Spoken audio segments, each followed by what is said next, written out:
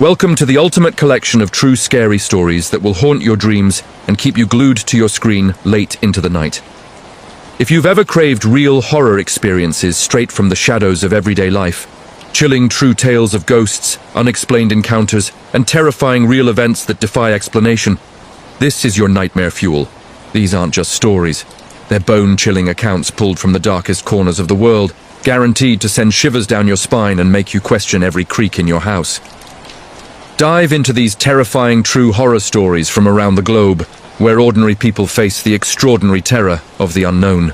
Hit that subscribe button right now for more real scary stories, true paranormal encounters, and spine-tingling ghost tales that rack up millions of views.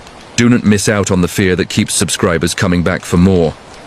And while you're here, drop a comment below. What country are you watching from? Let's build a global community of horror fans sharing their own creepy true stories. Now lock your doors, dim the lights, and let's plunge into the first of these real horror stories that will leave you wide awake. This bone-chilling, real paranormal encounter with supernatural creatures drags us into the crimson canyons of Monument Valley, Utah, USA, where the red rock spires stand like ancient sentinels guarding Navajo secrets older than the stars themselves. It was the blistering heat of July 2015, and Tyler Blackwood, a 34-year-old freelance photographer from Phoenix, chasing that perfect sunset shot for his portfolio, had convinced his skeptical girlfriend, Mia, a 29-year-old elementary school teacher with a fear of wide-open spaces, to join him on a solo camping trip deep into the valley's backcountry. The Navajo Nation's vast expanse stretched like a painted desert dream, but locals at the trading post in Kayenta had pulled Tyler aside with wide eyes and urgent whispers. "Don't linger after dark. The Yi Naldlushi, the skinwalkers, they hunt in the silence, stealing voices and skins under the full moon." Tyler laughed it off as tourist folklore. The kind spun to sell turquoise jewelry, snapping his Canon EOS through the day as golden haze, as Mia unpacked the rooftop tent on their rented Jeep Wrangler. Their site was off the beaten path, a secluded pullout near the base of West Mitten Butte, where the wind carved eerie faces into the sandstone, and the only neighbors were distant coyote howls that twisted into something almost human at twilight. By nightfall, with a campfire crackling against the chill that dropped like a curse from the plateau, Tyler scrolled his phone for signal scraps, while Mia roasted marshmallows, her unease masked by s'mores and stargazing. But as the moon crested fat and silver, painting the rocks in ghostly silver, the air thickened. Not with heat, but with a wrongness, like the desert itself was holding its breath. The first anomaly slithered in subtle, the way skinwalkers are said to test their prey. Around 11 p.m., as Mia dozed in the tent with her earbuds in, Taylor heard it. A low chant, rhythmic and guttural, echoing off the buttes like a ritual drum from a hidden crevice. He killed the fire with a bucket of sand flashlight beam, slicing the dark, but found nothing. Just scrub brush rattling in a breeze that carried the faint rot of wet dog, and something fouler like roadkill left too long under the sun. "Wind through the rocks," he muttered, climbing into the tent. But sleep evaded him, his mind replaying the trading post elder's warning. "They mimic what you love most, your voice, your laugh, to lure you out, never answer." Mia stirred at midnight, whispering, "Did you hear that? Sounded like me calling your name from the Jeep." Tyler's blood ran cold. He'd heard it too, faint and playful. "Ty? Come look at this. Perfect shot." Mia's exact lilt from their morning hike. He unzipped the flap, beam trembling across the empty vehicle, keys glinting innocently on the dash. No one. But the chant returned, closer now, layered with animalistic yips that morphed into fragmented English. "Help! Mia's hurt. Tyler, hurry!" Heart slamming, he shook her awake. "We're packing, now!" But the Jeep wouldn't start. Engine coughing like a dying throat, battery drained despite full charge at dawn. Stranded, they huddled with a flare gun and pocket knife, the desert vast and indifferent, stars mocking their isolation. Dawn couldn't come fast enough, but the night stretched eternal, fractured by escalating horrors. The mimicry sharpened. First, Tyler's own voice, booming from the shadows behind the butte, laughing his signature guffaw from their last anniversary toast. Mia, babe, it's nothing. Come join the fun, Mia whimpered, clutching his arm, nails digging crescents as shapes flickered at the periphery. Elongated silhouettes loping on all fours, too fluid for coyotes, heads turning at impossible angles.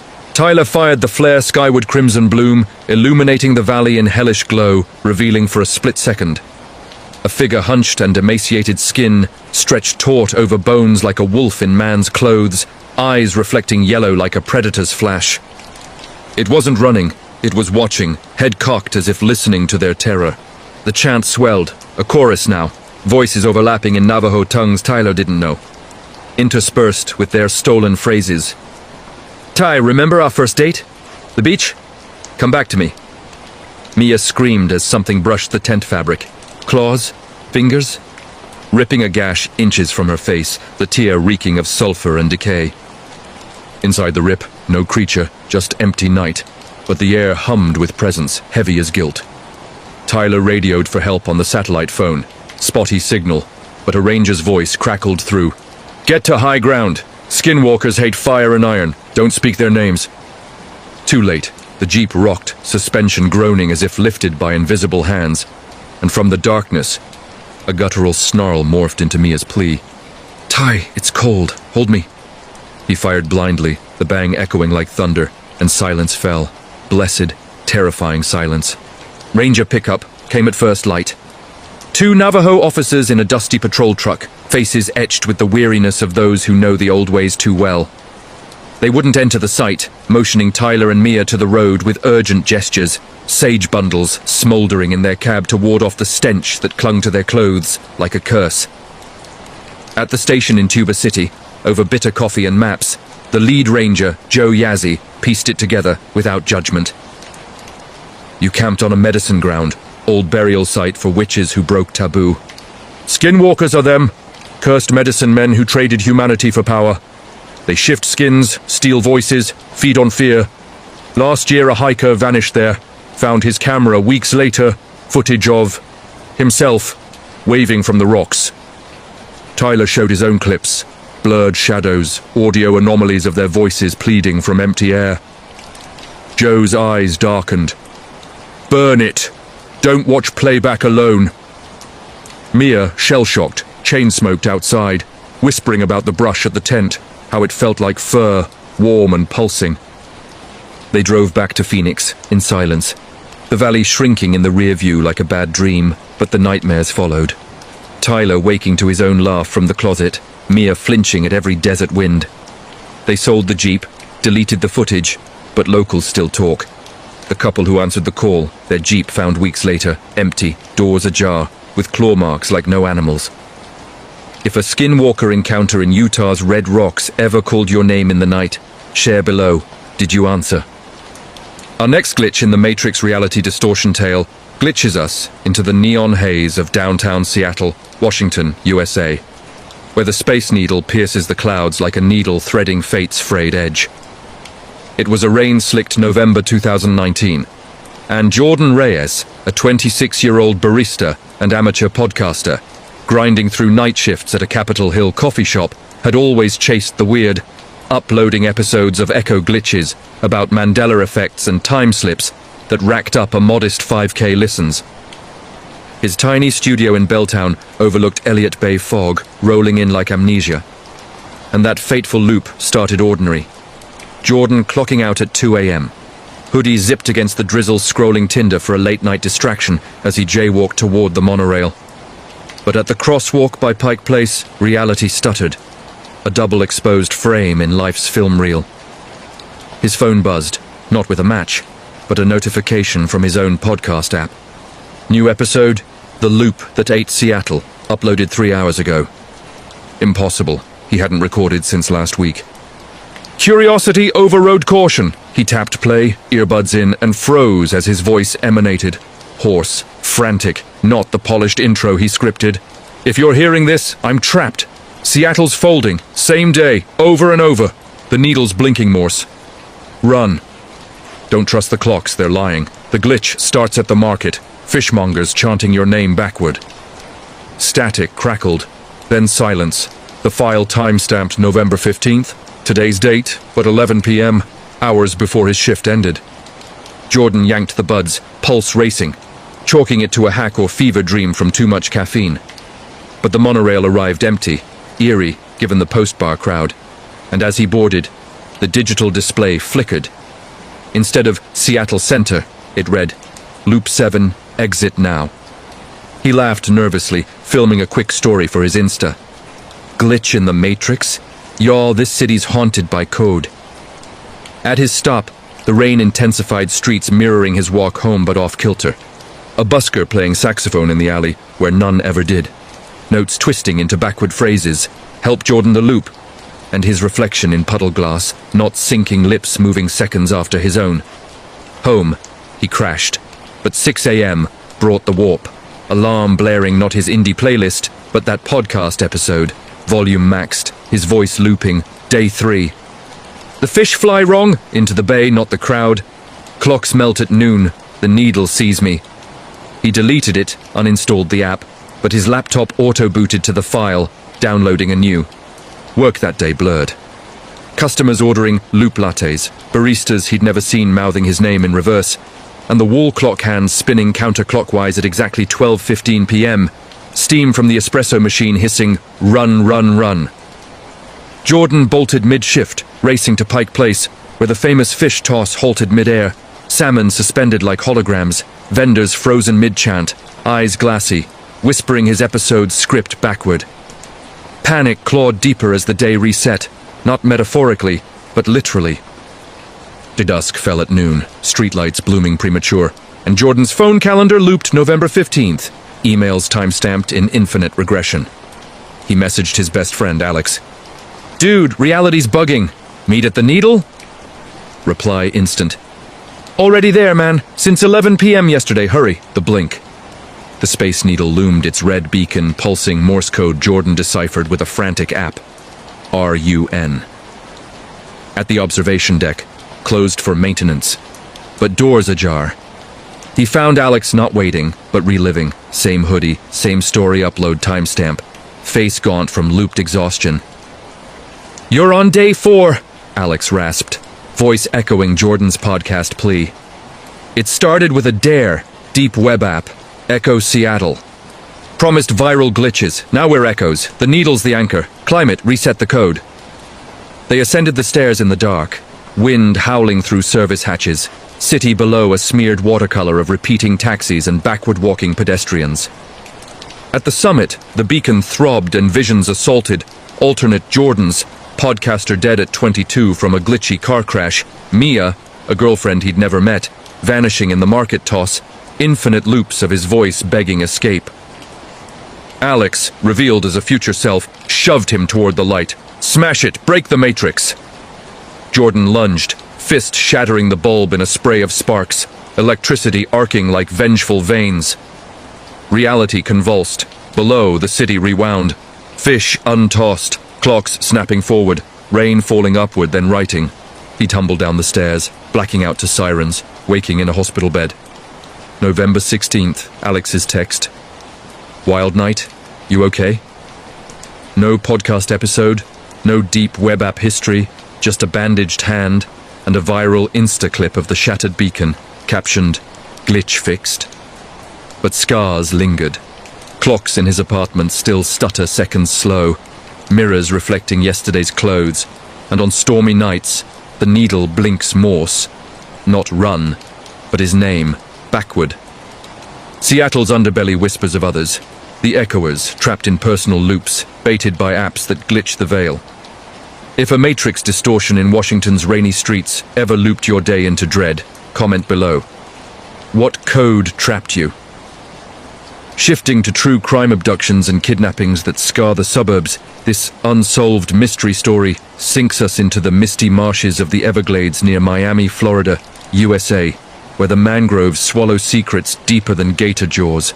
It was the sweltering August of 2017, and Detective Sofia Alvarez, a 38-year-old single mum with the Miami-Dade Sheriff's Cold Case Squad, had traded her heels for hip waders after a tip line flooded with whispers about the Marshman, a phantom abductor preying on runaways from the fringes of Homestead. The trigger? a bleached backpack snagged on cypress roots, monogrammed L.R. Lila Reyes, 19. A foster kid vanished from a bus stop 3 years prior, her case file yellowed and dusty like the swamp's forgotten bones. Lila's last knowns painted a tragic portrait. Emancipated at 17, scraping by as a waitress at a dive off Chrome Avenue, confiding in her shift manager about a creepy regular, who left notes in her check folder. The marsh calls, "I'll take you home." No plates, no face, just sketches from witnesses of a lanky figure in oilskins, eyes hidden under a billed cap, van the color of brackish water. Sophia's gut twisted. Florida's cold cases numbered in the thousands, but Lila's screamed pattern. Echoes of 4 other girls, all brunettes in their late teens, last seen, hitching near the glades. Tara Voss, 2009 body never found, but her locket tangled in sawgrass. Elena Cruz, 2012, a bloodied sneaker washing up in Florida Bay. And the unsolved duo of 2015 sisters Mia and Nora Hale, their Polaroid fluttering from a gator's maw, faces blurred by water damage. Sophia assembled a task force. Divers, K-9 units, even drone pilots slicing the humid skies. But the Everglades fought back, a living labyrinth of tides and trails that shifted like lies. They started at the backpack site, air thick with mosquito wine and the rot of decaying peat, dogs baying at phantom scents that led to air. "He's feeding the swamp," Sophia muttered to her partner. Grizzled vet Marco Ruiz, as they slogged through knee-deep muck, vines snagging like fingers. Forensic sweeps yielded scraps, a rusted handcuff key etched with MM, fibers from a canvas tarp matching the Hale sisters' missing posters, and a journal page, ink bled but legible. She screamed like the others. The marsh quiets them. Home now. Lila's handwriting? No, blocky print, masculine, with a flourish like a fisherman's knot. Canvassing Homestead's underbelly unearthed ghosts, a bait shop owner recalling the van. Mud-caked, smelled like low tide and bleach. Guy inside muttering about collecting sisters for the deep. A psychic medium, off books, clutched Sophia's hand at a séance in a strip mall. He's not gone. He watches from the roots, calls them brides of the bayou. Skeptical, Sophia dismissed it. But that night, her daughter's bedtime story twisted in her mind, whispers from the dark. "Mama, the man in the marsh wants sisters." The deeper they dredged, the murkier the truth. Divers pulled a submerged cooler from a hidden slough. Inside, Polaroids of bound girls, wrists roped with mangrove twine. Backgrounds the unchanging green-black of the glades. 1. Lila, eyes wide, mouth gagged with her own scarf, time-stamped the day she vanished. Lab rushed it. No prints, but watermarks from a derelict airboat shack on Frog Pond. Abandoned since Hurricane Andrew. Raid at dawn. The shack a tomb of horrors, walls scrawled with names in blood-flecked chalk, floors layered in silt and strands of long brown hair, a crude altar of bleached shells cradling a locket. Tara's engraved, "Forever Sisters." No body, but the air hummed with absence. Marco retching at the copper tang that clung like guilt. Interrogations cracked a drifter. Boatswain Billy Kane, ex-fisherman with a rap sheet for poaching. Heard the van guy, calls himself the keeper, takes him to the heart tree where the gators sing. Said the marsh needs brides to stay fertile. Kane's eyes darted, voice dropping. Saw him once, dragging a girl, face like a skull under the cap, humming My Bonnie Lies Over the Ocean, but twisted. My Bonnie lies in the marsh. In warrants flew for Kane's associates, but leads looped like the tide. Vans impounded clean, alibis forged from fog.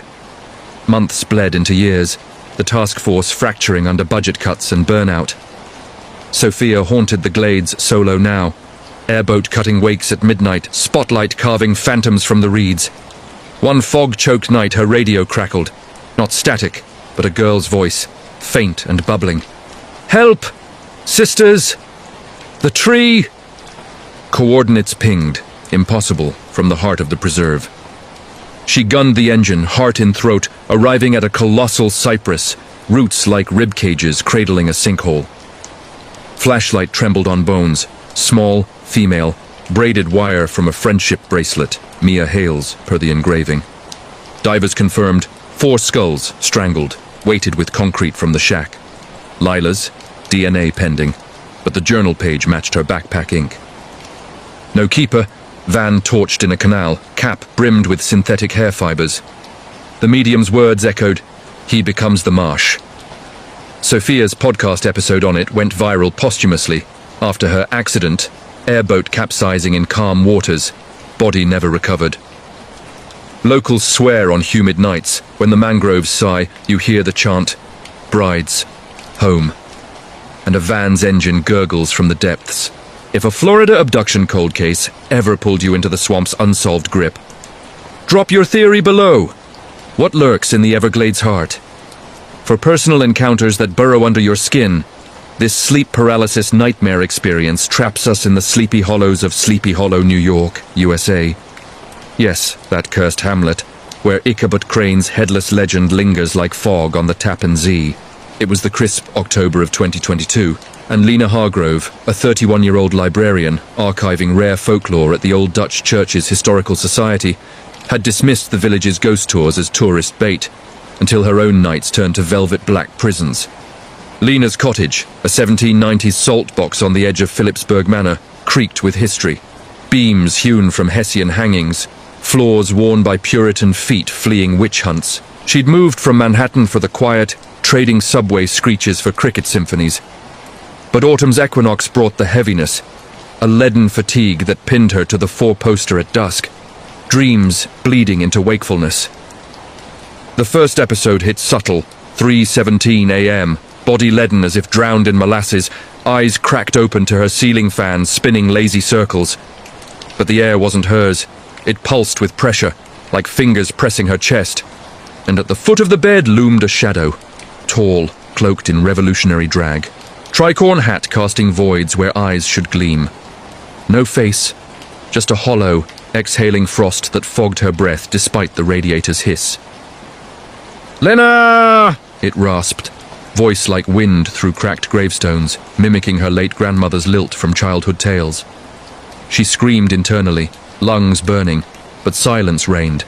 Classic paralysis, doctors would say, hypnagogic hallucinations from stress. But the intruder didn't fade.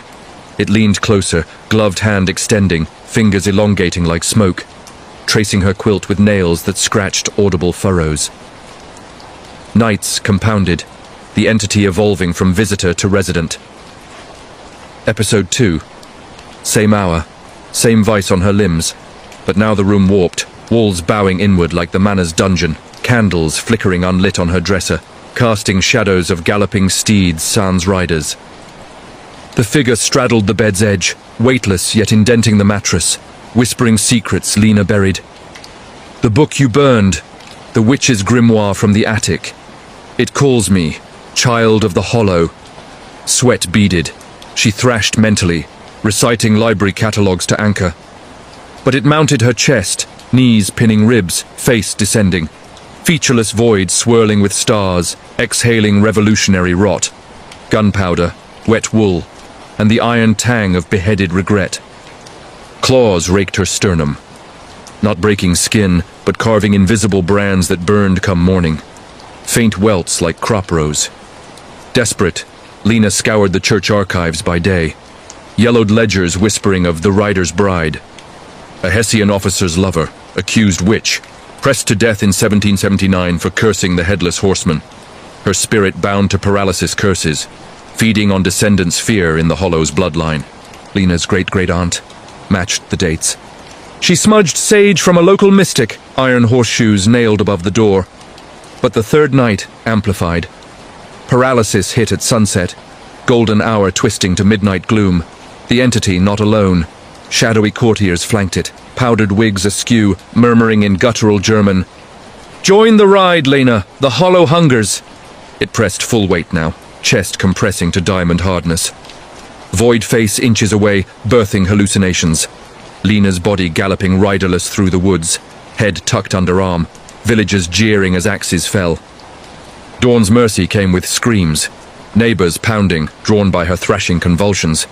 But the entity left gifts, quilts shredded in claw patterns, a tricorn feather on her pillow, and bruises blooming like Hessian's boot prints.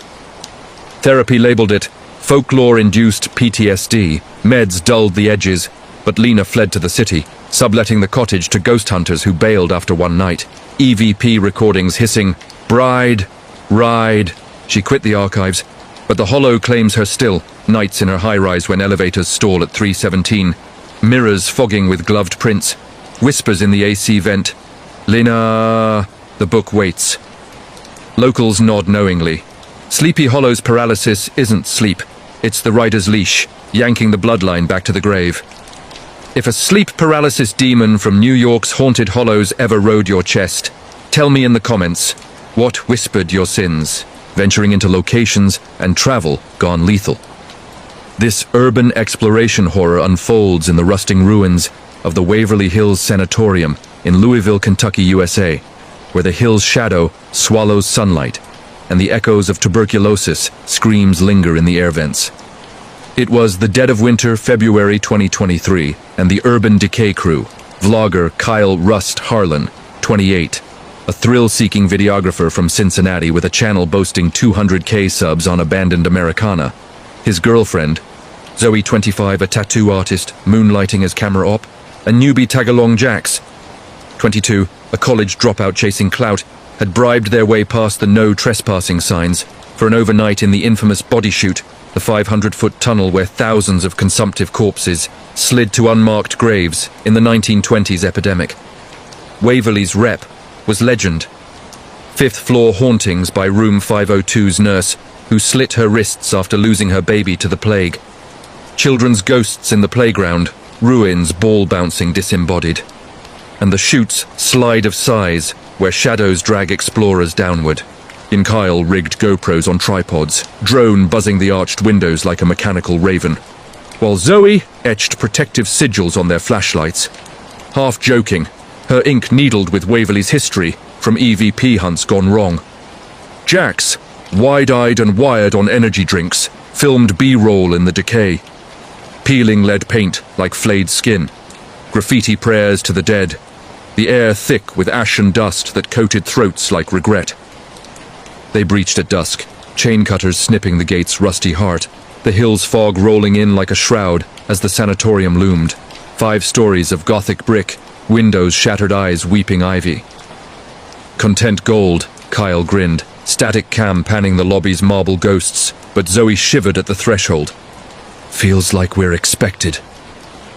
The body chute entry gaped in the boiler room basement, concrete moor descending into Stygian black, handrails slick with condensation.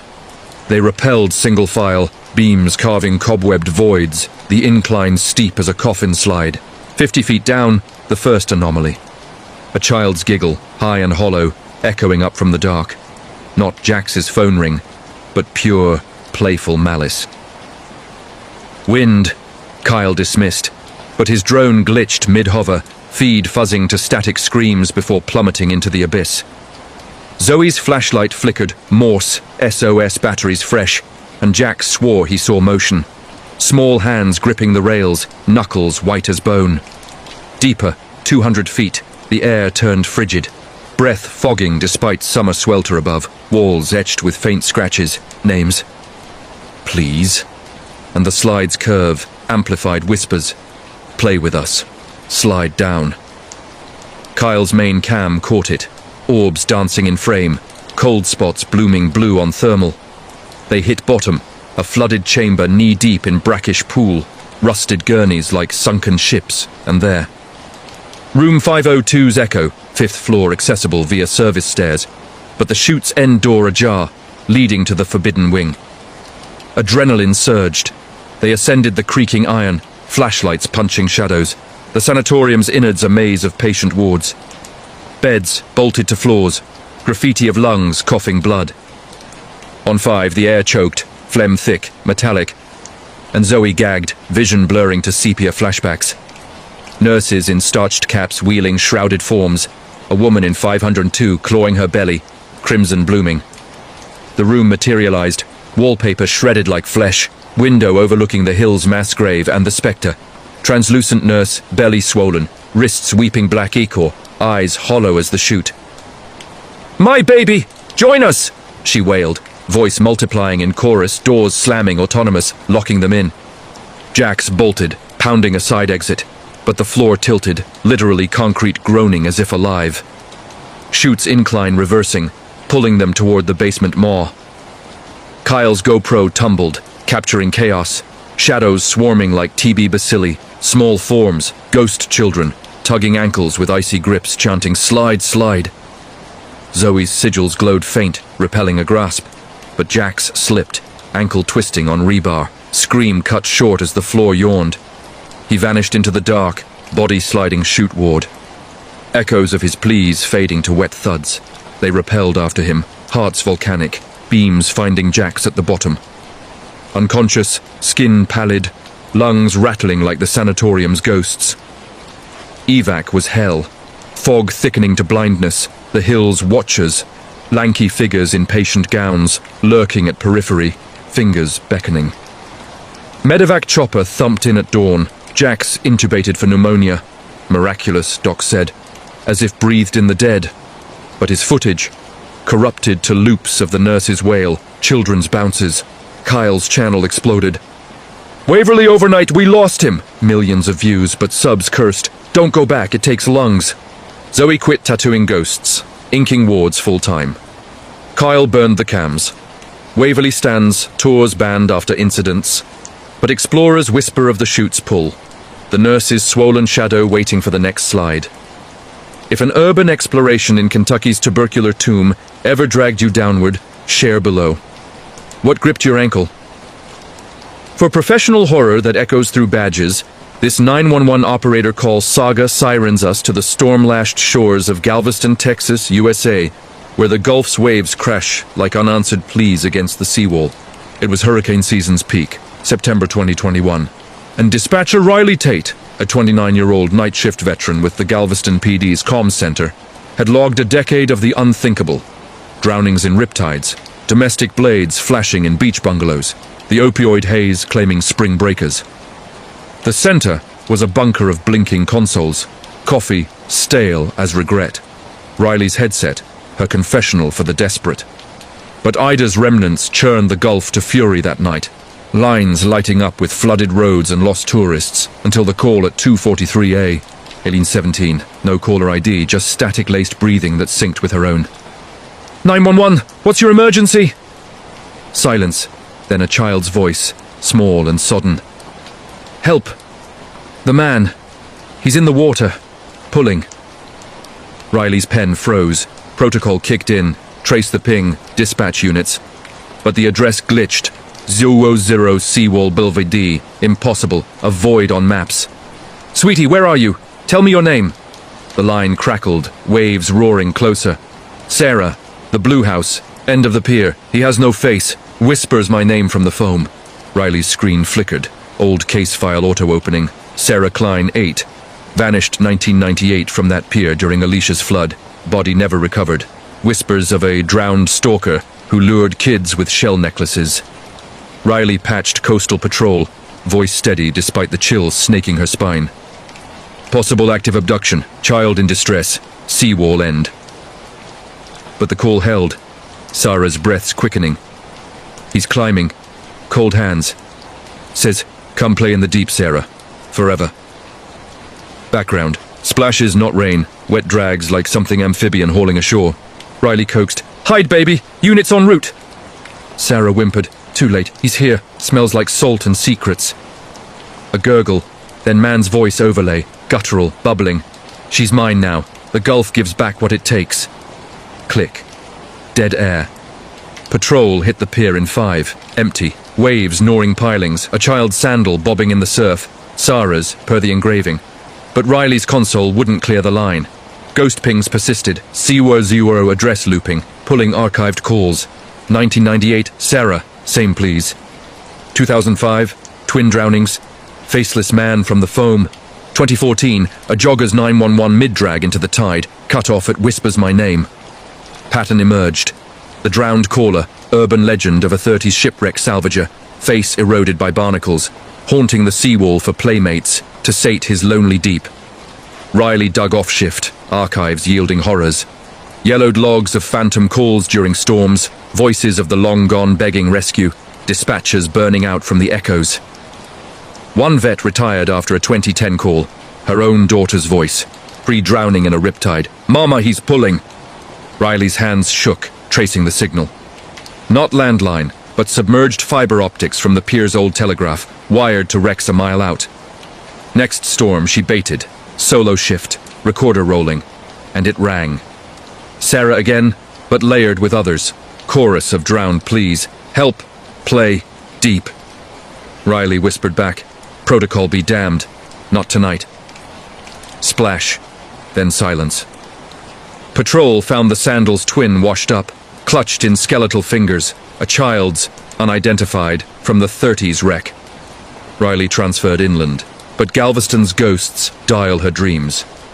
Static breaths at 2:43, whispers naming her secrets from the foam. Operators still mute line 17 during swells, but on full moons, it rings unbidden. If a 911 horror from Texas's Tempest Coast ever echoed your line, comment your dispatch dread. What voice pulled you under? Capping with military war-related horror, this base-haunting storms the fog-shrouded pines of Joint Base Lewis McChord near Tacoma, Washington, USA, where the Cascades mists mask foxholes from forgotten fronts. It was the grey November of 2024, and Captain Elias "Ghost" Navarro, 36, a ranger with 3 Iraq tours scarred into his ink, had rotated stateside to train greenhorns at the Mock Village Range. Concrete husks, riddled with simulated blasts, air laced with cordite ghosts. JBLM's underbelly hid sins, Dubois Tree POW camps in the woods, where Axis prisoners vanished into relocations that weren't. Vietnam vets whispering of the fog walker, a spectral grunt dragging stragglers back to Nam's jungles. Elias dismissed it, PTSD's shadow play, but his bunk in the old barracks, Building 137, creaked with unease. Walls papered in faded maps of Anzio, bunks etched with names like prayers. Nights hit hard post-drill, 0200, the itch. Boots marching in the vents, not rain on tin, but double-time cadence from beyond the veil. He bolted up, M4 in hand, room spinning with rotor-wash he hadn't heard since Fallujah. Outside fog rolled thick as Agent Orange, lightning strobing shapes. Soldiers in OD greens, bayonets fixed, faces slack with drop shock. "Contact left!" Elias hissed, but the barracks door locked autonomous, knobs scorching like barrel hot. The haunt escalated with drills. Urban assault on the village, blanks cracking when Elias's boot snagged. Not wire, but roots erupting from concrete, thorny and veined, yanking him earthward. "Fog walkers testing!" a grizzled DI muttered post-incident. Elias's ankle sprained on nothing. Back at 137, the marches amplified. Names from his dead. Sergeant Reyes, IED shredded in 09. "You left me, Cap. Walk the fog without me." Elias punched bulkheads, knuckles blooming crimson, blaming redeployment shakes. But reveille brought worse. His ruck rifled, tags swapped for a dog chain strung with teeth. Human, filed sharp, spelling Walker in charnel beads. Isolation gnawed. He confided in C.O. Hale, Silver Fox with Anzio ribbons. Old POW tale, the Walker was a guard 42. Snapped in the fog, strung krauts from pines for deserter hunts. Hanged himself when the war ended, but his fog lingers. Drags the unworthy to the camps eternal. Hale prescribed stand down, but Elias's rack twisted to jungle hammocks in dreams. Fog coiling legs, Walker's silhouette, tall, fog-wreathed, noose-necked, whispering sins. Left Reyes in the blast. Bailed on the village push. Walker's due. Night 4, full fog bank swallowed the base, squad out for NVG quals. Elias lagged, boots sludge sunk when the pines rustled. Marching, boots thudding from the mist. Phantoms materialized, translucent GIs in spike helmets, harnesses frayed, eyes accusatory under coal scuttle lids. "Join the hunt, Navarro," their sergeant rasped, noose swaying like a pendulum. "Prove you're no bailout." Elias squeezed off blanks, flash illuminating barbed snares sprouting from loam, tripwires alive with POW cries.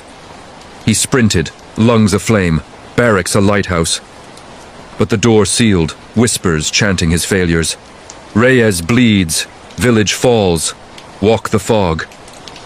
He shouldered through a window, glass exploding like frag, collapsing bloody amid MPs' shouts. Medbay psych. Fog fever. Acute stress. Discharged to Civvy Street in Olympia, Elias fled the pines, but JBLM summons, thunder mimicking chopper blades, fog outside his window birthing shapes, mirror scars circling his throat like rope burn. The walker persists. Recruits shun 137, qualls haunted by snares. If military horror from Washington's misty bases ever marched your nights, share your fog. What dragged you back? Boom.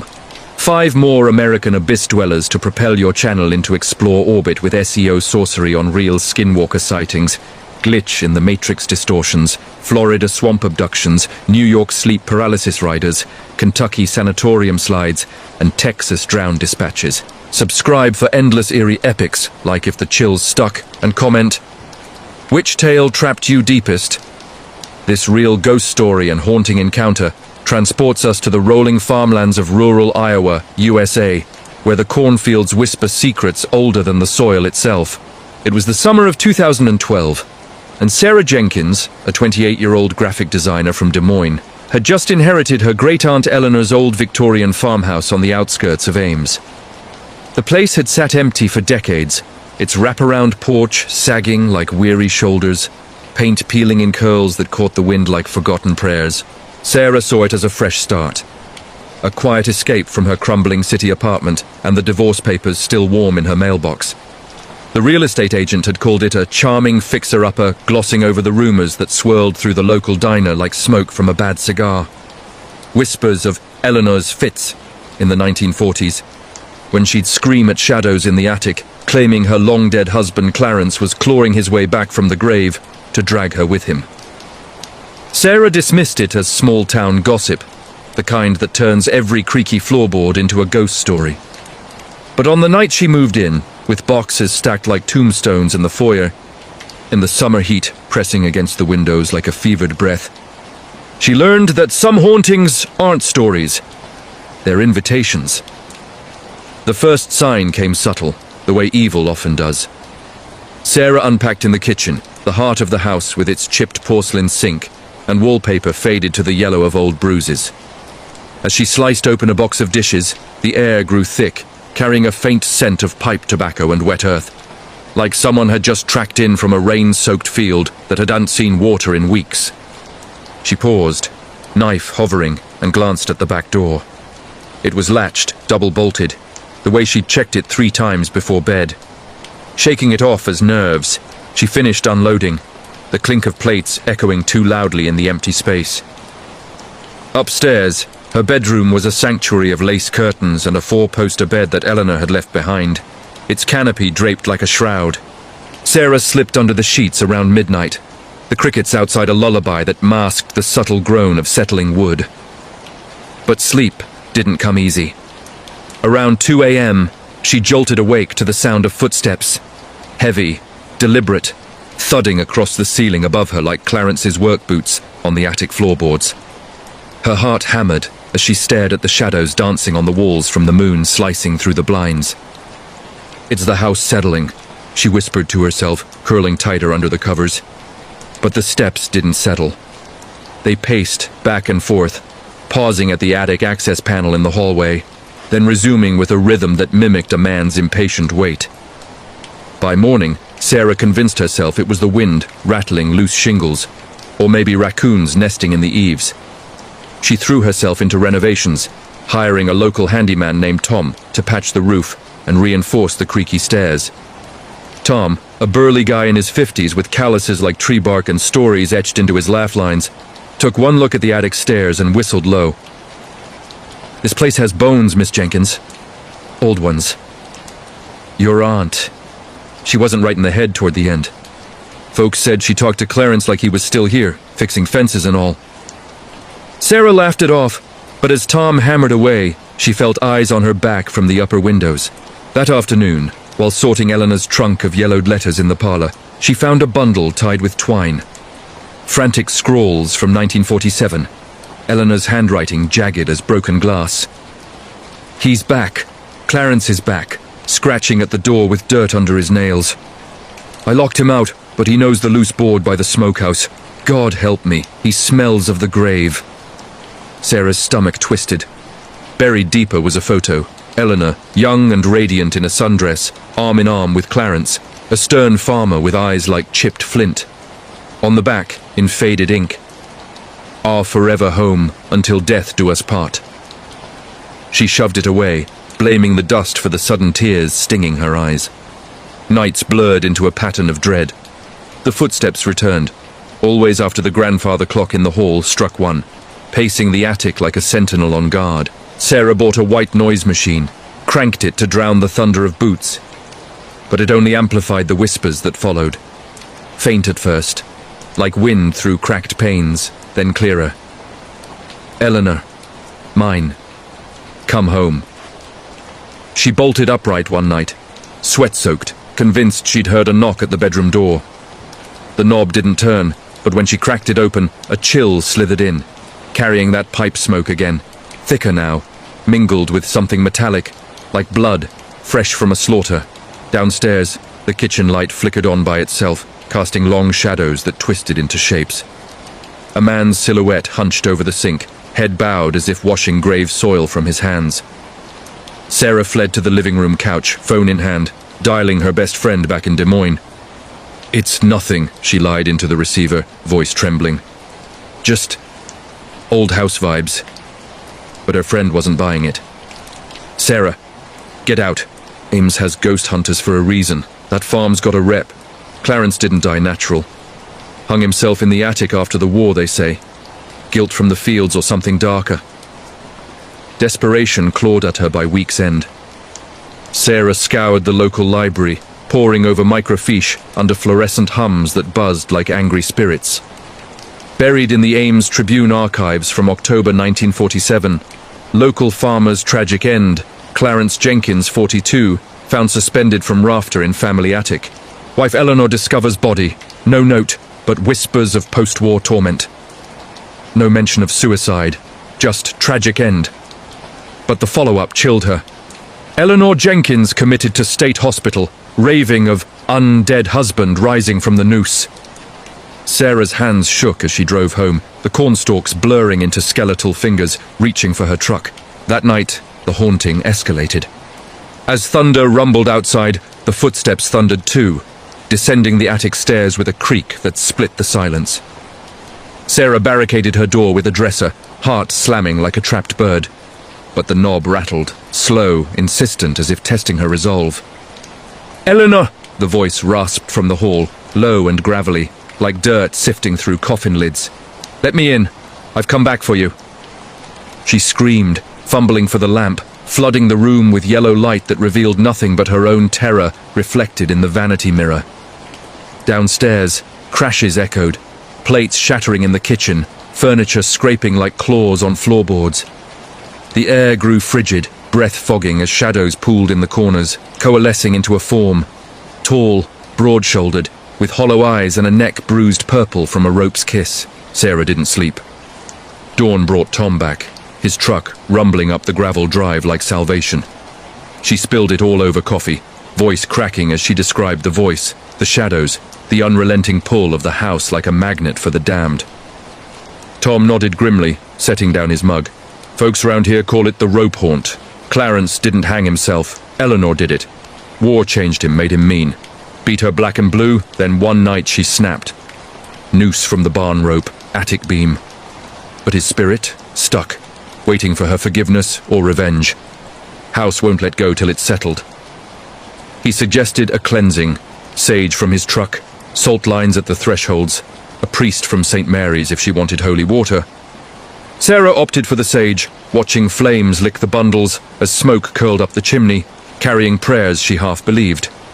That night, the house fought back. As embers died in the fireplace, the temperature plummeted, frost etching the windows like veins. Footsteps resumed, but slower, deliberate, descending to the bedroom door. The knob turned this time, no rattle, just a soft click. Sarah huddled in bed, crucifix from her glove box clutched like a lifeline, whispering, "Leave us alone, Clarence. Eleanor's gone. Let her rest." Silence fell, heavy as a shroud. Then, a sigh, long, rattling, like air escaping a punctured lung. The door creaked open an inch, and there he stood, translucent, overalls caked in phantom mud, neck elongated and scarred, eyes burning with unspoken accusations. Not without her, he growled, hand extending, fingers like gnarled roots. Sarah screamed, hurling the crucifix. It passed through him, clattering to the floor. He advanced, the room warping, walls bowing inward, floor tilting like a sinking ship. Pipe smoke choked her, mingled now with the copper tang of blood, and she saw flashes. Eleanor's face, young and tear-streaked, looping the rope. Clarence's boots kicking futilely in the attic dark. In blind panic, Sarah bolted past him, the spectre's grasp brushing her arm like ice water, down the stairs to the kitchen where the back door hung ajar. Unlatched, wind howling through like a banshee's wail. She grabbed her keys, phone, and ran into the night. Cornfields swallowing her truck's headlights as she sped toward the highway. Behind, the house loomed, windows glowing with unearthly light. Clarence's silhouette framed in the attic pane, watching her flee. She crashed at a motel in Des Moines, chain-smoking despite quitting years ago, calling Tom at dawn. "Sell it!" she gasped. "Burn it if you have to!" But Tom arrived later that day, sage bundle in hand, and found the house still, too still.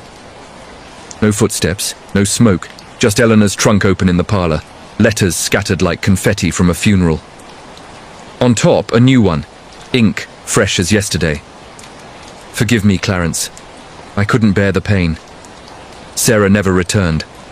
The house sold to a developer who bulldozed it for condos, but locals swear on stormy nights. When the wind carries pipe smoke through the new subdivisions, you can hear the pacing, endless patient waiting for the next Eleanor to call it home. And Sarah? She moved to Seattle, rain washing away the Iowa dust. But some nights, around 2 a.m., she swears she hears boots on the ceiling and the air tastes of wet earth and regret. If you've ever inherited a haunted house in the Midwest, comment below. Did the ghosts follow you too? Our next true crime unsolved mystery story drags us into the fog-shrouded streets of Portland, Oregon, USA, where the rain never stops, and neither do the secrets buried in the basements of the Pearl District. It was October 2018, and Detective Lena Vasquez, a 35-year-old veteran with the Portland PD's cold case unit, had seen her share of the city's underbelly. The opioid dens in Old Town, the bodies fished from the Willamette River like forgotten offerings. But nothing prepared her for the file on Eliza Thorne, a 29-year-old barista and aspiring novelist who vanished without a trace on a drizzly Tuesday night, leaving behind a half-finished manuscript titled The Hollow Man, pages stained with coffee rings and cryptic notes about a shadow figure who watches from the fog, collecting souls like overdue library books. Eliza's apartment in a converted warehouse loft was pristine. Bed made, laptop open to a blank Word doc. A single red heel kicked under the couch as if she'd paused mid-stride. No signs of struggle, no blood, just her phone on the charger, last text to her sister. "Meeting a source tonight, big break on the story, wish me luck." The source? Anonymous from a burner email tied to a defunct dark web forum called Echoes Underground, where users swapped tales of Portland's unsolved murders. Dozens from the 90s strangled women dumped in the river, throats slit ear to ear, no DNA, no leads, the killer dubbed the Fog Reaper by tabloids that sold out faster than craft beer at a hipster taproom. Lena dove in, the rain pattering against her office window like impatient fingers. Eliza's novel draft painted a Portland rotten to the core. A serial killer, not just murdering but erasing. Victims vanishing mid-life. Families gaslit into believing runaways or accidents. Clues wove through the prose.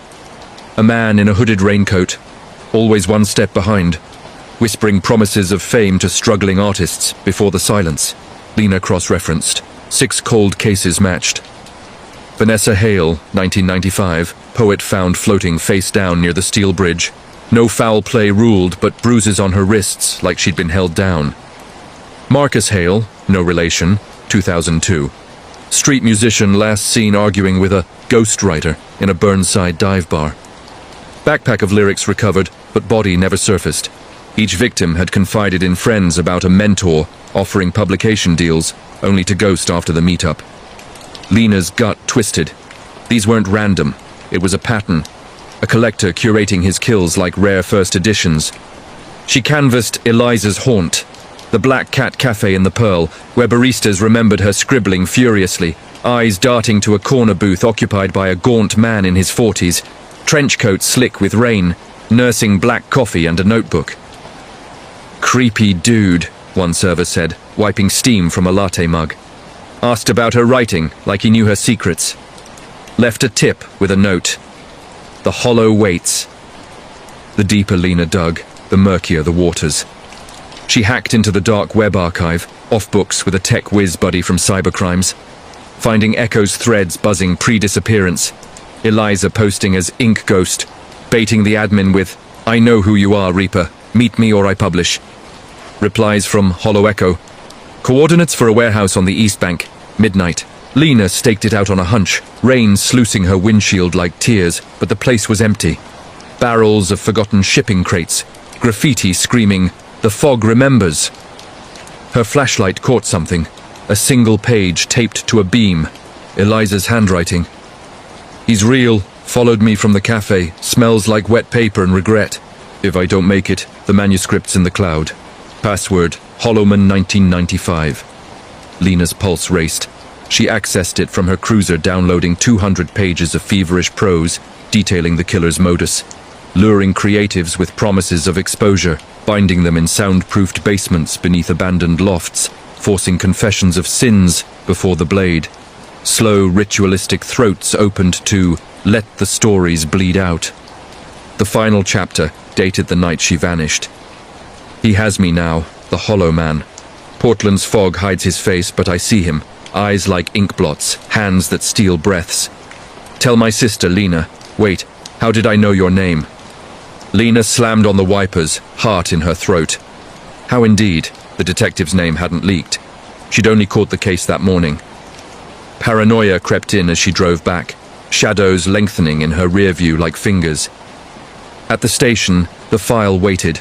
Tampered, Eliza's photo replaced with Lena's own driver's license shot, scrawled across it. "Join the collection!" Her partner, Mike, shrugged it off as a prank, but Lena saw the pattern. The Reaper wasn't just killing. He was playing, weaving detectives into his web like threads in a noose.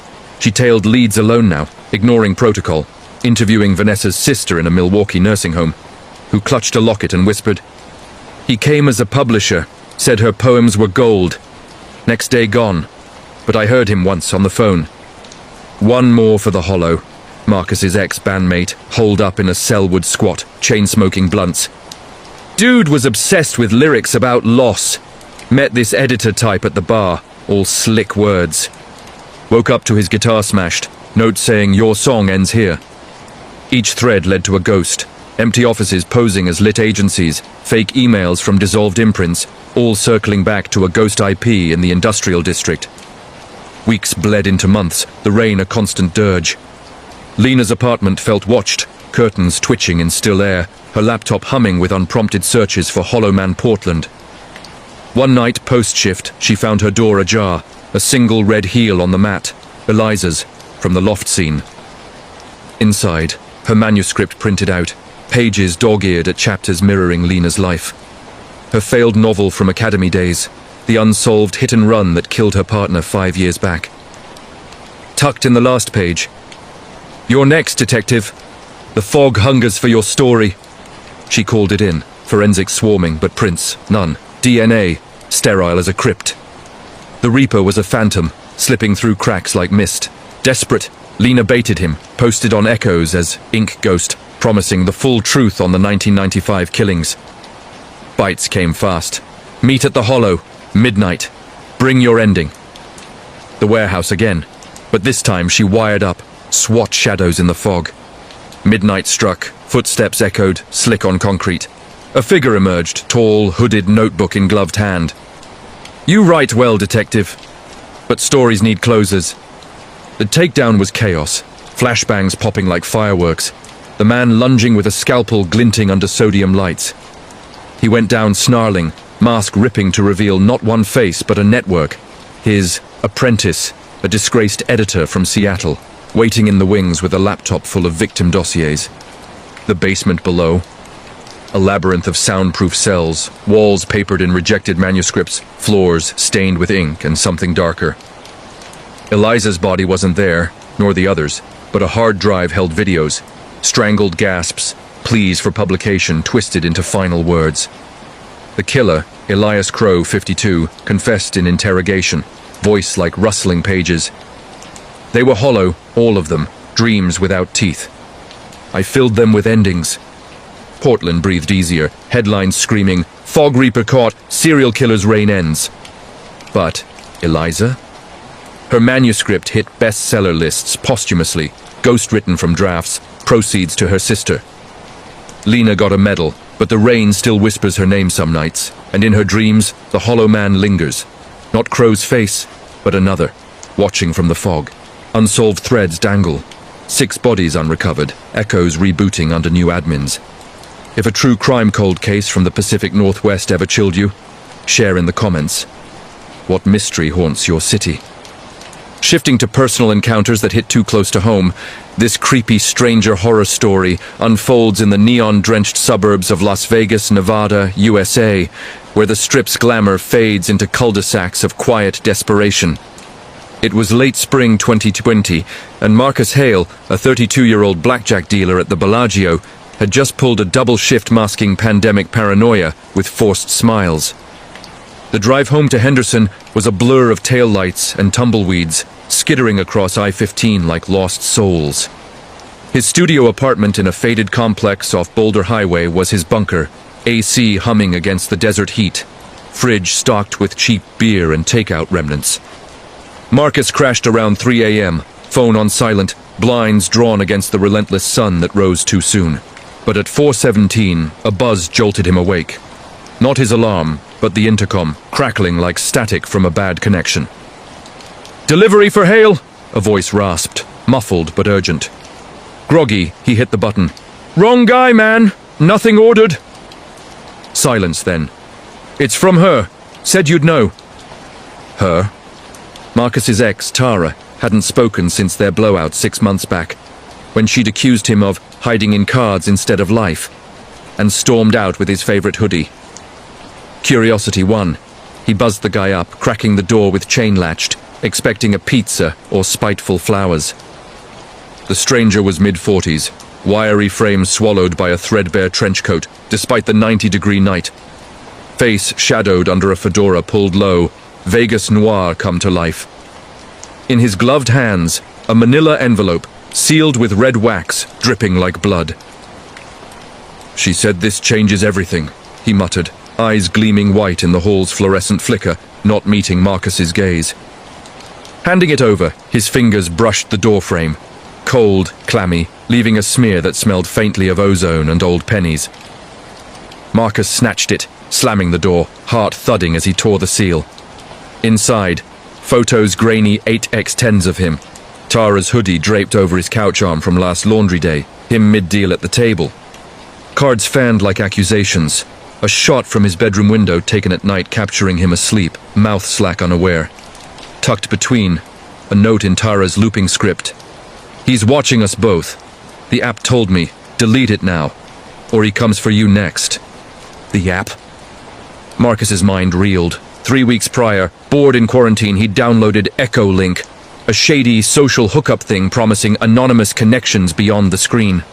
Matches popped up fast, ghost profiles with no pics, chats that dove deep too quick, confessions, secrets like they knew his tells.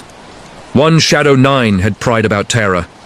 "She left 'cause you gamble souls, right? Bet you wish she'd scream your name one last time." He'd laughed it off, blocked, deleted, or thought he had. Adrenaline surged. Marcus yanked his phone, scrolling apps. Echo Link icon gone, but notifications lingered. Phantom pings. "Connection restored. He's closer than you think." Battery drained to 1% in seconds, screen glitching with static bursts showing his apartment feed. Live, from a camera angle above the fridge. Capturing him now, frozen mid-panic. "What the fuck?" he hissed, ripping open cabinets, finding nothing but a tiny black lens winking from the vent, red light pulsing like a heartbeat. The stranger's voice echoed in his head. From her. But Tara's number went straight to voicemail, her socials dark since February. He dialed 911, voice cracking. "Someone's in my place, watching me. Send cops." Dispatch promised a unit in 15, but the wait stretched eternal. Footsteps shuffled in the hall, soft as whispers, pausing at his door. Knock knock. Not the intercom. Real wood rattling. Marcus peered through the peephole. Empty corridor, but the knob turned slow, chain straining as if tested by invisible hands. "Open up, dealer!" A voice slurred from the other side, distorted like through water. "Echolink says you owe me a hand. Ante up your secrets, or I fold you permanent." He backed away, grabbing a poker lamp, brass base heavy as regret, positioned by the door. The knob jiggled again, harder, wood splintering faintly. Phone dead now, charger sparking erratically. Marcus's mind raced. The app's fine print, buried in terms he'd skimmed. User data shared with partners for enhanced matching, no liability for third-party access. Partners? Shadow 9's chats replayed. "I know where Tara hides. That motel off the strip, room 212. She screams pretty when cornered." Terror iced his veins. Tara missing? He hadn't checked, she'd ghosted hard. The door bucked, hinges groaning. Marcus swung the lamp, chain snapping as the door flew in, revealing the stranger, fedora askew, face gaunt under stubble, eyes wild with digital fever. "You deleted me!" he snarled, lunging with a box cutter glinting. "But echoes don't die!"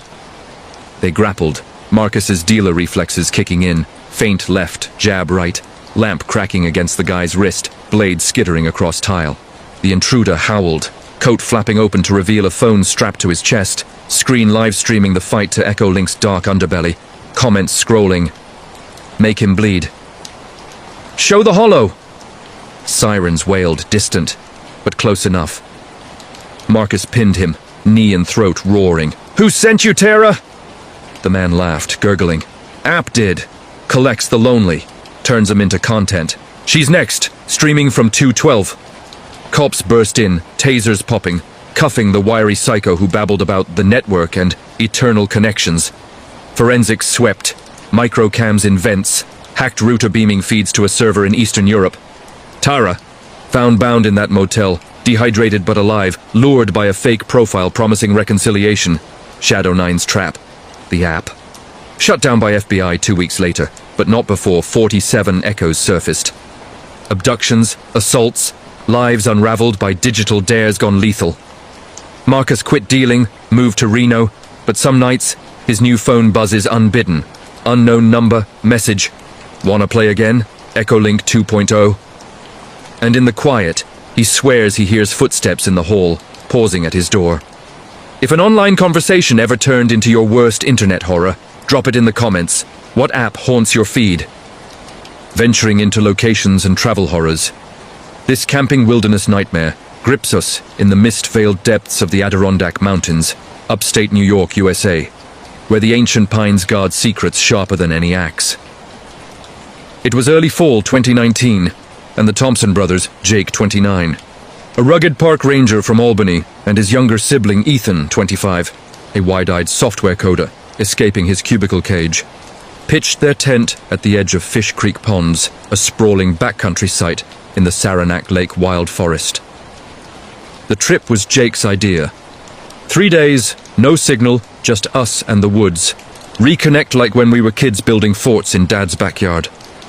Ethan, nursing a fresh breakup and the glow of city lights withdrawal, packed light, sleeping bag, cooler of IPAs, a dog-eared copy of Into the Wild. They arrived at dusk. The lake a mirror of bruised purple sky, loons calling like lost warnings. Site 17 was isolated, a gravel clearing ringed by hemlocks towering like silent judges, the nearest ranger station 12 miles through unmarked trails. They hammered stakes under fading light, fire crackling to life with marshmallows skewered on green twigs, stories flowing freer than the creek bubbling nearby. "Remember the ghost tales Dad told?" Jake grinned, sparks dancing. Bigfoot in these woods, snatching campers who wander too far. Ethan laughed, but the chill in the air nipped deeper than autumn's bite. Night one passed uneasy. Around midnight, Ethan stirred to rustling. Not wind, but deliberate snaps, branches cracking under weight too heavy for deer.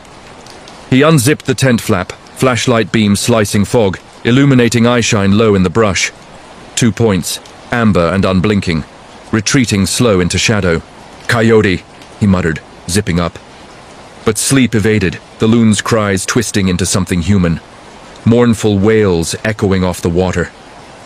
Jake snored through it, but Ethan lay rigid, pulse sinking with distant thumps, like footsteps circling the site at the tree line. Dawn brought relief. Coffee perked over embers, trail mix devoured, plans for a hike to the Devil's Thumb overlook, a sheer granite face with views that steal your breath, per the topo map. They shouldered packs by 9 a.m., boots crunching mossy paths that wound uphill, ferns brushing knees like whispering fingers. The forest thickened, sunlight dappled through canopy like fractured stained glass, birdsong fading to an oppressive quiet broken only by their breaths. 2 miles in, the trail forked, left to the thumb, right unmarked, a game path trodden faint by hooves or something heavier. Curiosity pulled them right, Ethan's coda brain craving the algorithm of the unknown. "Just a peek," he urged, Jake relenting with a shrug. The path narrowed, roots snaking like veins, air growing dank with rot. Mushrooms carpeting the ground in sickly blooms, flies buzzing thick as secrets. Then the find. An abandoned cabin, half swallowed by vines, roof caved like a broken ribcage, door ajar on rusted hinges.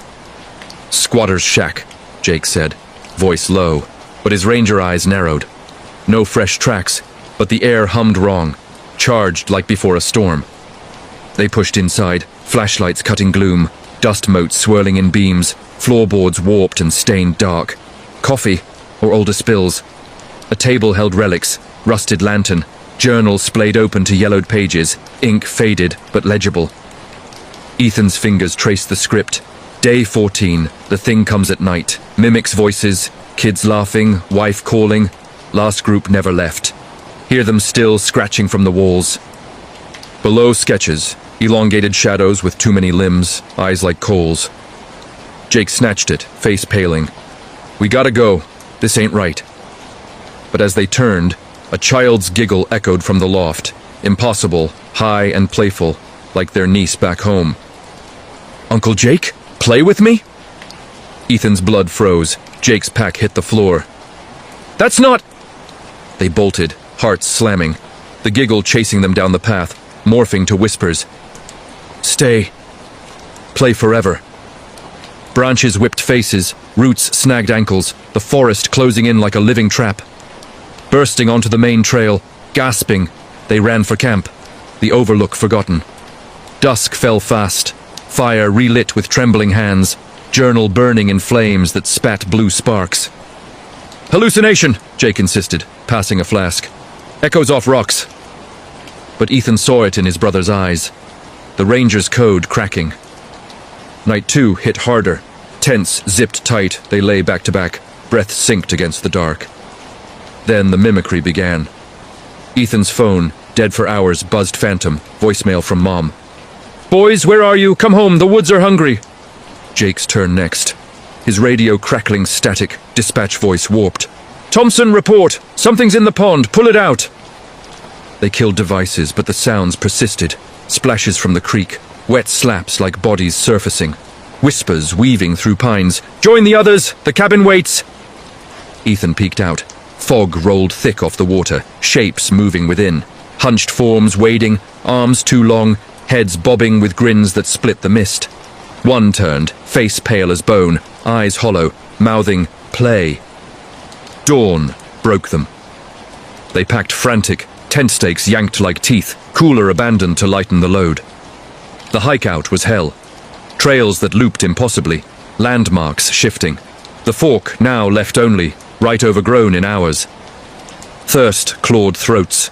Water from the creek tasted metallic, visions flickering, children's hands reaching from under ferns, giggling. Jake collapsed at mile 6, pack spilling. "It's the Wendigo legend! Starves you, drives you mad!" That cabin. Trappers in the 1800s. Trapped themselves. Ethan hauled him up. Delirium setting in. Visions of Tara, his ex, beckoning from the brush. You left me hollow. Come play in the pond. By Trailhead, sirens wailed. Jake's radio, somehow live, had broadcast their panic. Rangers swarmed, medevac choppers thumping overhead. Debrief at the station, hypothermia, dehydration, exposure to fugitive spores from mushrooms. Rational, but the journal. Matches found in archives. 1923, 4 campers vanished near Site 17, bodies never recovered. Whispers of mimic spirits in Algonquin lore. Wendigos that steal voices to lure the lost. The brothers survived, but the Adirondacks claimed pieces. Jake quit raking, moved to Florida beaches. Ethan codes from home, doors locked, whispers in his ears on windy nights. The cabin, burned by feds as a hazard, but locals avoid Fish Creek now. Fires unlit after dark. If a camping trip in New York's wilds ever turned into your worst backwoods horror, tell me below. What called your name in the woods? A professional horror that blurs the line between healer and horror. This hospital night shift story unfolds in the sterile corridors of Mercy General in Birmingham, Alabama, USA, where the beeps of monitors mask screams from rooms long forgotten. It was winter 2021, and Nurse Carla Ruiz, 41, a single mom with 10 years in the ER trenches, pulled the graveyard shift, 11 p.m. to 7 a.m., when the hospital's fluorescent hum turned sinister shadows, pooling in corners like spilled ink. Mercy was old, built in 1925 on what locals called cursed ground, a Civil War field hospital site where surgeons sawed limbs by lantern light. Ether fumes mingling with gangrene's rot. Carla knew the tales. Room 313, the Whisper Ward, where patients flatlined not from illness but the helper, a spectral nurse in starched white, who eased the dying with touches that left frostbite burns. She scoffed, burnout's myth for jaded staff. But the pandemic stretched her thin, masks fogging her resolve, families barred from goodbyes. That night, understaffed with 2 techs and a doc on call, Carla clocked into a skeleton crew, charting vitals in the dim nurse station, coffee bitter as regret. First patient. Room 212, elderly Mr. Harlan, 78. COPD flare-up, oxygen mask hissing like a serpent. He gripped her wrist as she adjusted his IV, eyes wild under oxygen prongs.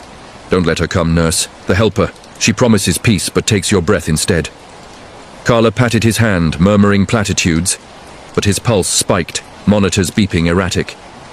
She dosed morphine, watched him settle, but as she dimmed lights, a chill slithered down the hall, doors creaking open one by one, like invitations. Room 305 next. Post-op teen Mia, 17. Appendix burst, groggy from anesthesia. Carla checked her drain, sutures weeping yellow, when Mia bolted upright. Who's the lady in white? She's at the foot, smiling, hands like ice. Carla scanned, empty room, window latched. But the air dropped 10 degrees, breath fogging, Mia's skin blanching blue. Fever dream, honey, Carla soothed, calling for backup, but the intercom crackled static. All clear, helpers here. Mia convulsed, codes called, but by Crashcart's wail she was gone. Lips purple, fingers curled like claws. No cause, but sudden respiratory. Adrenaline soured Carla's veins. She radioed Dr. Ellis. Weird shit tonight. Patients seeing ghosts. His laugh crackled back. Tell him the real monster's the virus, Ruiz. But room 313 loomed, the Whisper Ward, assigned to her alone. Protocol for the high-risk psych. Inside, bed A, Evelyn, 62, terminal cancer, DNR tattooed on her wrist like a ward. Evelyn thrashed against restraints, IVs tangling. She's coming for me! The nurse with no face, eyes sewn shut, whispering my sins. Carla dosed sedation, but as twilight deepened, the room warped. Monitors glitching dates to 1863, air thick with ether and copper, blood from battlefield amputations. Evelyn arched, screaming, She says I killed my baby, drowned it in the tub 1959, but I didn't. Oh God, the water's cold. Carla restrained her, pulse racing. Evelyn's chart clean, no infant death. Then the whisper, soft, sibilant from the corner shadow. Let me help her, dear, ease the guilt. Carla whipped around. Empty, but frost spiderwebbed the mirror, reflecting not her face, but a woman in antique cap, smile serene, hands gloved red. Evelyn flatlined, codes futile, autopsy later, asphyxiation, no struggle marks, as if breath stolen gentle. Dawn crept, but the shift dragged. Carla chain-smoked in the courtyard, rain slicking the pavement like tears. Piecing it. Harlan coded at 5 a.m., same blue pallor. Mia's family arrived for pickup, wailing at an empty slab. Dr. Ellis finally showed, brow furrowed. 3 DOAs in one shift, stats don't lie. But Carla knew the helper wasn't myth. She dug night files, 2015. 2 nurses quit after visions. 2009, orderly hanged in linen closet. Note, she whispered my secrets. The Spectre. Eliza Hawthorne, head nurse 1864, mercy killed soldiers to end suffering, hanged as a witch post-war, body dumped in the foundation. Her help lingered, drawn to guilt, the dying's unspoken sins. Carla confronted room 313 at shift's end, empty now, sage from her abuela's kit smoldering. Leave them be, Eliza. Your war's over. Wind howled vents, a sigh escaped. But theirs isn't, child. Who helps you? Carla fled, badge turned in by week's end. Mercy runs on without her, but nurses whisper of the white figure in 313, easing shifts with cold hands. If a night shift in Alabama's haunted hospitals ever broke you, share below. What helper lurks in your ward? Wrapping with military war-related horror, this tale storms the barbed wire fringes of Fort Bragg, North Carolina, USA, where the pines hide echoes of battles never truly won. It was monsoon season 2014, and Sergeant Riley Kane, 27, a Green Beret with tours in Afghanistan, etched into his scars, returned to base after R&R bunked in the old barracks near the mock village training grounds. Concrete husks pocked with simulated IED craters, air heavy with cordite ghosts. The 82nd Airborne's rhythm pulsed. PT at dawn, ruck marches till dusk, but Riley's nights fractured. Flashbacks bleeding into reality, sand turning to Carolina mud under his boots. His squad, Bravo team, ribbed him. Kane's got jungle rot in his head. But the real rot festered in Barracks 7, a W-Twee relic, where paratroopers once prepped for D-Day jumps. Walls papered in faded pin-ups, yellow as old wounds. Locals shunned it. Jumpers curse. Soldiers vanishing mid-drop, chutes tangled by the wireman. A spectral grunt with barbed wire noose, dragging stragglers to hell for cowardice in the drop. Riley dismissed it, crashing after lights out, M4 propped like a teddy bear. But 200 hours, the itch started, whispers from the vents faint at first, like radio static.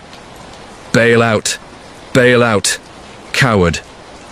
He bolted up, sweat slick, room spinning with rotor wash he swore he heard. Outside, rain-lashed windows, lightning strobing shadows into shapes, soldiers crouched in foxholes, faces slack with drop shock. Next patrol sim, urban assault on the mock village, flashbangs popping, blanks cracking. Riley cleared a house, sweeping corners, when his boots snagged. Not tripwire, but barbed coils emerging from concrete like veins, rust-flaked and cold. "Contact!" he yelled, but squad pressed on, blind to it. Back at barracks, the whispers amplified. Names from his Kandahar dead, PFC Ellis, shredded by RPG. "You left me, Sarge, jumped the wire without me." Riley punched walls, knuckles splitting, blaming malaria tabs. But dawn brought worse. His ruck unpacked neat, now rifled, dog tags missing, replaced with a coil of barbed wire, thorns pricked to draw blood beads spelling coward. Isolation clawed him. He confided in Captain Hale, grizzled lifer.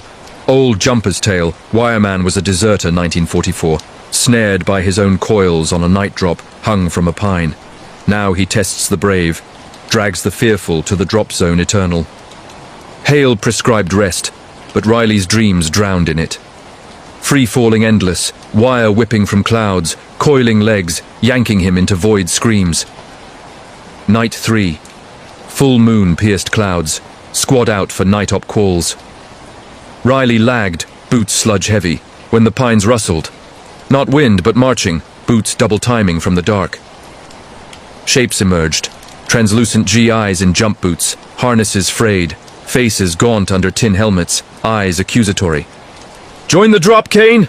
their leader rasped, neck ringed red, wire glinting. "Prove you're no bailout." Riley fired blanks, muzzle flash illuminating barbed snares sprouting from earth, tripwires humming alive. He ran, lungs burning, barracks a beacon. But the door locked from within, knob scorching. Inside, whispers chanted his sins. Left Ellis in the dust, bailed on the village clear, cowards jump. He smashed a window, glass shattering like bones, tumbling in bloody-handed. MPs found him at Reveille, raving, wire coil clutched like rosary. Medevac to Womack, psych eval, PTSD, severe. Discharged honorably, Riley fled to civilian haze in Raleigh. But Fort Bragg calls, nights when thunder mimics rotor blades. Pines outside his window whisper, "Bail out." And in the mirror, faint scars circle his neck like wires kiss. The curse lingers. New recruits avoid Barrack 7, drops haunted by shadows snaring chutes. If military horror from North Carolina's bases ever tangled your nights, comment your tale. What dragged you back? There you have it. 5 viral American horror epics to fuel your nightmares and skyrocket your channel to the Explore page. Subscribe for more real supernatural chills, true crime deep dives, and personal terrors that demand millions of views. What's your scariest category? Drop it below and like if these kept you locked in. Colombia, the Medellin morgue mother, hospital and nurse night shift stories, professional horror. In the basement morgue of Hospital San Vicente in Medellin, Colombia, where the air is thick with formaldehyde and the ghosts of cartel violence never truly leave, night shift morgue tech Camila Restrepo began her 2025 rotation, believing the dead were the easy part of the job. That changed the night drawer. Number 9 refused to stay closed. At 2:47 a.m., the steel handle rattled like someone inside was knocking to be let out. Camila, 29 and raised on abuela's tales of madres dolientes, grieving mothers who refused to release their children even in death, opened the drawer, expecting a refrigeration glitch. Instead, she found an empty body bag and a single Polaroid sliding across the floor. A newborn girl with an umbilical cord still attached, time-stamped 30 minutes earlier. The hospital had recorded no births that night.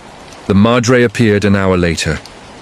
A woman in a blood-soaked hospital gown, belly deflated and hollow, crawling on all fours through the corridors, dragging the umbilical cord like a leash. Every time Camilla tried to run, the lights strobed red, and the madre was closer, whispering in Antiochian Spanish. Mi bebé no está muerta, tú la tienes. My baby isn't dead, you have her. Security footage later showed the impossible. Camila's own reflection in the steel cabinets, cradling a phantom infant that only the madre could see. The spirit had been a 2019 narco hit victim, 8 months pregnant, dumped in the morgue and hastily cremated before anyone realized the baby might have survived the bullets.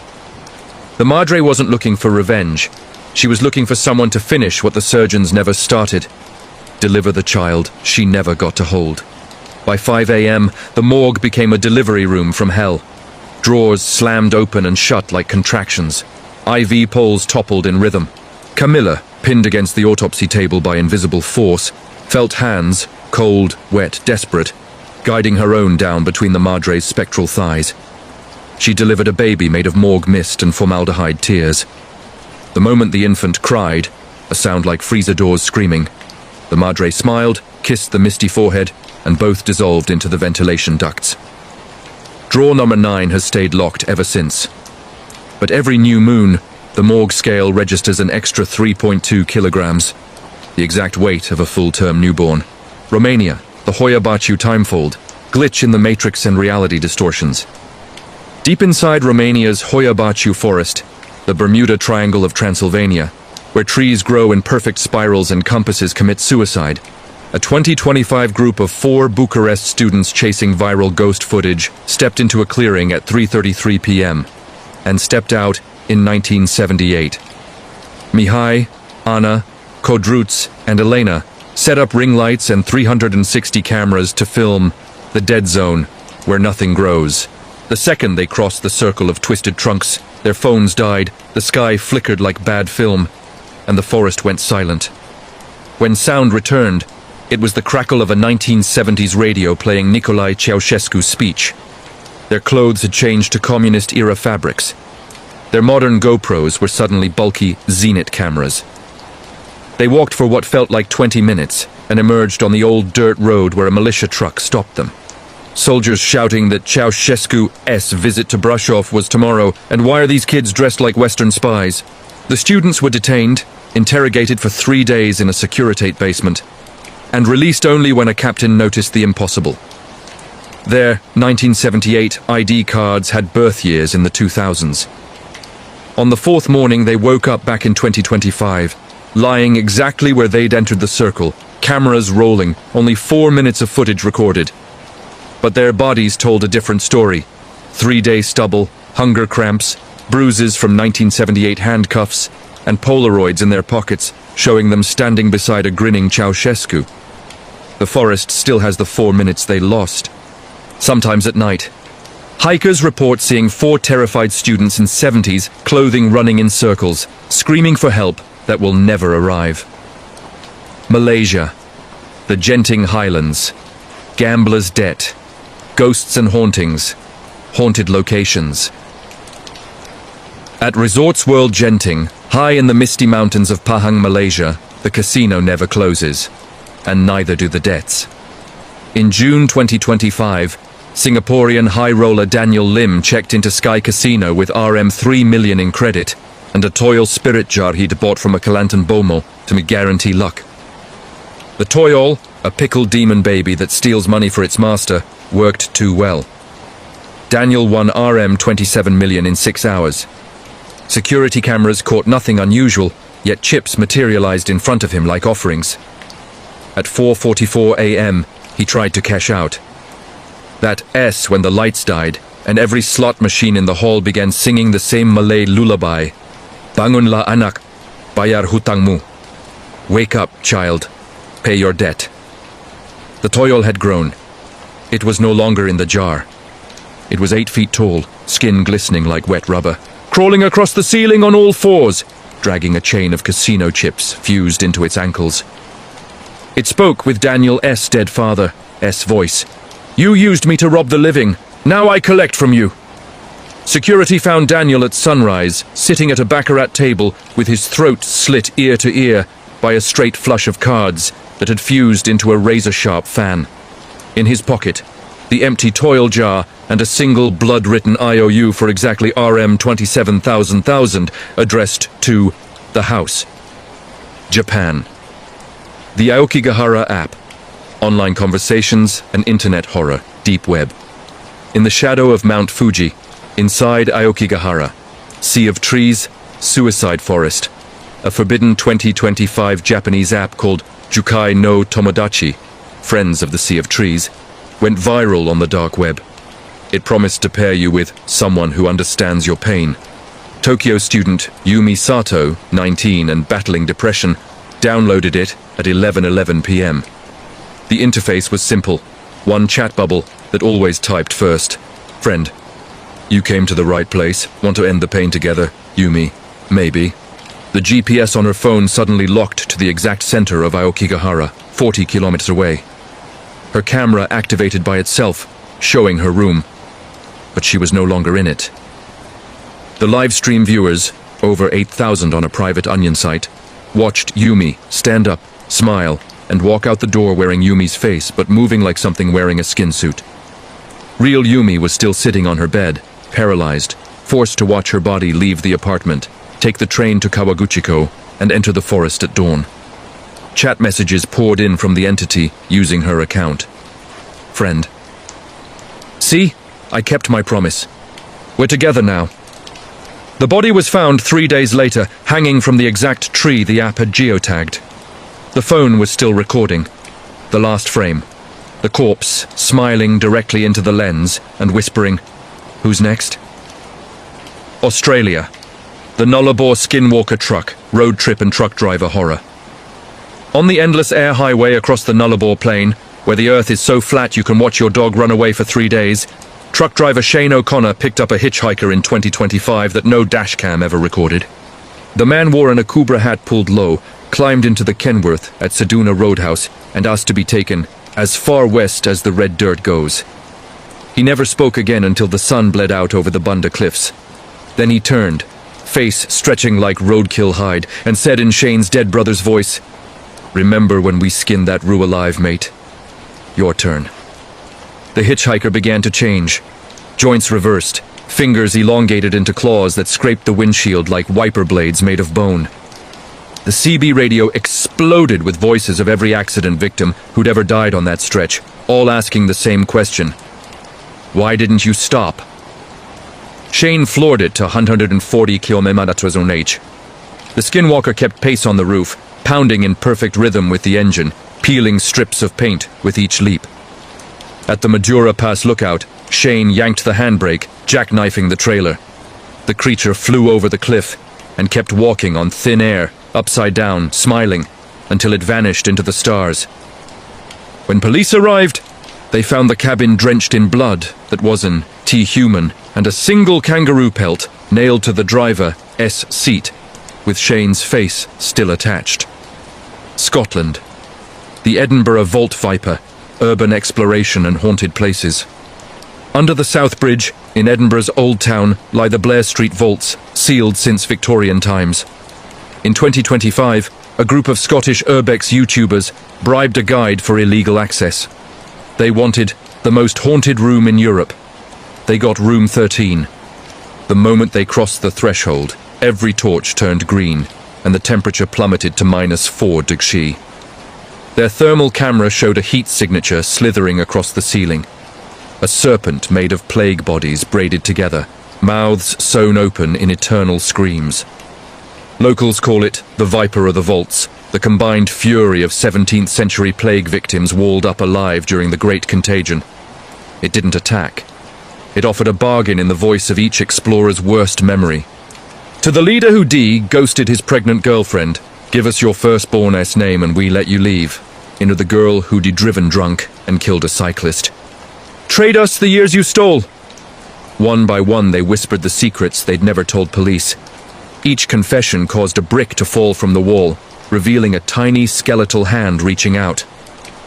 When the last secret was spoken, the temperature shot to furnace heat and the Viper uncoiled into the corridor, herding them deeper into unmapped tunnels that aren't on any blueprint. The live stream cut to static. The channel uploaded one final video a week later. 30 seconds of the 5 explorers standing perfectly still in room 13, eyes milk white, mouths sewn shut with black thread, smiling at the camera. The title, "We Paid the Toll." South Korea. The Seoul subway soul swap, glitch in the Matrix and personal encounters. On Seoul's Line 2 at 2:22 a.m., salaryman Park Ji-hoon boarded an empty train at Sindarim Station in 2025 and sat across from himself. The other Ji-hoon wore the exact same suit, same wedding ring, same exhausted eyes, but smiled like someone who'd won the lottery. The train didn't stop at the next station, or the next. The windows turned black, and the intercom announced in Ji-hoon's own voice, "Next stop, the life you were supposed to have." The doppelganger stood, walked over, and sat inside Ji-hoon's body, like slipping on a coat. Ji-hoon felt himself ejected into the empty seat across, now wearing a cheap tracksuit and carrying a phone with 47 missed calls from debt collectors. The new Ji-hoon waved goodbye as the train doors opened at Gangnam Station. In 2015, he's been living that borrowed life ever since. Married to a woman he never met, father to a daughter he never fathered, working a job he always wanted. Every night at 2:22 a.m., the subway app on his phone pings with a single message from his original number. "Enjoy it while it lasts. I'm coming back for what's mine." The nightmare never ends. Neither does this channel. Which story just stole your sleep? Comment your country and your favorite below. Subscribe, turn on notifications, share this with someone who needs to suffer with you, and I'll see you in the next one. If you make it to morning. Peru, the Machu Picchu mirror maze. Glitch in the matrix and reality distortions. High in the mist-wreathed Andes of Peru, where Machu Picchu's ancient stones hum with Incan incantations and the Urubamba River snakes like a serpent god below, archaeologist Dr. Sofia Vargas led a 2025 excavation team into the site's lesser-known mirror chamber. A hidden cavern unearthed by a landslide, its walls faceted with polished obsidian slabs that reflected not the present, but fractured timelines, birthing a glitch in the matrix that ensnared explorers in loops of their unlived lives. Sophia, 41 and a Lima native with ink-stained fingers from decoding Quechua Quipus, had dreamed of this find since grad school. A ritual space where Inca priests allegedly communed with Pachacuti, world-turners, who warped reality to avert apocalypses. The team, 4 grad students and a skeptical geologist named Raoul, descended at dawn, headlamps slicing the gloom, the air thick with quartz dust and the faint echo of flutes from nowhere. "It's just reflective basalt," Raoul scoffed. But as he traced a glyph, the mirrors ignited. Not with light, but with infinite regressions. His reflection aged backward to boyhood, then splintered into variants. Raoul the explorer, Raoul the farmer, Raoul the never-born. The distortion uncoiled like a condor's shadow.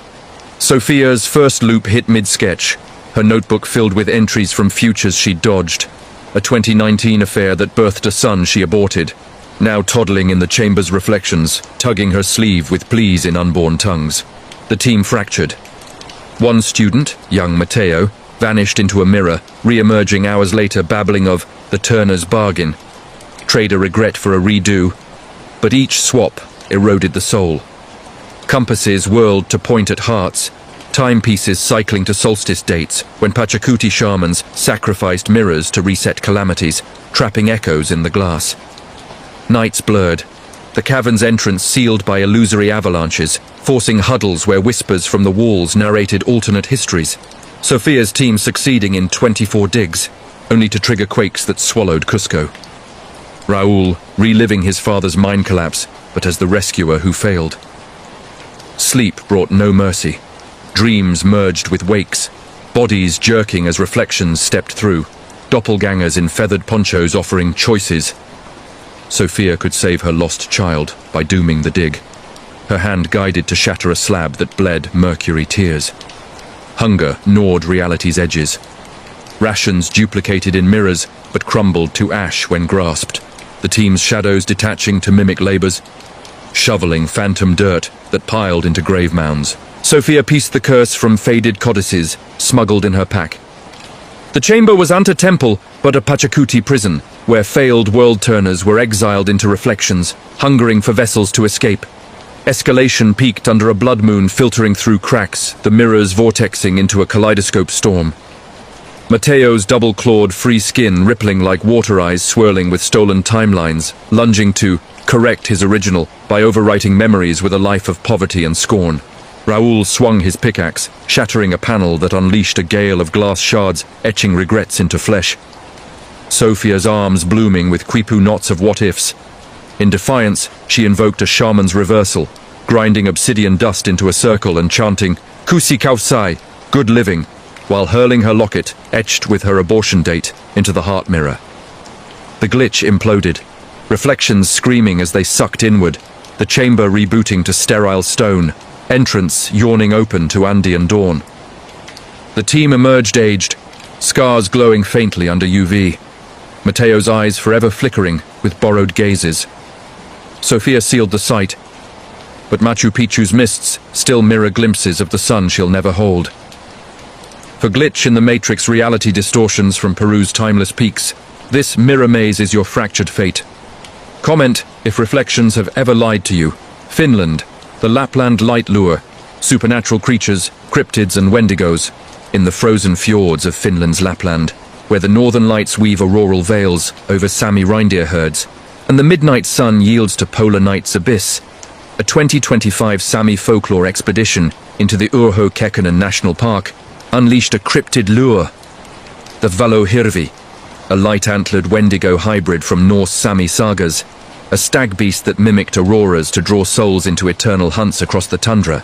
Guidiero Koronen, 38, and a reindeer herder with joik songs etched in his throat, led 3 folklorists from Helsinki through snow-swept fells, chasing oral tales of light deer that herded men to madness during the 18th century famines.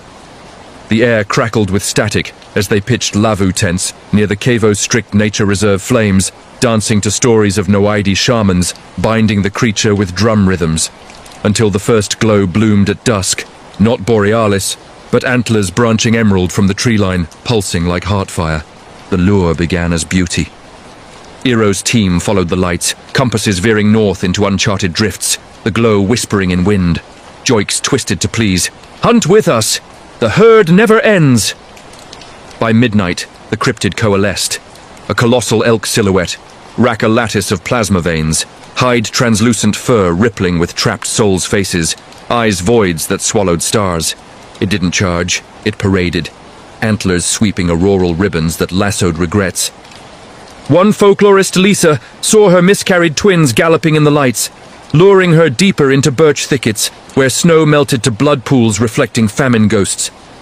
Wendigo hunger warped the wild, berries shriveled to husks tasting of ash and isolation, sled dogs turning on each other with foam-flecked howls mimicking human cries.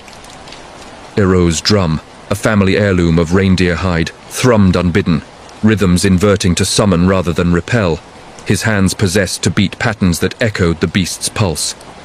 Isolation bred betrayal. The second night, the lights herded them into a ravine where the Valo Hirvi manifested fully. 30 feet of sinew and spite. Antlers forking into fractal fires that branded visions.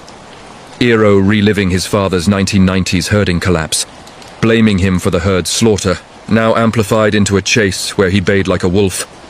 Nipping at companions' heels, Lisa clawed at the snow, birthing illusory fawns from her coat that scampered toward the beast, her screams joiking lullabies of loss. The tundra twisted, fells folding into infinite loops, northern lights dipping low to brush flesh with freezer burn. Desperation crested under a storm aurora, the team encircled by glowing ruts that formed a ritual ring. Eero shattered the trance by inverting his drum, pounding a counter-joik of banishment. Sapmi Suo Kana, Earth's guardian, while slashing a sacrificial reindeer knife across his palm, blood arcing to douse the antlers. The cryptid reared, rack exploding in solar flares that seared the sky, form dissolving into auroral wisps, fleeing poleward, the lights fading to harmless shimmer. Lisa survived, but her sketches now pulse with vein glows. 2 folklorists wandered off, their joiks echoing in winds. Eero herds alone now, drum silent. For cryptid Wendigo lures in Finland's luminous voids. This light stags your spectral stampede, like if the north has nickered at you. The Jakarta jailbreak phantom, court and prison horror stories, professional horror. In the humid underbelly of Jakarta's overcrowded Kerabokan prison, where colonial-era cells sweat with the ghosts of Dutch tyrants and Sukarno-era dissidents, Corrections Officer Tari Rahman manned the 2025 Night Watch in Block 9, a wing for political prisoners, its bars etched with curses from the 1965 purges, until a phantom jailbreak turned her shift into a spectral tribunal, the Bayang Hukum, shadow judge. A wraith from mass executions, possessing guards to reenact verdicts on the innocent. Tari, 29, and a single mother from Bandung, with tattoos of Garuda wings hidden under her uniform, patrolled the fetid corridors at 2 a.m., flashlight beam cutting fog from faulty AC, dismissing inmate mutters of "the judge returns" as fevered folklore. But the air congealed, locks clicking in unison like gavel strikes, and from the shadows slithered a form, cloaked in tattered magistrate robes, face a void beneath a spectral Chris dagger, intoning verdicts in archaic Javanese. Guilty of breath, sentence, echo. The horror was judicial torment. Tari's ledger, auto-filled. Names of long-freed inmates scrawled in blood ink. Dates looping to 65 trials where the shadow judge, a corrupt Kempe Tai holdover executed by revolutionaries, bound his soul to the bars, haunting enforcers to balance scales by freeing the guilty or condemning the just. Cells rattled with phantom chains, doors swinging to release wisps that possessed Tari's baton, forcing her to club empty air where visions played, her own corruption, a bribe pocketed for her brother's release. Amplified into courtroom spectacles, judges with crisp blades sentencing her to relive the purges as victim and executioner. Inmates rioted in reverie. One, old separatist Pak Budi, levitated his bunk, body arching as the wraith spoke through him, dictating fatwas that flooded the halls with illusory floods, tidal waves of 65 blood-lapping ankles, drowning confessions. The prison pulsed with perversion. Floodlights stuttered in Braille for Pengkhianat, traitor, bars elongating into nooses that whispered appeals in Tari's late husband's voice, lost to a 2020 raid. Her radio hijacked archival reels. 65 sham trials, the judge's silhouette overlaying hers, compelling her to pronounce on shadows. Her voice booming verdicts that echoed back as accusations. Climax erupted during a blackout, alarms keening as the block flooded with ectoplasmic mist, inmates chanting the wraith's litany of lost liberties. Tari confronted in the execution yard, the shadow judge materializing fully, robes billowing like storm sails, gripping her throat with ledger-frozen fingers, torrents of trials, Tari as inquisitor herding her kin to gallows. She shattered the trance with a smuggled wayang puppet, shadow theatre heirloom thrusting its Keris blade into the void face, strings snapping to weave a banishing gamelan that pierced the ghost, form unraveling into verdict vapors vented skyward. Lights flickered on, inmates dazed, but Tari's ledger bears phantom pleas. Pak Budi passed peacefully by morn, scales tipped. For court prison horrors from Indonesia's Iron Isles, this jailbreak phantom's your shadowed sentence. Hit like if justice has judged you harshly. United States, the Everglades echo entity. Missing persons and cold cases, true crime. Deep in Florida's Everglades, where mangrove roots claw at brackish bays and alligator eyes glow like swamp lanterns, the 2025 vanishing of eco-tour guide Lena Marquez near Fakahatchee Strand spiraled into a cold case crypt laced with Seminole curses. A true crime abyss where echo-eaters, swamp wraiths devouring cries, blurred abductions with the supernatural, luring searchers into echo chambers of the lost. Lena, 32 and a Miami native with Seminole blood in her veins, piloted airboats for birdwatchers, her last log a dawn dispatch from the Strand's cypress domes. Heard the old call, heading in for pics. By noon, her boat drifted empty, GPS looping a Seminole chant, her GoPro rolling footage of orbs bobbing like fireflies. Her journal open to sketches of elongated shadows with gator jaws, captioned, "They swallow screams." FWC divers scoured the glades, choppers thumping over sawgrass seas. But Lena dissolved like mist. Clues surfaced mangled.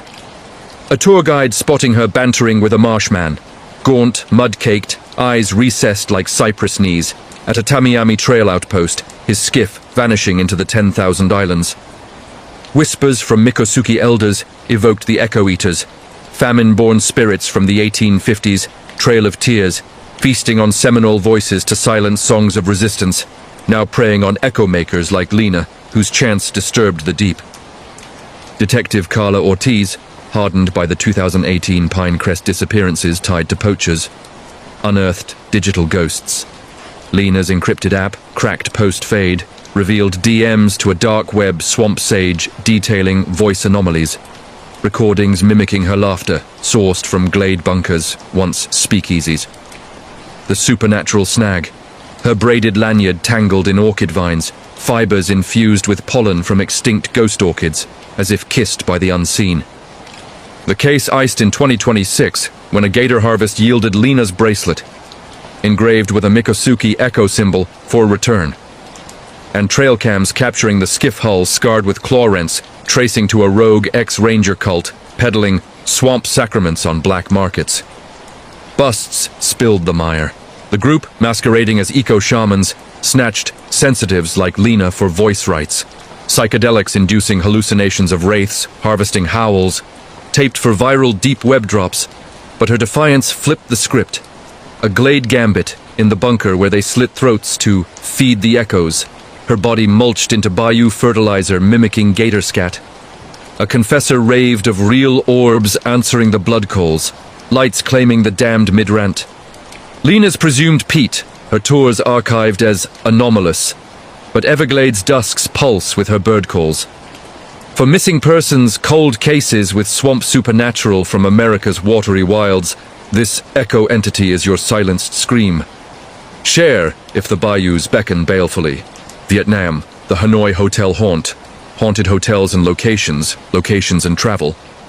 Hanoi's French Quarter, where colonial villas sag under banyan shade and Hoan Kim Lake's turtle god slumbers. The 2025 tourist season at the derelict Hotel Dai Phong, once a 1920s opium den turned wartime safe house, summoned a haunt for backpacker Alex Thorne, a 26-year-old Aussie chasing Indochine ghosts, only to awaken the Mao opium cat, a spectral feline from French Indochine purges, possessing rooms to reenact betrayals in velvet shadows. Alex checked in solo, room 13's peeling silk wallpaper whispering of executed spies, the air laced with phantom lotus smoke. First night, a knock at 3 a.m., no one there but paw prints trailing to the balcony, eyes glinting jade in the moonlit courtyard. The haunt hooked insidious. Alex's dreams flooded with 40s vignettes, Viet Minh agents dozing French officers with laced pipes, the Mao manifesting as a Siamese shadow slipping through vents to claw tongues silent. Mornings bore souvenirs. Claw rakes on his ankles, his journal auto-filled with coded missives in French Vietnamese, detailing his betrayals, a uni-plagiarism he'd buried, now amplified into visions of him as a collaborator, signing death warrants mid-sleep.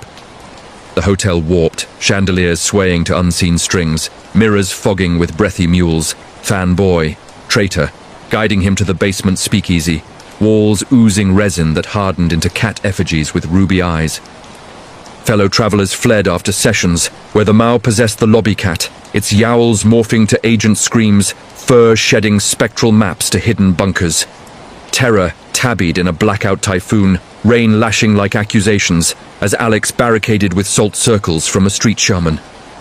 The Mao breached, form elongating to panther proportions, eyes furnace slits, pouncing from rafters to pin him, claws unsheathing timelines, Alex reliving his father's Vietnam abandonment. But as the lever, dosing loved ones with forget-me pipes, visions clawed, opium haze filling lungs, betrayals blooming like lotuses in his veins. He shattered the trance by igniting a shaman's thuok lao, rice wine torch, scorching the effigy, the cat's wail shattering stained glass into claw shards that pierced the wraith, form unraveling into smoke wisps, fleeing the eaves. Dawn broke, hotel quiet, but Alex's scars mule faintly. He checked out, but Hanoi's alleys arch backs at him. For haunted hotel locations from Vietnam's velvet vices, this opium cat's your purring perdition. Subscribe if stays have stalked you. In Denmark. The Copenhagen cops call, 911 operator, police dispatcher calls, professional horror. Copenhagen's cobbled canals reflect Tivoli's twinkling spires, but in the 2025 dispatch bowels of Politigarden HQ, operator Freya Nielsen fielded a call that fractured her graveyard shift, a Skigger ring. Shadow ring, a spectral switchboard from Nazi occupation raids, hijacking lines to broadcast executions to the living, turning routine 112 pleas into preludes to possession. Freya, 35 and a veteran with a sailor's tattoo from her Faroese roots, manned the board at 4:17 a.m., screens flickering with fjord fog when the line crackled. A woman's sob in 43 Danish. They're at the door. The rings close. Static swelled to boot stomps, then screams, resistance fighters, throats garroted by SS shadows. The horror dialed deep. Freya patched cords to a phantom address, now a Nyhavn cafe, but the call looped, voice multiplying to her mother's timbre, lost to a 2010 ferry sink. Answer the ring, data, or join the silenced. Dispatch logs glitched, filling with occupation dockets. Names of hanged collaborators scrawled in runic code, her keyboard typing verdicts unbidden. Freya's own crimes, a covered-up hit-and-run from her youth, amplified into tribunal broadcasts over the net. Colleagues' headsets, hijacked archival reels, 43 roundups, the Shadow Ring, a Gestapo wiretap ghost electrocuted in sabotage, possessing operators to complete circuits by silencing modern cries. Calls cascaded. A drunk's plea warping to pleas for mercy, dispatchers convulsing as shadows coiled cables like nooses, whispering coordinates to unmarked graves. The ring resounded in a system surge, consoles sparking with ectoplasmic static, Freya's screen vortexing into a switchboard of souls. hundreds of lines converging, voices chorusing her name in wartime wails. The entity manifested through speakers. A crackling operator in peaked cap, wires for veins, dialing her throat with frozen fingers.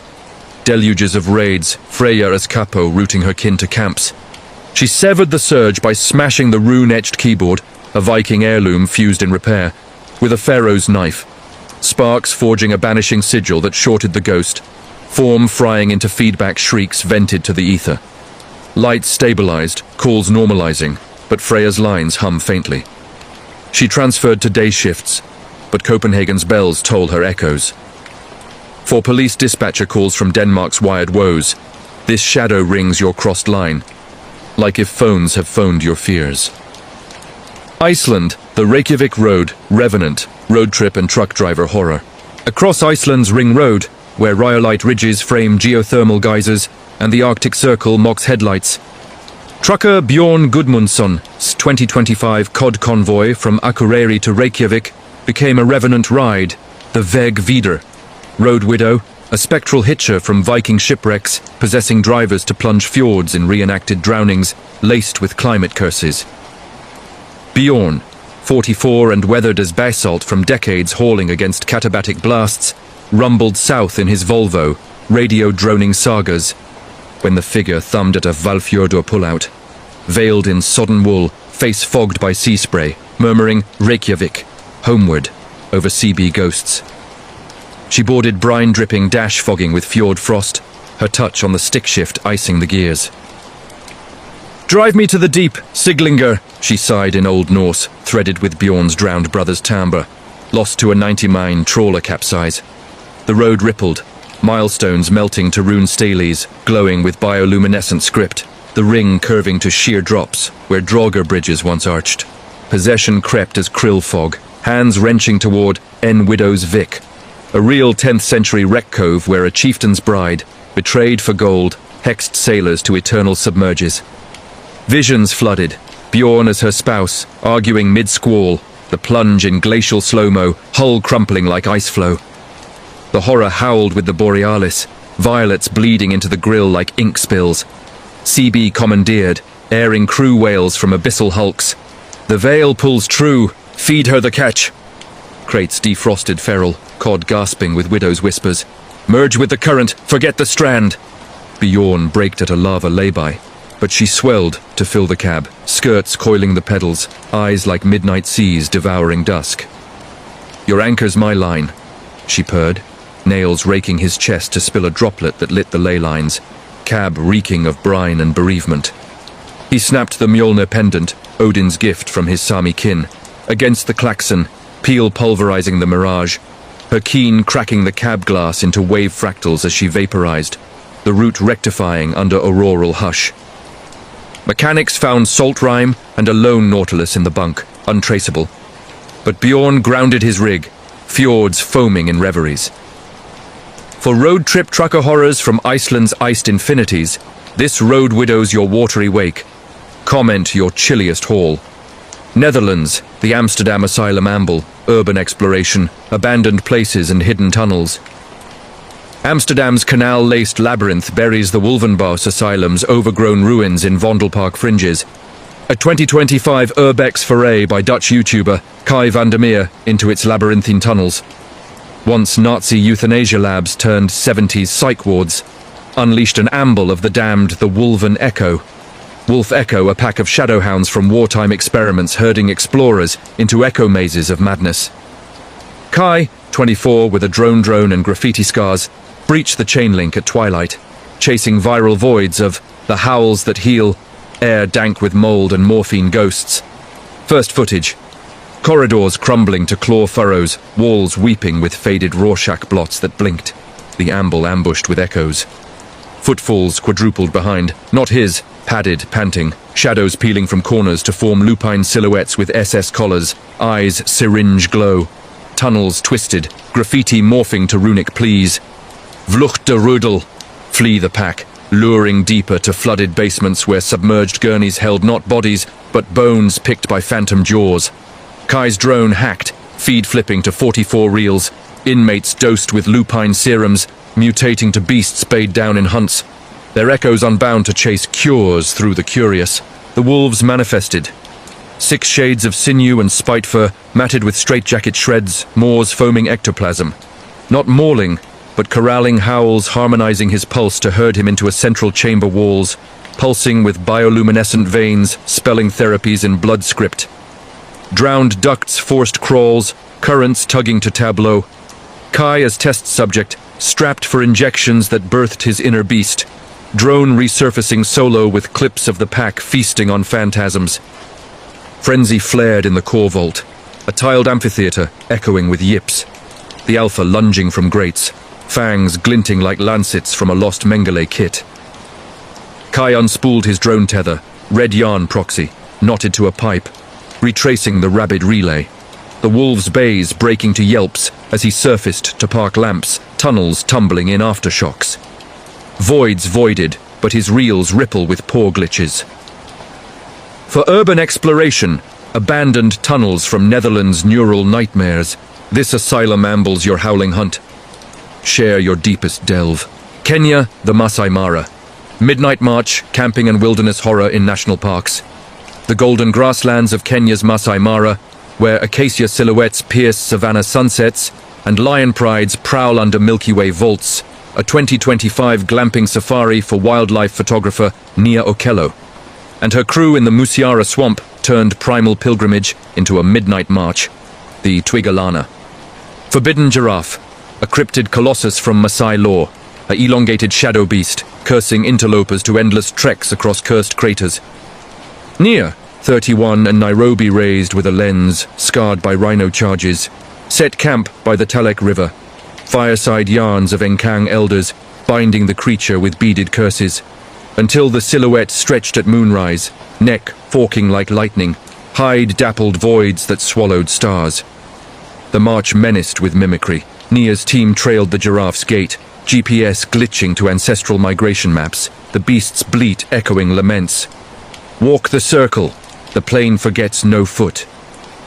By witching hour, it towered, 40 feet of tendon and taboo, neck coiling like liana traps, eyes ember coals branding visions.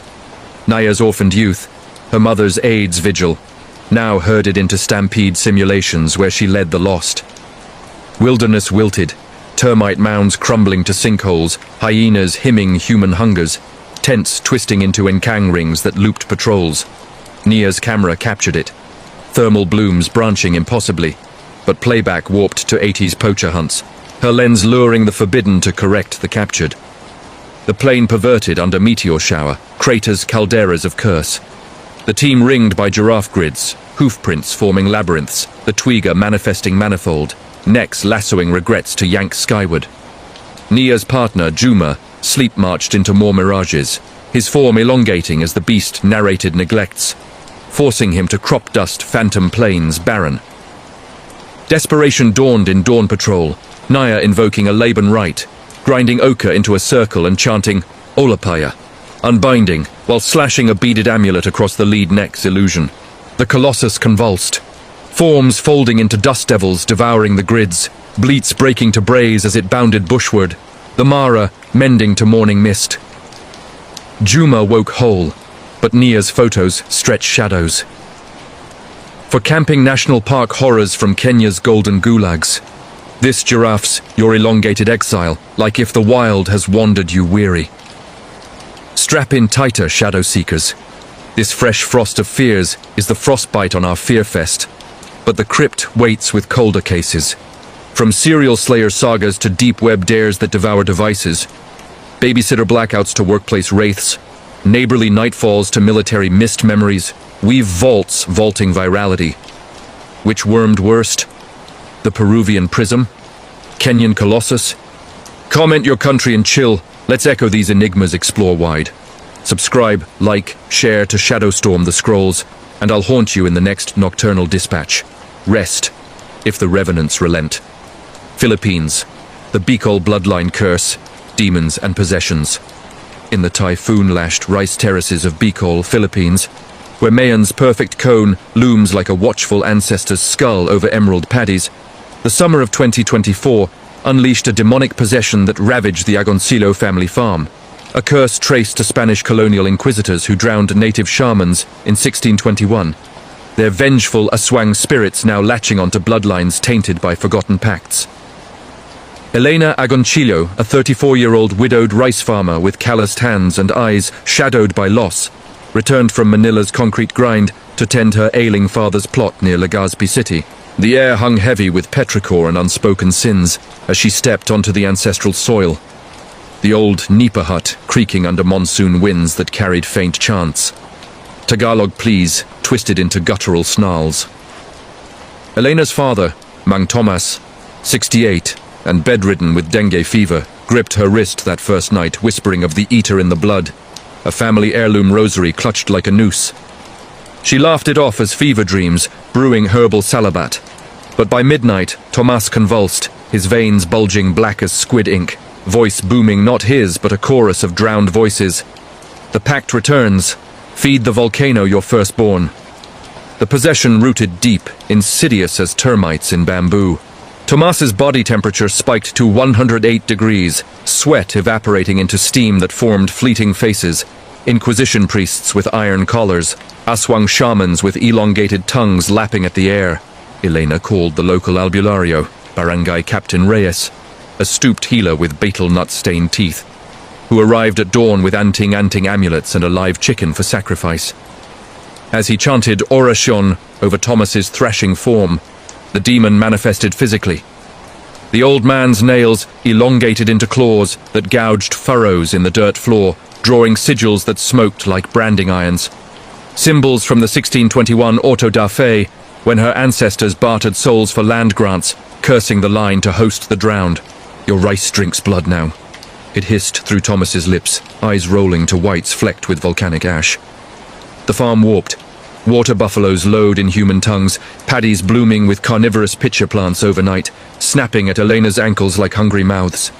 Escalation tore the family asunder. Elena's 12-year-old son, Miko, began sleepwalking to Mayan's slopes, returning with singed feet and mouthfuls of sulfur-tasting soil, babbling of the Eater's wedding, where he'd marry the volcano's fire. Possessions leaped like fleas.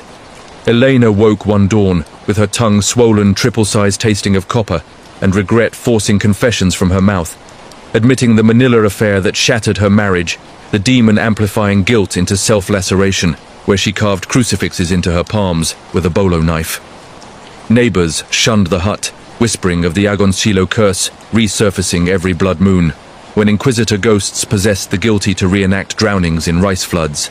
Irias rallied the barangay for a tortor ritual, encircling the hut with burning coconut husks and garlic braids. But the demon countered, summoning spectral floods. Rainwater pooling inside to ankle depth, faces of the drowned bobbing up, hands clawing for Tomas's throat. The apex crashed during Typhoon Karina's landfall, winds howling like banshee choirs as the hut flooded knee-high. Tomas levitated above his mat, body contorting backward until spine audibly splintered, vomiting a torrent of black bile that hardened into obsidian idols of horned Aswang.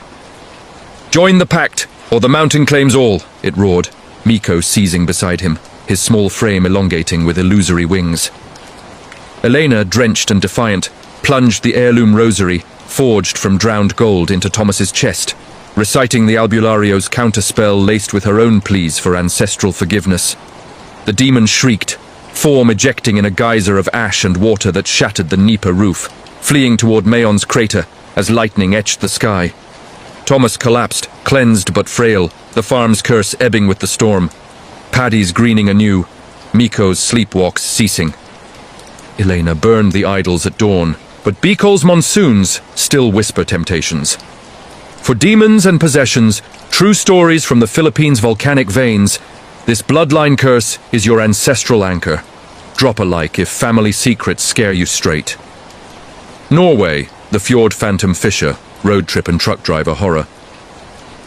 Along Norway's serpentine E6 highway, where fjords carve the coastline like troll claws, and the midnight sun mocks sleep in summer's endless glow, trucker Lars Hagen's 2025 code haul from Lofoten to Tromsø became a road trip descent into Nordic nightmare, haunted by the Havfru Fangst, mermaid's catch, a spectral siren possessing drivers to drown their rigs in abyssal embraces, echoing Viking sagas of sea wives luring longships to doom. Lars, 47 and broad as a barrel from years wrestling nets against Arctic swells, rumbled south in his Scania, laden with iced fillets, radio crackling with joik chants and weather warnings for rogue waves. The apparition hit at 2 a.m. near Narvik, his headlights piercing fog to illuminate her on the shoulder. Ethereal scales glinting silver hair, like kelp veils waving not a thumb, but a lure that hummed in his chest like a hooked heart. She climbed aboard silent, seat-pooling seawater that shorted the dash, her touch on his arm raising gooseflesh despite the cab's heater roar. "Drive me to the deep, Fisker," she murmured in Old Norse laced with his late wife's timbre. Greta, lost to a 2018 ferry capsizing. Lars swerved, blaming black ice, but the fjord warped.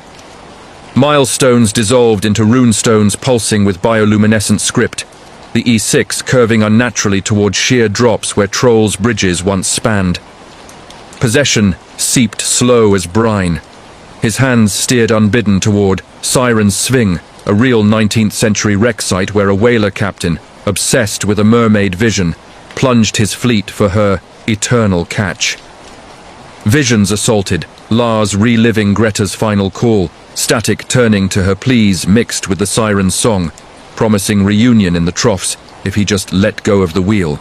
The horror accelerated with the Aurora's dance, greens and purples bleeding into the windshield like oil slicks. Lars's CB hijacked, broadcasting crew voices from sunken wrecks. "The lure pulls true. Feed her the haul." Fish crates thawed spontaneously, cod flopping alive, scales whispering temptations. "Join the current, forget the shore." He floored the brakes at a lay-by, but she manifested fully, form elongating to fill the cab, tail coiling the gear shift, eyes like abyssal voids sucking light. "Your heart's my bait," she cooed, claws raking his chest to draw a drop that ignited the ether, cab filling with the stench of low tide and regret. Lars smashed the rosary, Thor's hammer pendant from his Sami grandmother, against the horn, the clang shattering the illusion. Her wail cracking the side mirror into fractal waves as she dissolved into mist, the road straightening under dawn's pallid light. Cops found brine stains and a single scale in the cab, unidentifiable, but Lars quit hauling, anchoring in Bergen with nightmares of submerged semis. For road trip trucker horrors from Norway's watery wilds, this phantom fishers your siren's snare. Comment if the seas sung to you sinisterly. Chile, the Atacama alien abduction, kidnappings and abductions, true crime with supernatural twist. In the bone-dry cradle of Chile's Atacama Desert, where salt flats mirror alien skies and geoglyphs etched by forgotten Nazca hands, whisper of star visitors, the 2023 disappearance of astrophysicist Dr. Valeria Ortiz near the Paranal Observatory spiraled into an abduction enigma, blending UFO lore with cartel shadows. A true crime cold case that fused extraterrestrial encounters with human depravity. Valeria, 36, and renowned for SETI scans from the very large telescope's domes, ventured solo into the Valle de la Luna for a light pollution cleanse, her Jeep's last GPS ping at 11:47 p.m. Broadcasting static laced with high-frequency tones, like whale song from space. By morning, her vehicle sat abandoned, doors ajar, tripod camera rolling footage of orbs dancing horizonward, her notebook open to sketches of elongated figures with wraparound eyes, captioned, "They're here, not from above, but below." Search teams combed the Cordillera, drones humming over geysers, but Valeria vanished like mirage moisture. Leads emerged fractured, a trucker spotting her at a Kalama gas station, chatting with suited men in a black SUV, government black ops or narco scouts. Tips from Aymara locals evoked the Chulpas, pre-Inca mummies guarding underground labs, where sky thieves harvest wanderers for experiments, their abductions masked as lights in the sky. Detective Mateo Reyes, scarred by the 2019 Kalama child snatchings, tied to copper smugglers, uncovered digital crumbs. Valeria's encrypted drive hacked post-vanishing revealed emails to a dark web contact, Estrella Qaeda, detailing hybrid signals. Radio bursts mimicking human cries sourced from Atacama bunkers, once CIA black sites. The twist deepened. her bloodied scarf snagged on thorny acacia, DNA laced with unknown isotopes as if infused with star stuff.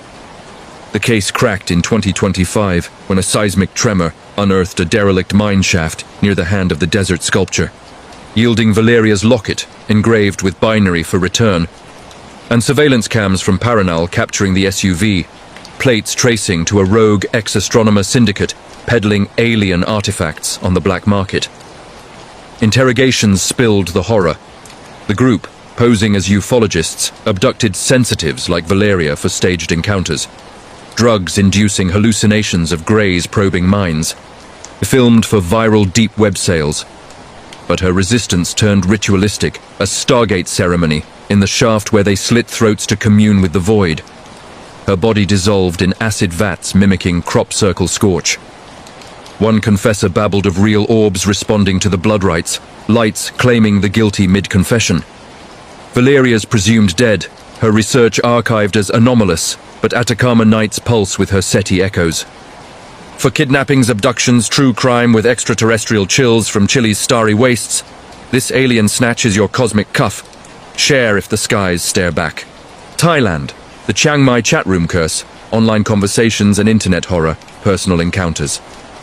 Bangkok's humid sprawl bleeds into Chiang Mai's lantern-lit temples, but in the 2024 digital underbelly, backpacker Sophie Hale's solo retreat devolved into an internet horror via a cursed Thai chat app. Wan Phi, Ghost Night, a deep web dare game summoning Phi Tai Hong spirits through midnight truths, turning pixels into possessions that haunted her from screen to soul. Sophie, 25, from Manchester, downloaded the app on a whim during Loy Krathong. Its interface a flickering red lantern promising, connect with the unseen for luck. First ping, anonymous user Kumanthong Keeper, inviting to a private thread with riddles in broken English Thai. What dies laughing? Answer or the ghost logs in.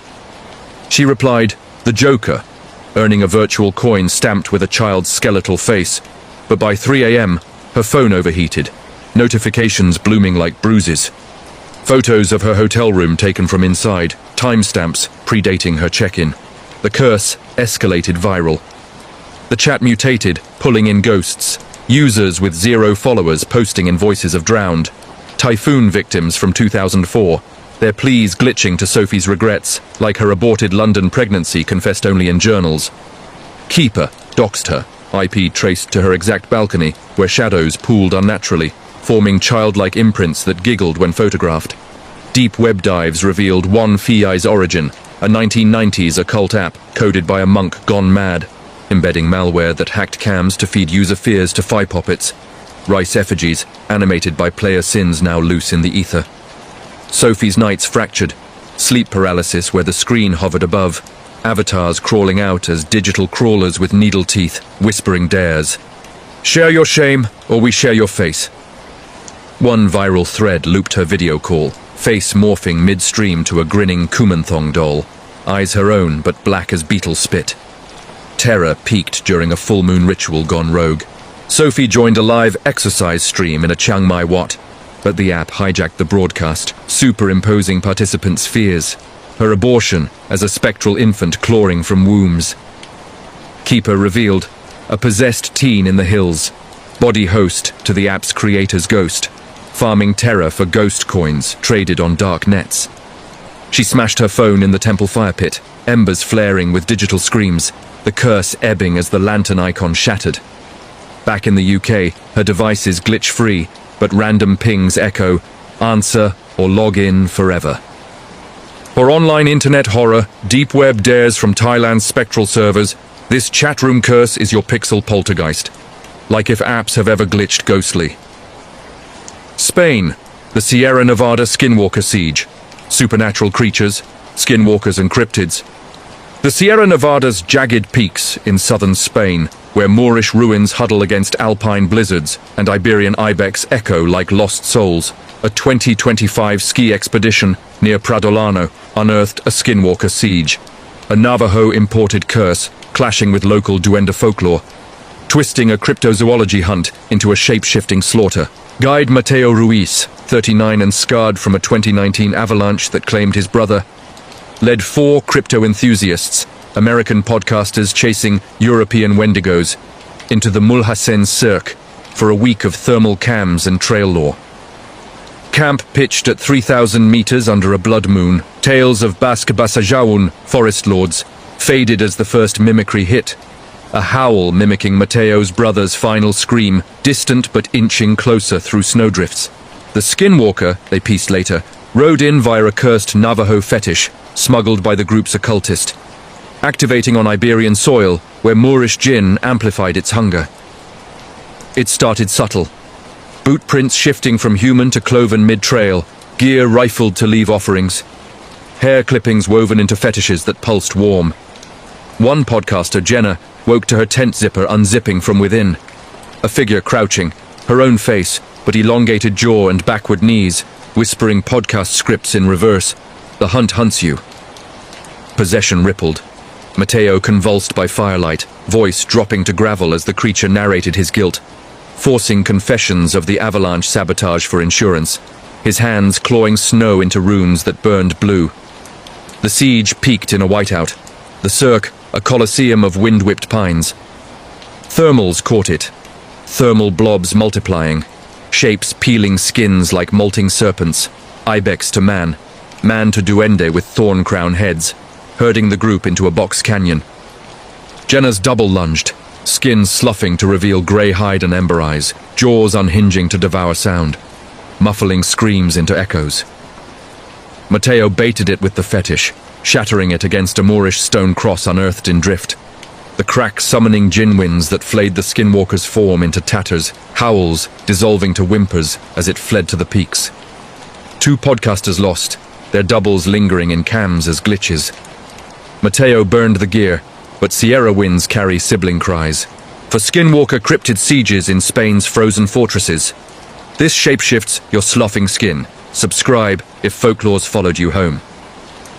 Poland, the Warsaw Warden's Watch, court and prison horror stories, professional horror. Warsaw's grey sprawl hides Mokotov prison's brutalist blocks, relics of Stalinist show trials, where 1950s dissidents rotted in eternal cells. And in the sweltering heatwave of 2024, guard Piotr Nowak's night shift birthed a Warden's Watch. A possessing poltergeist of the facility is first commandant, a Gestapo holdover executed in 47. In now haunting turnkeys to reenact purges from beyond the bars. Piotr, 31 and ex-military with a limp from Afghan dust, patrolled the MAXSEC wing at 1 a.m., keys jangling like judgment bells, dismissing inmate whispers of the Iron Keeper as lockdown lunacy. But the air dropped 20 degrees in solitary, cell doors rattling unbidden, and from Nashonv 13 emanated a rasp. "Order the roll call, Strajnik, or join the uncounted." The haunting was bureaucratic terror. Piotr's logbook filled itself, names of vanished prisoners scrawled in faded ink, dates looping to 47 executions, his pen hand guided to check terminated. Inmates rioted subtly. One, old political Janek, levitated his cot, body arching as the keeper possessed him, barking orders in guttural German-Polish hybrid, forcing confessions from thin air, Piotr's own war crimes. Buried IED guilt amplified into hallucinations where he bayoneted phantoms in the yard. The prison warped. Floodlights flickering Morse for Verat, betrayal, bars bending into nooses that swayed empty. Piotr's radio crackled with archival footage. 47 trials, the commandant's noose-swinging silhouette overlaying his reflection, whispering docket numbers that matched his family's WW2 deportations. Climax crashed during a blackout. Alarms wailing as the wing flooded with spectral fog, inmates chanting the keeper's litany. Piotr confronted in Delo 13, the entity materializing as a brass-uniformed shade, epaulets dripping ectoplasm, gripping his throat with ledger-cold hands. Visions of mass graves, Piotr as capo, herding his own kin. He shattered the cell's eternal mirror, a trial-era pane etched with verdicts, with a smuggled crucifix, glass exploding into verdict shards that pierced the ghost, form unraveling into filing confetti sucked into vents. Lights relit, inmates amnestic, but Piotr's logs bear ghostly tallies. For court prison horror from Poland's penal past, this Warden's Watch is your barred burden, hit-like if justice jangles your chains. Greece, the Crete Cavern Creep. Urban exploration, abandoned places and hidden tunnels. Crete's labyrinthine coast, scarred by Minoan myths and OI2 bunkers, swallowed urban explorer Theo Karis into a 2025 cavern creep. Beneath the Samaria Gorge's abandoned honey mines, tunnels once Ottoman prisons, now haunted by Minotaur shades and Axis deserter ghosts that turned flashlight beams into beckoning fingers. Theo, 28, from Athens with a drone rig and GoPro harness, slipped past barriers at dusk, chasing viral urbex lore of the honey trap. Caches of wild hives guarding Axis gold, but laced with whispers of trapped souls reenacting labyrinth flights. The entrance yawned like a bull's maw, air sweet with decay and wax.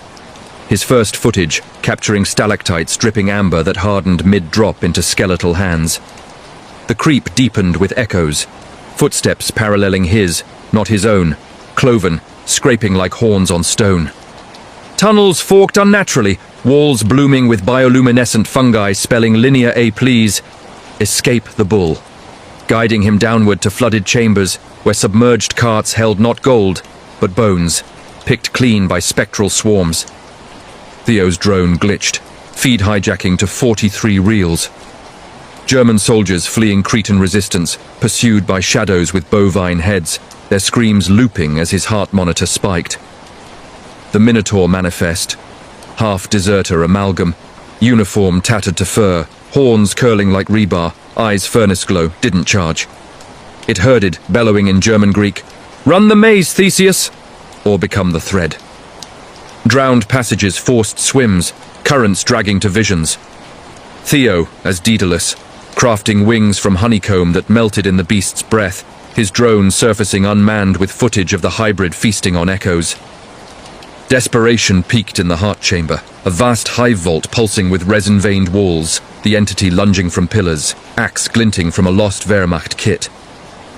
Theo unraveled his GoPro lanyard, red thread stand-in, tying it to a stalagmite, tracing back through the frenzy. The Minotaur's roars, fading to mewls as he breached daylight, collapses sealing the creep behind. Gold untouched, but his cams hold horned glitches. For urban exploration, abandoned tunnels from Greece's mythic guts, this cavern creeps your threaded terror. Comment your boldest breach. India. The Midnight Shift. Surgeon's shadow, hospital and nurse night shift stories, professional horror. In the sweltering monsoon haze of Mumbai's overcrowded wards, where the air reeks of antiseptic and despair, Dr. Arav Patel clocked into his 11 p.m. to 7 a.m. shift at Sir J.J. Hospital on a stormy July night in 2023. At 42, Arav was a battle-hardened trauma surgeon, his hands steady from years of stitching gangland wounds and monsoon flood victims, but nothing prepared him for the shadow that slithered through the corridors that night. A spectral surgeon from the hospital's plague-ridden past, manifesting as a glitchy apparition that turned routine rounds into a descent into medical madness. Sir J.J., one of Asia's oldest hospitals, built in 1845 on the bones of colonial quarantine pits, had long whispered of hauntings. Operating theaters where instruments floated mid-surgery, patient monitors flatlining to Morse code please, and a faceless figure in bloodied scrubs glimpsed in locked morgues. Arav dismissed it as exhaustion, until his first patient of the night arrived. The ER doors burst open at 11:47 p.m., paramedics wheeling in Ravi, a 29-year-old construction worker crushed under a collapsing scaffold, his abdomen a mangled ruin of rebar and ruptured organs. Arav scrubbed in, the OR lights humming like angry hornets as thunder rattled the tin roof. Scalpel in hand, he incised, clean, precise. But as he peeled back flesh, the air thickened, the fluorescent bulbs flickering in sync with Ravi's erratic heartbeat. "Doctor, he's watching!" The anesthesiologist, Nurse Priya, muttered, her eyes darting to the shadowed corner where a figure stood. Tall, cloaked in a tattered white coat, face obscured by a porcelain mask cracked like spider-webbed ice, gloved hands clutching phantom tools that dripped ectoplasmic ichor. Arav blinked sweat from his eyes, chalking it to the storm's static. But the entity moved. mirroring his incisions on empty air, its blades slicing invisible flesh with wet shicks that echoed in the vents.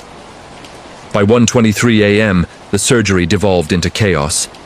Ravi's vitals stabilized, but the monitors glitched, displaying not numbers, but grainy footage.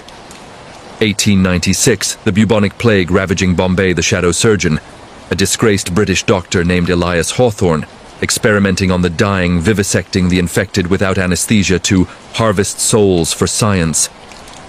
Hawthorne's ghost, they say, never left. Drawn to fresh blood, reenacting his butchery on the living to atone or torment, whichever fed his fractured psyche. As Arav sutured Ravi's femoral artery, the entity lunged closer, its mask dissolving to reveal a lipless maw stretched in a rictus grin, exhaling the stench of gangrenous rot.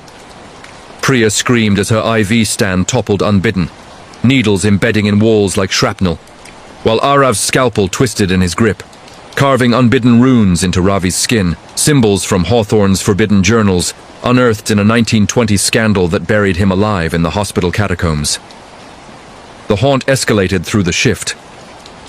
At 2:15 a.m. in the isolation ward, Arav checked on a feverish elder only for the bedsheets to ignite in spectral flames, the old man's veins bulging black as Hawthorne's cure. A mercury-laced elixir pumped phantom through his system, forcing convulsions that mimicked 19th century autopsies. Arav doused the blaze with holy water smuggled from a nearby temple, but the entity countered, possessing the PA system. Hawthorne's voice, clipped Oxbridge accent warped by decay, broadcasting in Hindi and English. "The plague returns. Cut deeper, successor." Nurses fled, patients wailed prayers to Ganesh, and Arav barricaded the OR with gurneys, reciting mantras his grandmother taught him against Preta Rakshasas, hungry ghosts. By 4:02 a.m., the climax hit during a code blue, a gunshot victim flatlining, the entity materializing fully, overlaying Arav's reflection in the defibrillator paddles with Hawthorne's skeletal form, forcing his hands to press not to revive, but to dissect. In a surge of defiance, Arav shattered the OR mirror, Hawthorne's window to the ether, shards exploding like surgical debris, the ghost unraveling into a vortex of plague fog that choked the vents before dissipating with the storm's final rumble. Ravi survived, scars fading but etched with those eerie symbols, now inked as tattoos for protection. Arav requested a transfer, but Mumbai's nights still echo with scalpel whispers. For hospital night shift horror stories that slice through the veil of sanity, this Indian tale's your operating nightmare. Comment if you've ever felt watched in a white coat. Sweden, the archipelago abduction echo, missing persons and cold cases, true crime. Amid the pine-scented fjords and midnight sun of Sweden's Stockholm archipelago, where granite islands dot the Baltic like scattered runes, the summer of 2021 vanished 19-year-old Linnea Svensson during a solo kayaking trip near Vaxholm. What began as a missing persons report ballooned into a cold case labyrinth of cryptic clues and stalker shadows. A true crime saga that gripped Scandinavia with whispers of human trafficking rings laced with occult undertones. Linnea, a free-spirited art student from Uppsala, launched her kayak at dawn on June 14th, sketching seabird sketches and chasing the solstice light. Her last Instagram post, a serene shot of mist-shrouded pines captioned, "Chasing ghosts in the waves." By dusk, her vessel washed ashore empty on a neighboring isle. Paddles snapped like brittle bone, her backpack gutted. Sketchpad shredded, phone SIM card pried free. But a single drawing left untouched. A hooded figure with elongated limbs lurking in the fog, eyes like black pearls. Volvo's finest scoured the 30,000-island maze, drones buzzing over eelgrass shallows, divers plumbing kelp-choked depths. But Linnea evaporated like archipelago fog. Leads trickled in. A ferry captain spotting her chatting with a grizzled fisherman at the Vaxholm dock, his boat, a weathered trawler named Echo, vanishing into the shipping lanes. Tips from eco-activists pointed to the Collector, a mythic smuggler preying on solo wanderers, rumored to harvest essence for black market rituals in abandoned Soviet-era bunkers on Gotland. Detective Ingrid Larsson, a no-nonsense veteran scarred by the 2010 Nobel bomber case, pieced the puzzle. Linnea's bank pinged a micro-deposit from an offshore crypto wallet, time-stamped hours after her disappearance, and her sketches, sold online as Nordic folklore, bore watermarks tracing to a dark web forum peddling lost souls art. The cold case thawed in 2024 when a storm unearthed Echo wrecked on a Åland reef, hold stuffed with driftwood carvings mimicking Linnea's hooded spectre and a rusted locker yielding her locket, engraved with runes invoking echoes of the drowned.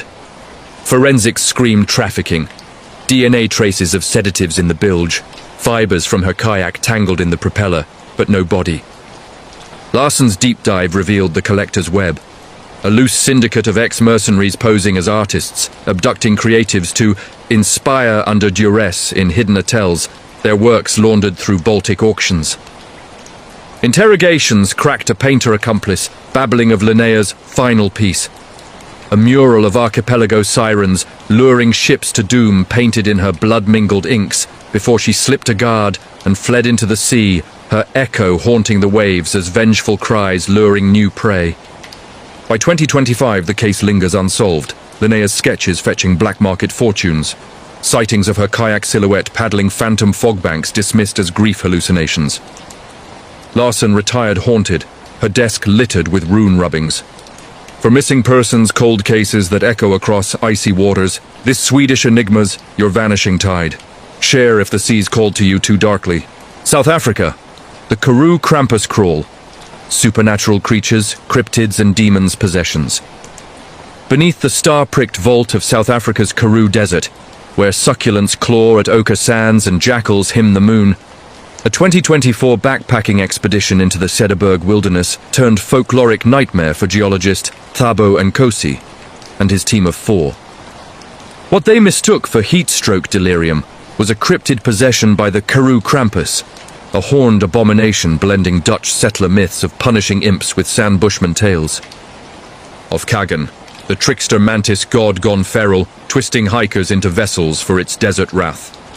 Thabo, 35 and leading the dig for ancient fossils, pitched camp near the Pacuis Pass on a crisp May evening, the air humming with the distant rumble of diamond trucks. Laughter around the fire, Brying Boer wars, swapping ghost stories of the Anglo-Boer War's spectral soldiers, shattered at midnight when the first howl pierced the silence. Not jackal, but something guttural, like bones grinding in a pestle. It started with whispers in Xhosa and Afrikaans, slithering from boulder shadows. Give back the bones, they hunger. Thabo woke sweating, his tent flap unzipped, footprints circling, cloven, elongated, toes tipped with thorns that drew beads of blood from the sand. By dawn, expedition medic Lena van der Merwe convulsed by the fire, her eyes rolling to whites flecked red, voice dropping to a rasp. The Krampus claims his due, sinners' skins for the sands. Possession gripped her like a thornbush snare. She clawed glyphs into her arms, mimicking sandrock art of mantis devils, devouring the unwary, babbling of 19th century miners who unearthed cursed fossils, awakening the entity to punish earth thieves. The team restrained her, but the Krampus spread, Thabo's dreams flooded with visions of his ancestors' land grabs, his body itching as if molting, skin bubbling with horn-like protrusions. The wilderness warped. Compasses spun to point inward, toward a hidden kloof, where cave walls pulsed with bioluminescent fungi spelling please in blood-red script. On night 2, the cryptid manifested. 7 feet of sinew and spite, horns curling like acacia thorns, pelt mottled rust and shadow, face a mantis-mandibled maw grinning with stolen teeth. It didn't charge. It mimicked. Lena's laugh luring the photographer into the scrub, where he emerged gibbering, possessed. Rigging snares from their gear to feed the sands. Thabo fired flares, the beast recoiling in shrieks that summoned sand devils, mini tornadoes flinging pebbles like accusations. Desperation peaked at the solstice moon. The team huddled in a cave sanctuary, sage bundles smoking against the entity's advance. Lena, mid-exorcism with Zulu Muti chants, levitated, her form elongating into the Krampus's silhouette, horns sprouting as she lunged, jaws unhinging to swallow light. Thabo shattered the trance with a fossil shard. A 200-million-year-old therapsid tooth plunged into her palm like a stake, drawing a sigil of banishment from San Lore. The Krampus wailed, form collapsing into a swarm of locusts that devoured the cave glyphs before scattering to the winds. Lena collapsed, horns receding like melting wax, the possessions ebbing by dawn. 2 team members vanished, their echoes in howls on Karoo nights. Thabo sealed the site, but the desert remembers. For cryptid demons and possessions in South Africa's sun-baked badlands, this Krampus crawls your thorny torment. Like if the sands have whispered to you. New Zealand. The Fiordland fog stalker. Stalkers and obsessions. True crime. In the mist-veiled fjords of New Zealand's Fiordland National Park, where doubtful sounds, black waters mirror, ancient cowrie ghosts and key parrots mock the lost, the 2022 hiking season claimed no bodies, but shattered hiker Mia Thompson's world. In a stalker obsession that twisted paradise into pursuit.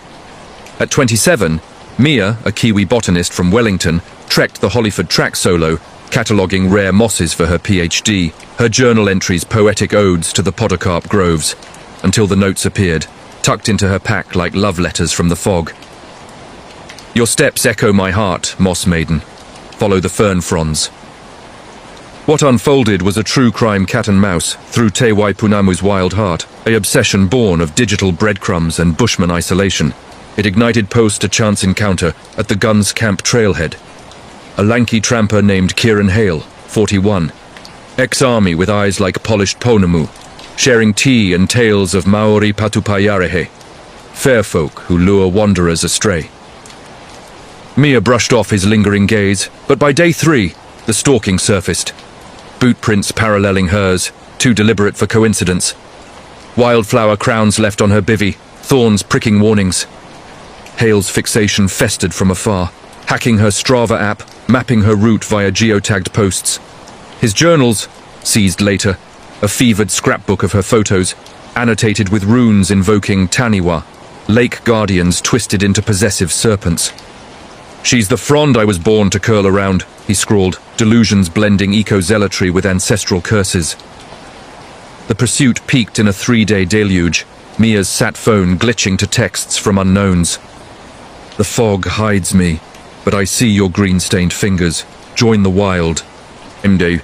She bolted cross-country toward Martin's Bay, ferns whipping like accusations, Hale's silhouette flickering in the mist, axe glinting not for trail clearing, but carving our forever. A rock slide, sabotaged, pinned her leg, Hale emerging like a wraith murmuring, "The Taniwa chose you for me!" No escape from the embrace. Mia's flare gun blast grazed his shoulder, buying time for a ranger chopper extraction, but Hale melted into the bush, leaving behind a carved pendant. Her face in greenstone, eyes hollowed for soul binding. Interpol's 2025 bust in a Queenstown lockup cracked his lair. Servers rigged for doxing, walls papered in Mia's digital life. He confessed to guiding her to enlightenment, linked to 2 prior disappearances ruled accidental. Mia relocated to the North Island, but Fiordland's mists carry his echo in every rustle. For stalker obsessions in New Zealand's emerald enigmas, this fog chase is your tangled trap. Subscribe for more trails turned terror. Italy. The Vesuvian vortex, glitch in the matrix and reality distortions. Naples' shadow-draped alleys, baking under Vesuvius's brooding gaze, swallowed tour guide Luca Rossi into a temporal tear on a balmy August afternoon in 2024. Leading a group through Pompeii's ash-choked ruins, Luca, 38, and versed in Herculaneum's lava lore, paused at the Villa of Mysteries frescoes, whipping Maynards frozen in eternal frenzy, when the world stuttered. Time looped, not in seconds but eras, 79 AD.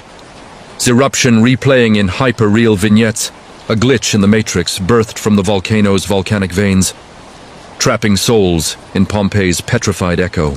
Luca's watch halted at 2:13 p.m., the sun hanging swollen as his tourists blurred into toga-clad shades, their chatter morphing to Latin pleas.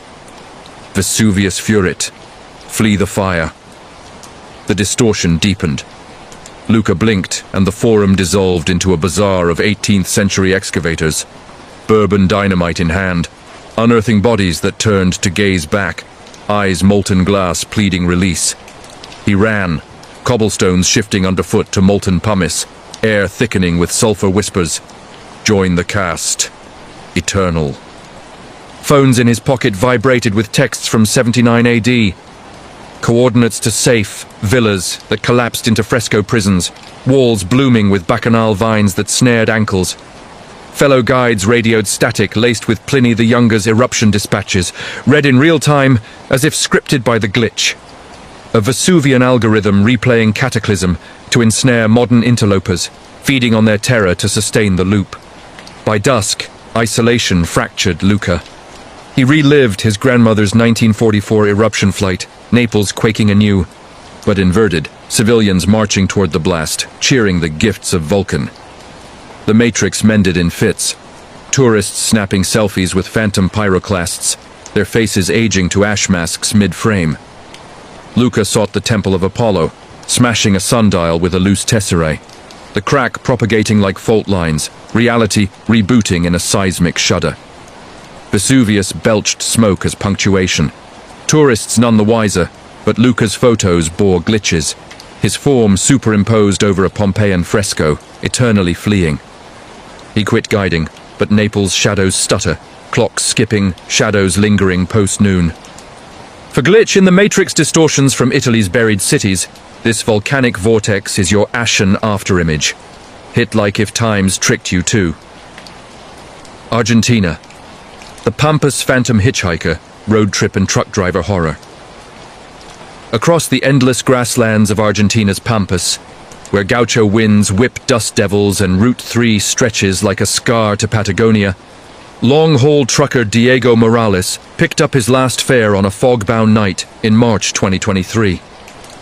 Hauling beef from Buenos Aires to Bahia, Blanca, Diego, 52, and grizzled from decades dodging peccary herds, spotted the figure thumbing at a crossroads near Azul. A woman in a sodden white dress, face veiled by rain, whispering, "Patagonia, home," over the CB static. What followed was a road trip horror straight from Llano folklore. The Dama de Blanco, a spectral hitchhiker possessing riders to reenact her 1920s death crash, turning asphalt into a possession-fueled phantom drive. She slipped into the cab silent as mist, dripping seawater despite the drought, her touch chilling the thermos of mate. Diego offered a poncho, but she murmured of lost lovers and buried gold, her voice layering with radio ghosts. Tango laments from 20s broadcasts, warning of the curve that claims. By midnight, the Pampas warped, milestones looping, the horizon folding like a bad map, her form flickering translucent, eyes hollow sockets reflecting Diego's regrets, his estranged daughter's unanswered calls, the wife cancer stole. Possession crept slow. His hands gripped the wheel unbidden, accelerating toward La Curva Maldita. Cursed curve, a real ravine where her Model T plunged, drowning her in a flash flood, her spirit binding drivers to relive the skid. The truck hydroplaned on phantom rain, brakes failing as she leaned close, breath fogging the dash with spectral frost. Drive us home, gaucho, into the deep. Visions assaulted, Diego as her paramour, arguing mid-storm, the crash in slow motion, chassis crumpling like foil. He swerved, smashing the rosary on the mirror, beads scattering like judgment hail, her wail shattering the windshield into safety glass mandalas. The glitch snapped, dawn broke over straight road, cab empty but seat sodden, mate cup overturned with 20s coins. Cops found her grave desecrated, but Diego drove on, haunted by CB echoes. For road trip trucker horrors in Argentina's windy wastes, this hitchhiker's your watery wheel. Comment your scariest drive. South Korea, the Han River Dorm doppelganger, haunted schools and dorm rooms. Seoul's neon-veiled skyline pierces the Han River's fog, but in Yonsei University's concrete dorms, built over Joseon-era execution grounds, the 2024 semester summoned a doppelganger haunting for exchange student Ji-yeon Park. At 21, Ji-yeon from Busan bunked in Underwood Hall, her room overlooking the river's serpentine glow, dismissing Hanok ghost yarns as K-drama fluff, until her reflection stepped out of the mirror at 3:33 a.m., a mirrored me from the 1592 Imjin War, when scholars were beheaded for treason. their shades mimicking students to steal identities and settle scores. Ji-yeon's first night. Laughter with roommates over ramyun, but post-lights out, the entity emerged. Her twin in reverse, left-handed where she was right, whispering dorm gossip in archaic Hangul. "Study harder, sister, or join the headless." The haunting mimicked intimacy. It attended lectures in her stead, acing exams with plagiarized Hanja scrolls, while Ji-yeon slept paralysis-pinned, watching her double raid her wardrobe, leaving outfits inside out, pockets stuffed with river pebbles etched with execution tallies. Roommates gaslit her. "You look tired, Annie," as the doppelganger spread chaos, lockers slamming in Morse for betrayal, showers running blood-tinged, rust they claimed, and Ji-yeon's grades tanking as the entity siphoned her essence, her reflection fading like overexposed film. In lore unearthed in Yonsei's archives. The Gongpo Mirror Ghost, a war wraith possessing high achievers, to relive scholarly purges, forcing suicides by erasure. Climax crashed during Chuseok break, Ji-yeon confronting her twin in the communal bathroom, mirrors fogging with spectral steam. The entity lunged, form overlaying hers, hands clawing for the throat, visions of beheadings, heads rolling like forgotten textbooks. Ji-yeon shattered the vanity with a Hanji talisman, rice paper charm inked with shaman blessings, glass exploding into fractal heads that screamed before dissolving. The dorm quieted, but Ji-yeon's scarab scar lingers, a faint noose line. For haunted dorm rooms in South Korea's scholarly shadows, this doppelganger's your mirrored menace. Share if mirrors make you flinch. Ireland, the Wicklow Waylay, camping and wilderness horror in national parks. The emerald folds of Ireland's Wicklow Mountains National Park, where glacial lakes lap at heather hills and fairy forts pock the peat, lured American expat Nora Riley and her fiancé Sean on a 2025 Easter camping trip to the Sally Gap. Seeking respite from Dublin's grind, they pitched their tent by the Pulafuka Reservoir on a mist-mantled eve, roasting marshmallows to tales of the Dieg Dew, red-cloaked vampire brides. But the wilderness horror that waylaid them was no myth. A banshee wail heralding a changeling curse, where the Fae swapped lovers for doppelgangers, trapping souls in eternal hikes. Nora, 29 and a graphic designer, woke to Sean's silhouette by the fire. Tall, but wrong. Gait loping, eyes glinting like foxfire. The swap unfolded insidious. Sean cooked breakfast with uncanny speed, his stew tasting of bog myrtle and regret. Whispering of Nora's buried secrets, childhood fears she'd confessed only in whispers. By midday, hiked to Juice Mountain, the fog thickened to soup, trails looping into Mobius mazes, cairns toppling to reform as arrowheads pointing inward. Nora's compass spun wild, her phone's GPS glitching to 1847 famine maps, Sean's hand on hers clammy, nails elongating into thorn curves. He mimicked perfectly, Sean's laugh at a kestrel's cry, but laced with Gaelic keens. Stay in the gap, love. The way out is the way in. A nightfall birthed the reveal. By loft light, his skin sloughed to reveal the changeling, gaunt, green-veined, ears pointed like hawthorn leaves, the real Sean glimpsed distant, thrashing in a fairy ring. Terror peaked in a gale-lashed chase, Nora bolting through bracken, the entity herding with hurled stones that whispered temptations.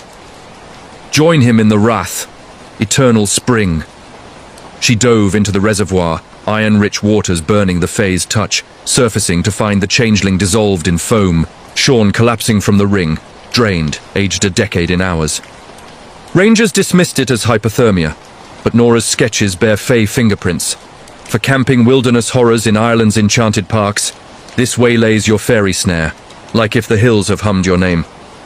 Buckle in, Fear Fam. This second wave of global chills is just the appetizer in our endless feast of frights.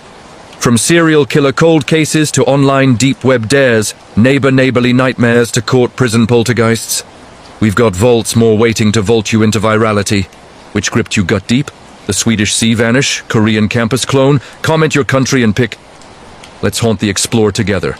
Subscribe, like, share to summon these shadows wider, and I'll catch you in the next nightmare drop. Sleep tight, if you dare. United States, the whispering walls of Willow Creek Manor, haunted houses and ghosts hauntings. It was a humid summer evening in 1987 when Sarah Jenkins first stepped foot into Willow Creek Manor, a sprawling Victorian mansion perched on the outskirts of Savannah, Georgia. The real estate agent had called it a steal. A forgotten gem from the antebellum South, complete with creaking oak floors, crystal chandeliers that hadn't seen polish in decades, and a price tag that screamed desperation. Sarah, a single mom fresh off a messy divorce, saw it as her fresh start. Her 8-year-old daughter, Emily, clutched her teddy bear tighter than usual as they crossed the threshold, the heavy front door groaning like a dying breath behind them. Little did they know, Willow Creek wasn't just haunted. It was alive with the echoes of a tragedy that refused to fade. A ghost story so real it had driven 3 previous owners to madness. The first night was subtle. Sarah unpacked boxes in the grand foyer, the air thick with the scent of aged wood and faint lavender, while Emily explored the upstairs nursery. As twilight bled into night, Sarah heard it. A soft murmur, like voices arguing in the next room. She chalked it up to the wind rattling the loose shutters, but when she checked, the windows were sealed tight.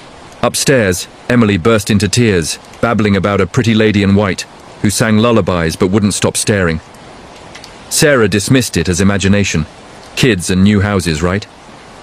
But as days turned to weeks, the whispers grew bolder. They'd start at dusk, low and indistinct, filtering through the walls like radio static from hell. Sarah would pause mid-dinner, fork hovering, convinced she heard her name. Sarah! Join us. Emily's drawings shifted from crayons of rainbows to charcoal sketches of shadowy figures lurking in corners, their eyes hollow voids.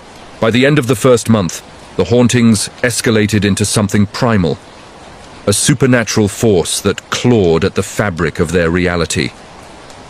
One stormy afternoon, Sarah returned from grocery shopping to find the kitchen table set for 4, porcelain plates from the 1800s, dust-free and gleaming, arranged around an empty high chair that hadn't been there before. No one had entered the house.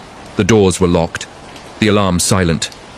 That night, the whispers turned to screams. Emily bolted into Sarah's bedroom at 3:17 a.m., her nightgown soaked in sweat, gasping that the lady in white had tried to tuck her in, but her hands were ice-cold bones. Sarah rushed to the nursery, flashlight beams slicing the darkness, only to see the antique rocking chair swaying violently, though the window was shut against the gale outside. As she approached, the air dropped 20 degrees, frost blooming on the glass like skeletal fingers. And then, the apparition materialized, not a hazy spectre, but a woman in a tattered gown, her face half melted from some unspeakable fire, eyes pleading as she mouthed, "Save them. The children burn." Sarah's research unearthed the manor's dark heart. In 1864, during Sherman's march to the sea, Confederate widow Eliza Hawthorne had barricaded her family inside Willow Creek to escape Union torches. But the soldiers came anyway, mistaking the flickering candlelight for a signal. They doused the place in kerosene, and Eliza watched her 3 children perish in flames, their screams echoing as she clawed at the walls, begging for mercy. She survived, scarred and shattered, only to hang herself in the nursery weeks later, whispering curses to the flames that took everything. Locals whispered of her ghost-seeking surrogate children, drawing families in with cheap deals, then reenacting the horror. Whispers turning to fires that never quite ignited but singed the soul. The possessions began subtly with Emily. She'd wake with singed hair, tiny blisters on her palms like she'd gripped hot coals in a dream. Sarah installed cameras, hired a local paranormal investigator named Dr. Harlan Graves, a grizzled ex-professor who'd debunked more hoaxes than Bigfoot sightings. His EMF meters spiked off the charts in the nursery, EVP recordings capturing children's laughter mixed with Eliza's guttural pleas. "My babies, give them back." One session, as Graves chanted a cleansing ritual, Emily convulsed, her voice dropping to a rasp that wasn't hers. "The fire comes for you all. Join us in the blaze." Sarah yanked her daughter away, but not before the room ignited. Not in flames, but in a swirl of spectral embers that danced like fireflies from hell, scorching the wallpaper into charred silhouettes of tiny hands reaching out. Desperation peaked on All Hallows' Eve. Sarah, armed with sage bundles and holy water from a skeptical priest, confronted Eliza in the foyer. The ghost manifested fully, her form elongating into a vortex of smoke and sorrow, the whispers now a cacophony of 100 lost souls from the manor's bloodied history. Emily floated inches off the ground, eyes rolled back, chanting in archaic English about eternal pyres. Sarah screamed incantations, splashing water that sizzled on contact, but Eliza lunged, her bony grip closing around Sarah's throat. Visions flooded her mind. The children's final moments, skin bubbling, pleas turning to gurgles. In that instant, Sarah understood. The haunting wasn't vengeance. It was a mother's fractured grief, trapping innocence in her loop of loss. With a surge of maternal fury, Sarah shattered a family heirloom mirror Eliza had cherished, its shards exploding like shrapnel. The ghost wailed, form unraveling into wisps that sucked back into the walls, the house shuddering as if exhaling a century's worth of agony. Emily collapsed, safe but drained, the blisters fading by dawn. They fled Willow Creek the next day, selling it for a pittance to a developer who bulldozed it into condos. But Sarah still hears the whispers on windy Georgia nights, a faint thank you laced with lingering hunger. If you're searching for real haunted house stories that feel too true to be fiction, this one's a warning. Some walls don't just hold memories, they hunger for more. United Kingdom, the Blackwood beast of the Yorkshire moors, supernatural creatures, cryptids, and wendigos. Deep in the fog-shrouded wilds of the Yorkshire Dales, England, where ancient stone walls snake through heather-choked hills like veins of forgotten gods, the village of Blackwood has long whispered of the beast. It's 2012, and hiker Tom Hargrove, a rugged 42-year-old former Royal Marine turned outdoor guide, leads a group of amateur trekkers on what should be a routine autumn ramble. The air bites with the crisp promise of frost, sheep bleating distantly as the party crests a ridge overlooking a desolate peat bog, known locally as Devil's Throat. Tom's seen it all, blizzards in the Brecons, floods in the lakes, but nothing prepares him for the guttural snarl that rips through the mist at dusk, freezing blood in veins. The group, 4 city folk from London, ill-equipped with fancy Gore-Tex and zero wilderness sense, laughs it off at first. Fox, maybe, or a feral dog, mutters Claire, the sharp-tongued accountant clutching her thermos like a talisman. But Tom knows better. Legends of the Blackwood beast stretch back to the 1700s, tales of a Wendigo-like abomination. A hulking cryptid born from famine-cursed miners who resorted to cannibalism during the brutal winters of the Industrial Revolution. Starved souls, they say, twisted by desperation into a gaunt, antlered horror with skin like stretched leather, eyes glowing like peat fires, and a hunger that echoes in howls that mimic human cries. Sightings were dismissed as moorland madness until 1953, when a shepherd vanished. His carcass found eviscerated, bones picked cleaner than a vulture's feast. As night falls, the group pitches tents in a hollow, sheltered by gnarled hawthorns, the bog's black water gurgling like a living throat nearby. Tom builds a fire, flames crackling against the encroaching chill, sharing yarns to ease nerves, ghost lights over the Roman roads, fairy rings that steal children. Laughter dies when the first print appears in the mud at dawn. A cloven hoof the size of a dinner plate, toes elongated into claws that gouged deep furrows. Panic ripples, they pack hastily, but the fog thickens, compass needles spinning wildly. That's when the mimicry starts. Faint voices calling names from the mist. Tom, over here! It's his own timbre, but laced with a wet rasp, like lungs filled with bog water. He shouts back, leading the group toward what sounds like Claire's plea, only to stumble into a circle of standing stones, their lichen-crusted surfaces etched with runes that pulse faintly in the gloom. By midday, isolation fractures them. One hiker, young Marcus, swears he sees a shadow loping parallel on the ridge. Tall as a man but bent forward, limbs too long, hide mottled grey like decayed flesh. It vanishes when he blinks, but his water bottle lies empty, punctured by teeth marks that curve inward like hooks. Hunger gnaws at them all. Rations dwindle as the beast's presence warps the land. Berries Tom knows as edible shrivel on the vine, tasting of ash and rot. Sleep evades in fits, Claire wakes screaming of dreams where she's chased through endless moors by a figure with her late husband's face, stretched into a maw of jagged fangs, begging for just a bite, love. Tom pieces it together from old guidebooks. The beast doesn't kill outright. It starves you first, amplifying primal fears until you turn on each other, fulfilling the cannibal curse that birthed it. The climax unfolds on the third night, as a blood moon hangs low, painting the heather crimson. The group huddles by a dying fire, shadows twisting unnaturally. A branch snaps, then another, closer. Tom's torch beam catches it.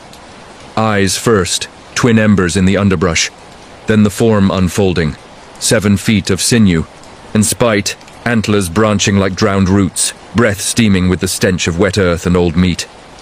It rears, vocalizing in a chorus of stolen voices. Marcus's laugh, Claire's sobs, Tom's own command to "Run, lads!" The hikers bolt, scattering into the fog, but the beast toys with them, herding like a shepherd of nightmares. Marcus trips into a peat pit, vanishing with a gurgle. His screams echo for hours, though the bog yields no body. Tom and Claire make the tree line by false dawn, collapsing as villagers from Blackwood arrive with lanterns and shotguns. Routine search for lost ramblers. They babble of the beast, dismissed as hypothermia hallucinations, but Tom's boot sole bears a gash from claws that match 18th century etchings in the local pub. Claire never speaks again, institutionalized with whispers of endless hunger. Tom quits guiding, but the moors call him back yearly, drawn by howls on the wind. Locals bury salted iron at crossroads now, but the beast endures, a cryptid reminder that some hungers outlive the grave. If cryptid encounters and Wendigo legends from the UK keep you scrolling for more supernatural creature stories, share this if it made your skin crawl. Canada, the frozen echoes of Nunavut, demons and possessions. In the endless white expanse of Nunavut's Arctic tundra, where winter nights stretch like infinite voids, and the aurora dances as if mocking mortal fears, the community of Iqaluit huddled against the 2015 polar vortex. Among them was Inuit elder Mikael Okpik, a shaman's descendant who ran the local trading post, his weathered face etched with tales of Tupilak, vengeful spirit carvings, and wendigos that stalked the ice. But nothing in his lore prepared him for the demon that latched onto his niece, 22-year-old Lena, a university student home for the holidays. What started as homesickness twisted into a possession so visceral it split the village, a real demonic encounter that blurred the line between ancient curses and modern madness.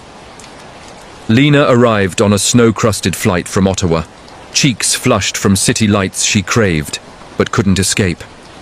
The first sign was a chill that followed her indoors. Frost tracing her breath, even by the oil stove's glow. She laughed it off, blaming jet lag, but by evening her skin mottled with bruises like fingerprints from invisible hands. Mikael noticed her eyes, once warm brown, now flecked with unnatural yellow, pupils dilating like ink in water. That night, as gales howled like tormented souls, Lena's screams shattered the silence. She thrashed in her sealskin bedding, speaking in guttural Inuktitut laced with tongues no one recognized. Sumerian snarls, perhaps, or something older, dredged from permafrost graves. Word spread like wildfire on ice. The Anglican priest, Father Elias, arrived with Bible and crucifix, but the entity mocked him, Lena's voice booming from her slight frame. Your God cowers in the cold, I am the eternal freeze. Possessions in the north aren't theatrical Hollywood spins, they're slow erosions, the demon feeding on isolation's despair. Lena's body temperature plummeted to 92 degrees, her veins mapping black webs under translucent skin. She devoured raw caribou heart one dawn, eyes rolling back in ecstasy, then retched shadows that pooled like oil on the floor, vanishing before dawn. Mikael delved into forbidden Kilanic rituals, drumming throat-sung invocations to banish the intruder, but it countered with visions. Lena reliving her mother's death in a blizzard, guilt amplified into self-flagellation, where she clawed runes into her arms, bleeding words that steamed in the air. Torment eternal. The village turned vigilante. Hunters tracked anomalous prints in the snow. Humanoid but elongated, toes splayed like wolf pads, leading to an abandoned Thule whaling site, bones scattered as if fleeing something vast. There, under a blood-red aurora, the demon revealed its form through Lena. She levitated above the ice, hair whipping like tentacles, her mouth unhinging to emit a wind that hurled sled dogs into spasms. Father Elias chanted exorcisms, Mikhail countering with amulets of whalebone and narwhal tusk, but the entity lashed out, possessing a stray Malamute that turned on its pack, ripping throats with foam-flecked jaws before collapsing. Eyes burst from sockets. Climax came in the longhouse during a communal feast, flames leaping as elders invoked ancestors. Lena convulsed at the center, body arching backward until spine cracked audibly, vomiting a slurry of black ichor that hardened into obsidian shards. The demon spoke through her, confessing origin. A pre-Christian spirit, bound in glacial crevasses by shamans eons ago, thawed by climate's cruel hand. It sought vessels in the young, promising power over the endless winter, immortality in ice. Mikhail plunged a heated ulu blade into her palm, drawing a sigil of banishment, while Elias doused her in holy water that boiled on contact. Lena's screams morphed from rage to relief, the entity ejecting in a gale that shattered igloo walls, fleeing north toward the pole. Lena survived, scarred but whole, her yellow-flecked eyes fading over months. The village burned the whaling site, scattering ashes to sea, but Mikhail swears the winds carry faint whispers still. For those hunting demons and possessions, true stories from Canada's frozen hell, this one's a frozen dagger to the heart. Comment if you've felt the Arctic's grip. Australia, the outback stalker's shadow, stalkers and obsessions, true crime. Under the relentless sun of the Australian outback, where red dust chokes horizons and road trains rumble like thunder across the Nullarbor Plain, 2018 marked the unraveling of Emily Hart, a 29-year-old geologist on a solo survey gig near Kuba Pedy. The opal mining town, carved into underground bunkers to evade 120-degree heat, promised isolation and fortune. Emily, escaping a toxic breakup in Sydney, embraced the solitude, until the letters started arriving at her dig site mailbox, penned in meticulous script. I see you digging for treasures, but I'm the gem you'll never unearth. Yours eternally, S. True crime obsessives know the Nullarbor is a graveyard for the vanished, but Emily's stalker saga twisted into obsession-fueled nightmare that spanned 500 miles of unforgiving scrub. It began innocently. A flat tire on the Stuart Highway, fixed by a drifter named Victor Kane. A wiry ex-miner with eyes like polished opals, sharp, multifaceted, unblinking. He chatted her up over lukewarm beer at a roadhouse, sharing yarns of ghost towns and buried riches. Emily brushed it off as bush hospitality, but Victor lingered in her rear view, his battered ute trailing at a distance. The letters escalated, details only an intimate witness could know. Her habit of humming ABBA while sifting soil, the scar on her knee from a childhood fall. You're alone out here, Em. Let me keep you safe from the drop bears and dingoes. Paranoia bloomed. She changed campsites nightly, GPS tracking her route, but he'd appear at fuel stops, casual as clockwork, offering jerry cans with a smile that curdled.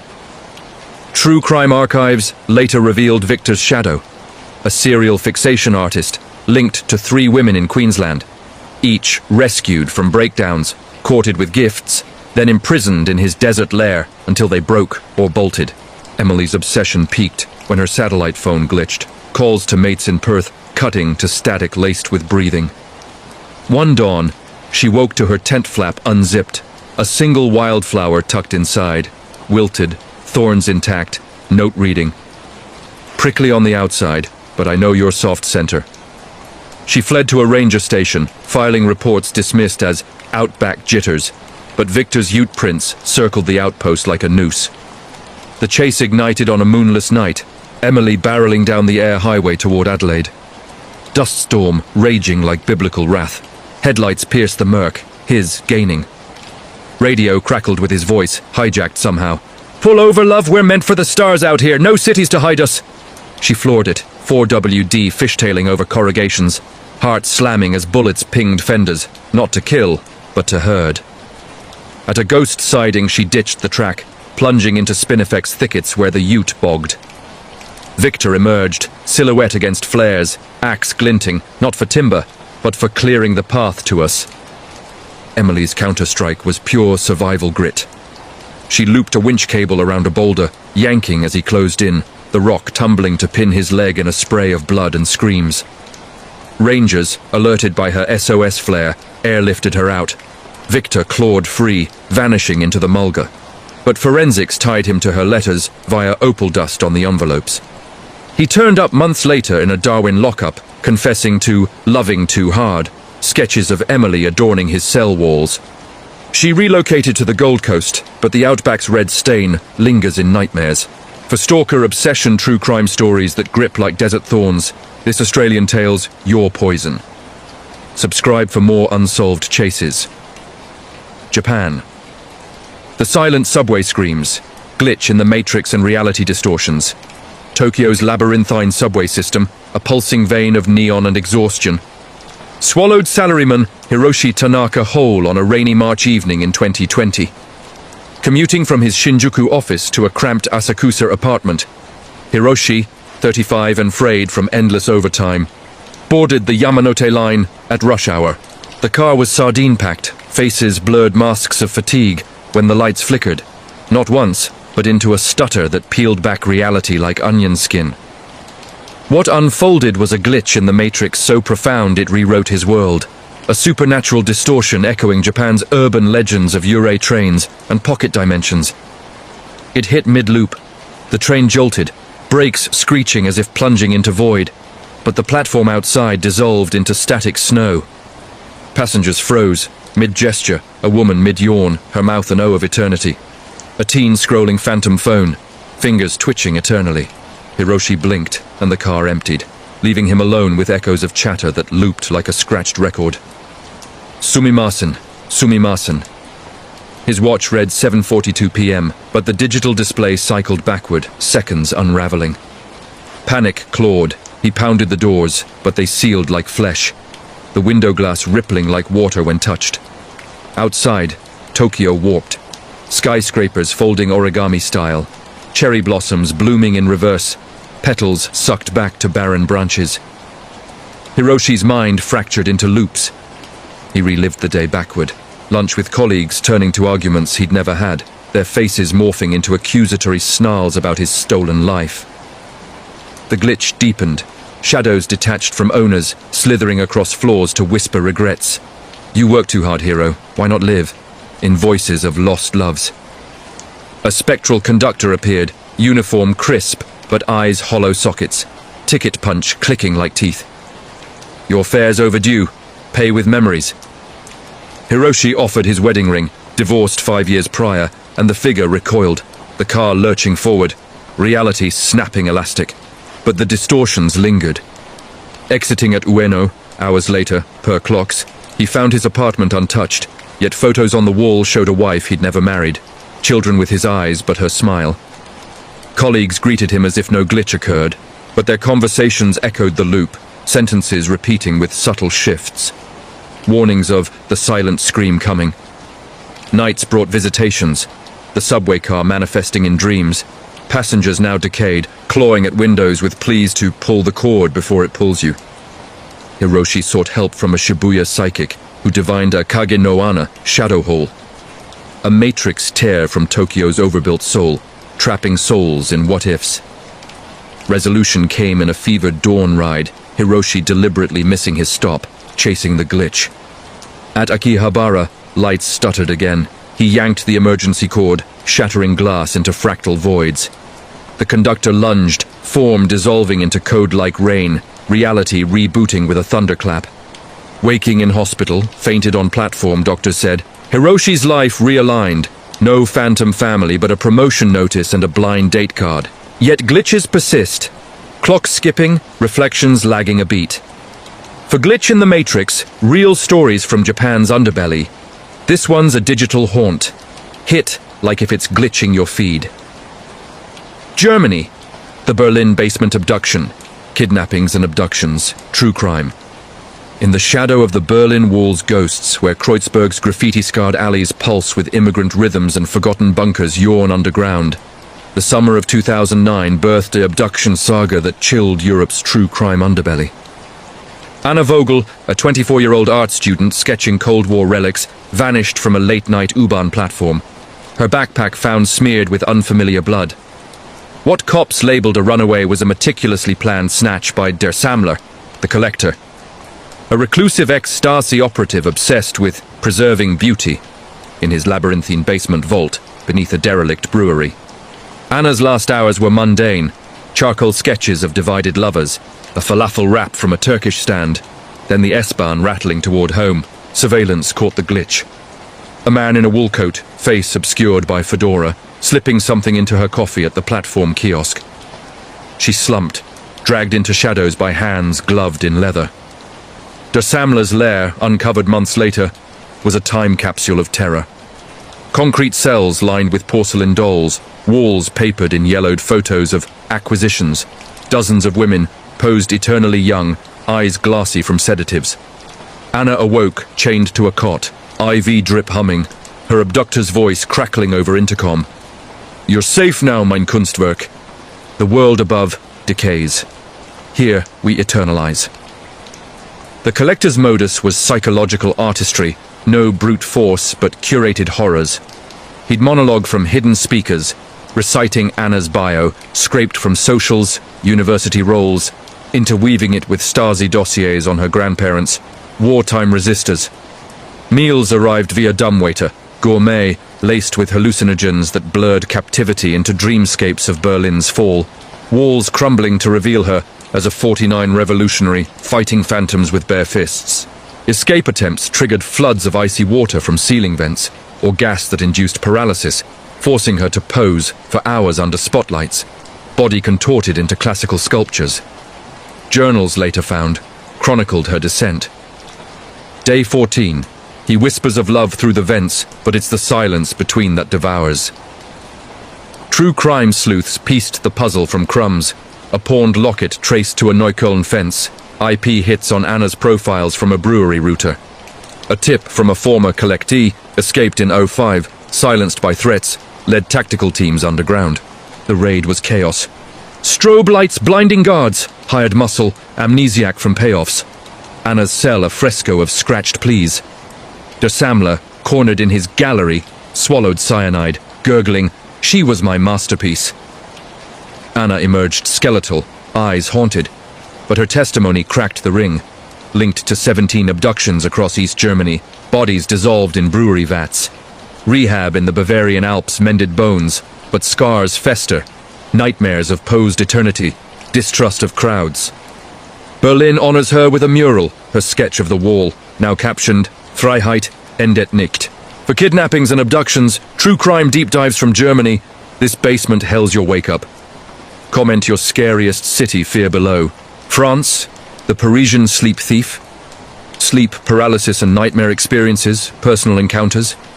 Paris, the city of light, harbors shadows in its Haussmann boulevards, where the Seines murmur lulls lovers, but awakens horrors for insomniacs like Claire Dubois, a 31-year-old bookseller in the Marais district. In the sweltering heat wave of 2022, Claire's nights fractured under sleep paralysis's grip. Not mere episodes, but a relentless nightmare entity dubbed Le Voleur de Sommeil, the sleep thief, that blurred personal terror with folklore of incubi stalking the catacombs. It crept in after a breakup, Claire curling in her garret apartment, overlooking Notre Dame's scaffolds. First episode, 3 a.m., body leaden, room tilting as a figure coalesced at bedfoot. Tall, cloaked in fog, face a void sucking light. It didn't lunge. It leaned, breath like moldy pages, whispering in archaic French. "Donne-moi tes rêves, petite!" She couldn't scream, lungs crushed, but her mind raced. Hallucination, stress-fueled, per online forums. Yet mornings brought souvenirs, featherlight scratches on ankles, books from her shop rearranged into stacks spelling rave in dust. Escalation turned nocturnal into nocturnal warfare. The thief evolved, manifesting mid-paralysis as lovers from half-remembered pasts. Her ex's cologne, a professor's leer. Seducing, then suffocating. Nails raking ribs in ecstasy pain. Claire's days blurred. She'd nod off at the counter, waking to customers' stares, journals filling with sketches of the entity. Elongated limbs, eyes like spilled ink, always hovering just beyond touch. A Montmartre medium, Madame Laveau descendant, diagnosed it as a rêve vol, dream parasite, fattened on Paris's romantic despair, entering via open windows like the city's endless sighs. Desperation peaked in a week-long siege. Claire barricaded with salt lines and lavender sachets, but the thief breached, dragging her into hypnagogic hells. Paris inverted, Eiffel Tower burrowing downward, crowds marching backward into Seine mists. It force-fed nightmares, reliving her mother's cancer vigil, tumors blooming on strangers' faces. Alternate lives where she drowned in acclaim, only to plummet from garret ledges. Heart pounding at 180 BPM, she'd claw awake, sheets shredded, throat raw from silent howls. Climax unfolded on Bastille Day, fireworks booming as Claire baited it with a lucid dream journal left open. In paralysis's thrall, she confronted, "What do you want?" The thief coalesced fully, form shifting to her reflection, older, hollowed. "Your piece, trade it for mine." Revelation. It was her suppressed grief, manifested, stealing rest to hoard sorrow. With willed fury, Claire recited Proust backward, Le temps retrouvé, shattering the illusion, entity dissolving in aurora shards. Dawn brought sleep's return, untainted. Claire's shop now stocks Rêve Libéré, her paralysis tales bound in velvet. For sleep paralysis nightmare experiences from France's dream-weaving streets, this personal encounter's your midnight mirror. Share if it's stolen your Z's. Brazil, the Amazonian intruder's whisper, home invasion and intruder stories. The Amazon rainforest's emerald heart, in the sweltering state of Amazonas, Brazil, engulfs Manaus like a green tsunami. But in 2017, it birthed a home invasion horror for biologist Sofia Ramos, 28, stationed in a riverside cabin, studying piranha migrations.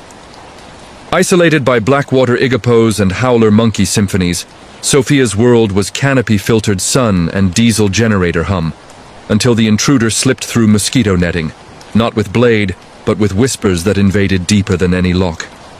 Rainy season, flooded paths, stranding Sofia with radio static and canned feijoada.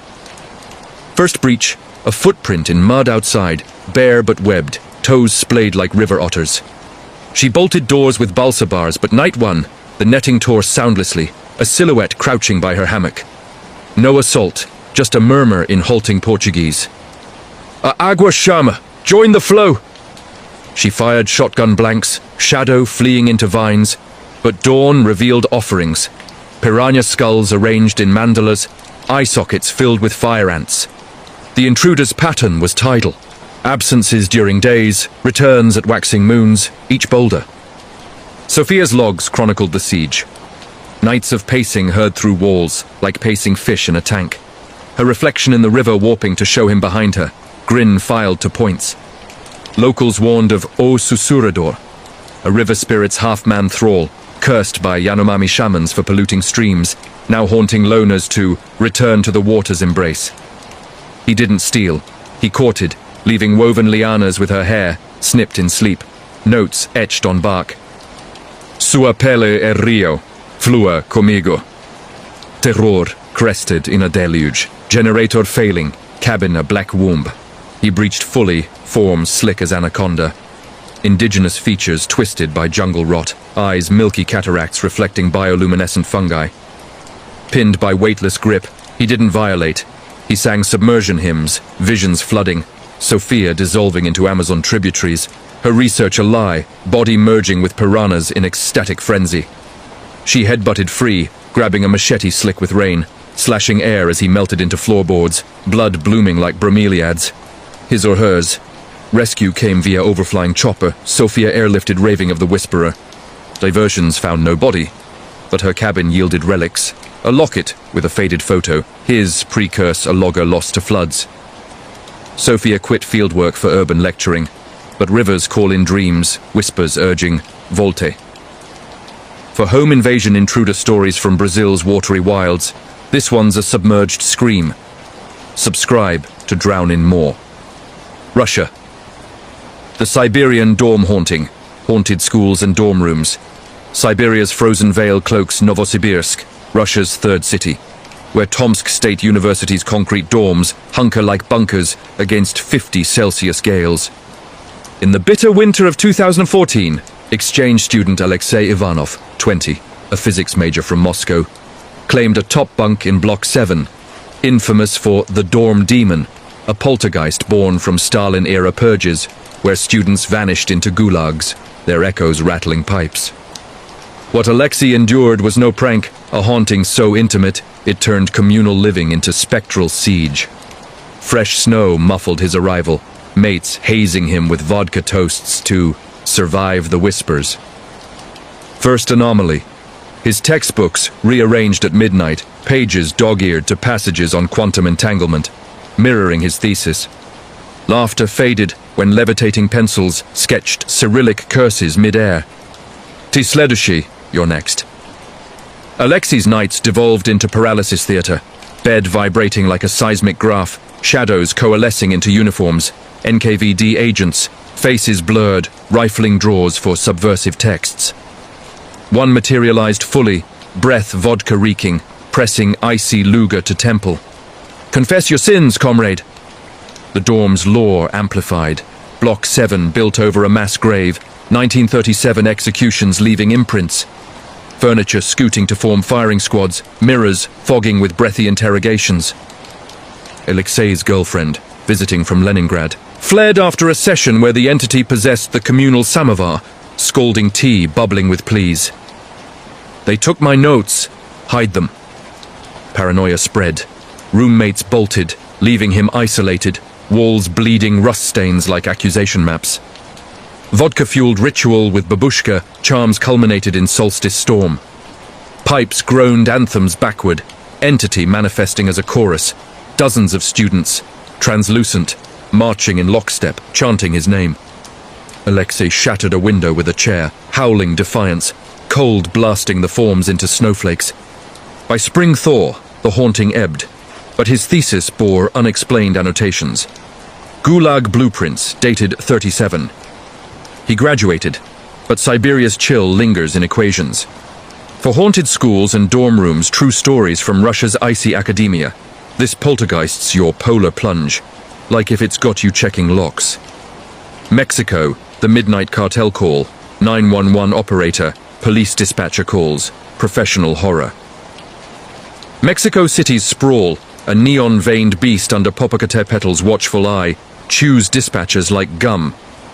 In the 2016 rainy season, operator Rosa Morales, 39, manned the 911 lines from a bunker in Iztapalapa, fielding chaos, fender benders, domestics, the occasional narco hit.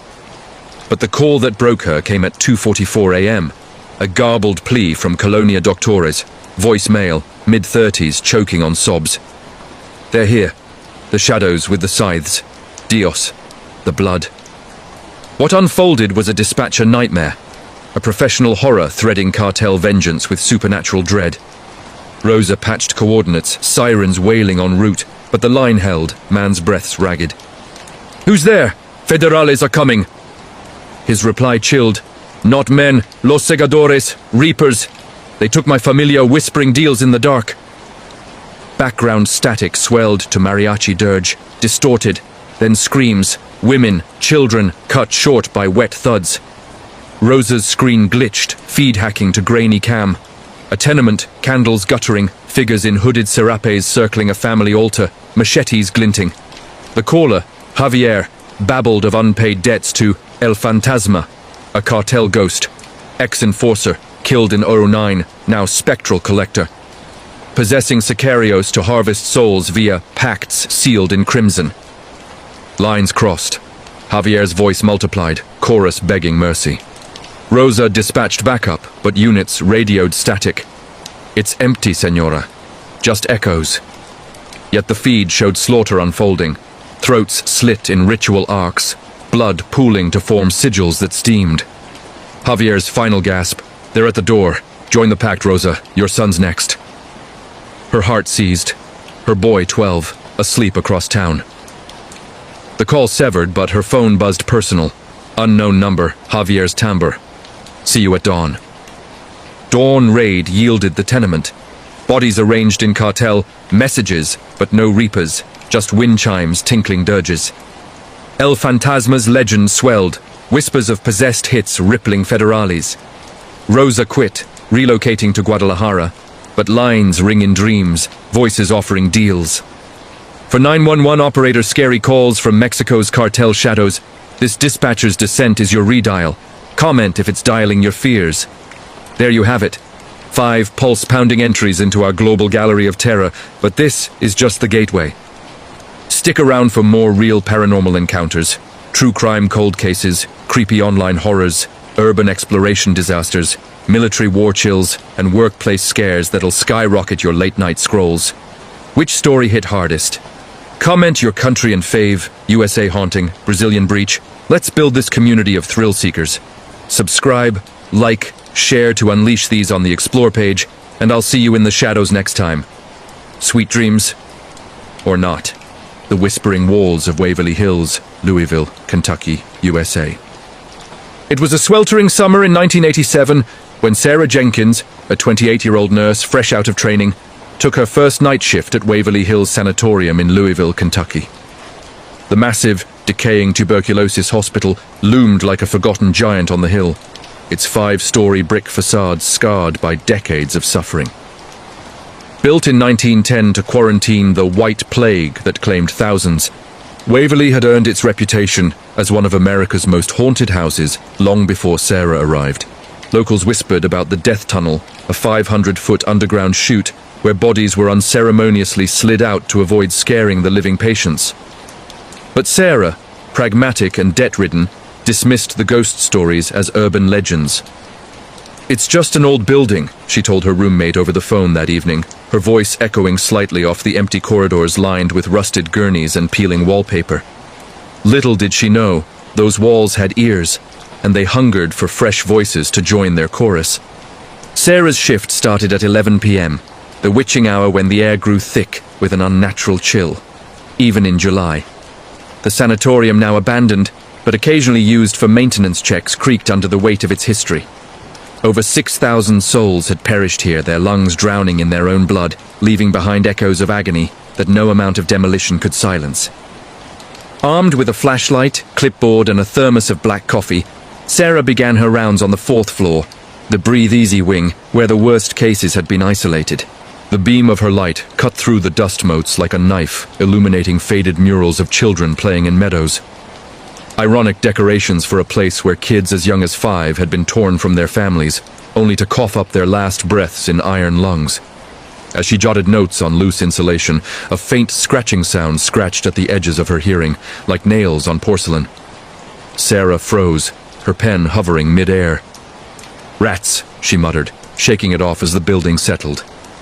But the scratching grew rhythmic, almost deliberate, forming words she couldn't quite make out.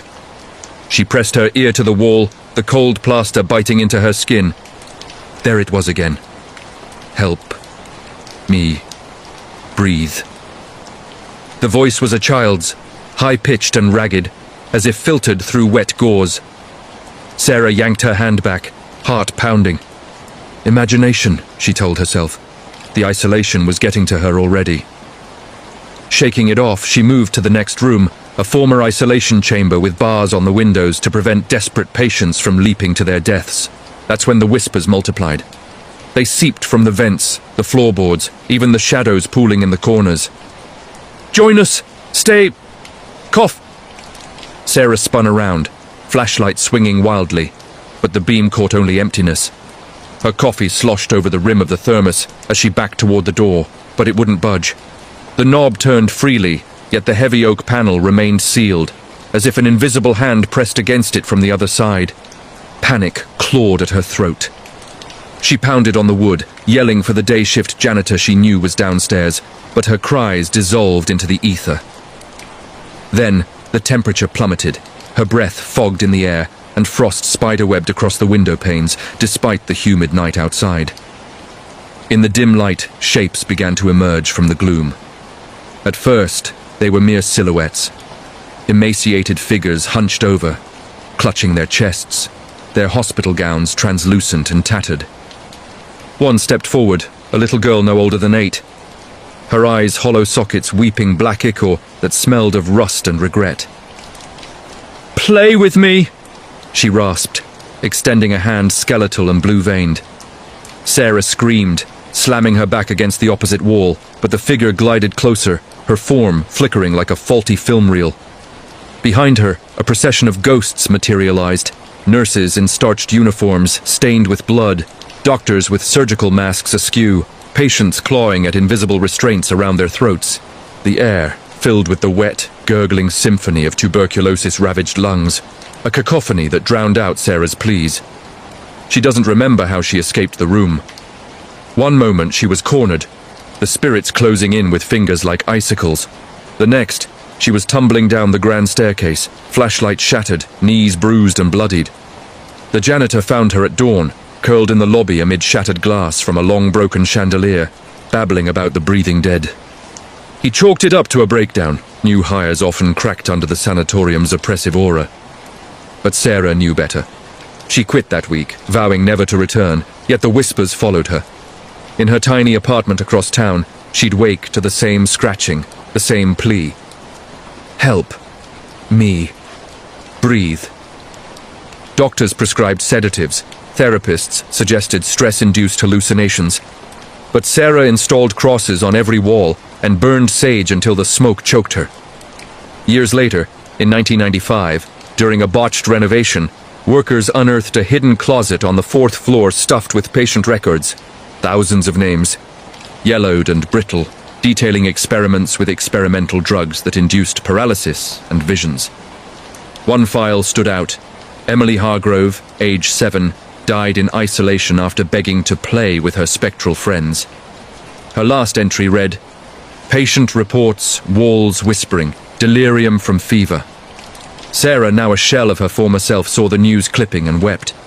Waverley wasn't just haunted, it was a prison for the forgotten, their tuberculosis-tainted souls bound to relive the isolation eternally.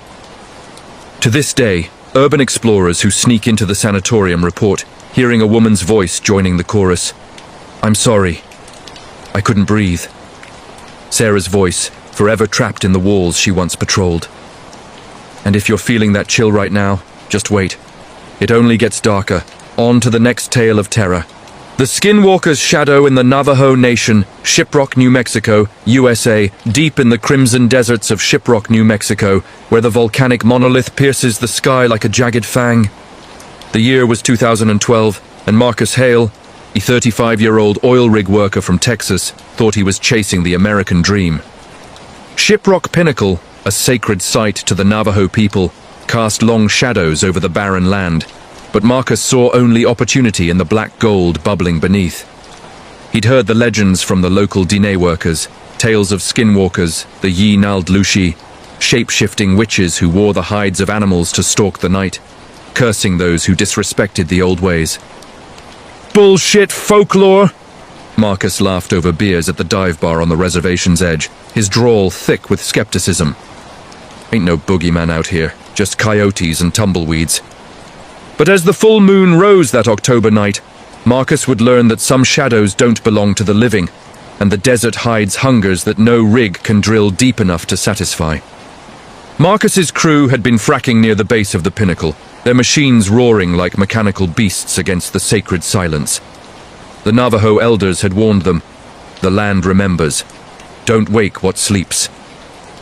But deadlines loomed, and the foreman pushed harder, blasting dynamite that echoed like thunder across the flats. That evening, as the sun bled orange into the horizon, Marcus volunteered for the overtime watch, guarding the equipment from vandals or thieves. Alone in his pickup, radio crackling with static, he parked at the site's perimeter, the pinnacle's silhouette looming like a watchful sentinel. The air hummed with an unnatural stillness, even the wind held its breath. He cracked a warm soda, lit a cigarette, and scanned the horizon with binoculars, chuckling at his own paranoia. Around midnight, the first anomaly stirred. A low howl pierced the quiet. Not a coyote's yip, but something guttural, almost human, laced with a mocking laughter that twisted into a snarl. Marcus killed the engine, ears straining. "Probably some drunk rancher," he muttered, but his hand drifted to the Glock on the dash. The howl came again, closer, circling the truck like a predator sizing up prey. Peering through the grimy window, Marcus spotted it. A figure loping on all fours across the scrubland. Too fluid, too deliberate. At first, he thought it was a wolf, massive, with fur matted black as oil. But as it paused under the headlight's glare, he saw the impossibility. The creature's eyes glowed amber, not animal wild, but intelligent, malevolent, locking onto his with a grin that split its muzzle into rows of human teeth filed to points. Heart slamming against his ribs, Marcus floored the gas, tires spitting gravel as he barreled toward the main road. But the skinwalker kept pace, effortlessly, its form blurring at the edges. Now a coyote, now a man in tattered hides, now something in between. It leaped onto the truck bed with a thud that rocked the chassis, claws scraping metal like nails on a chalkboard. Marcus swerved, screaming profanities, but the beast held fast, its hot breath fogging the rear window. In the side mirror, he glimpsed it. Elongated limbs, skin stretched taut over bones that shouldn't bend that way, and a face, oh God, the face, elongated like a horse's but with his own mother's eyes pleading silently as if the witch had stolen her soul to mock him. He crashed through a barbed wire fence, the truck fishtailing into a dry arroyo. The skinwalker vaulted off, vanishing into the night, but the damage was done. Marcus stumbled from the cab, flashlight trembling in his grip, only to find footprints around the vehicle. Not paws, but bare human soles, imprinted with his own boot treads. The curse had begun. Back at the motel, cheap neon buzzing overhead, sleep evaded him. Whispers slithered through the vents.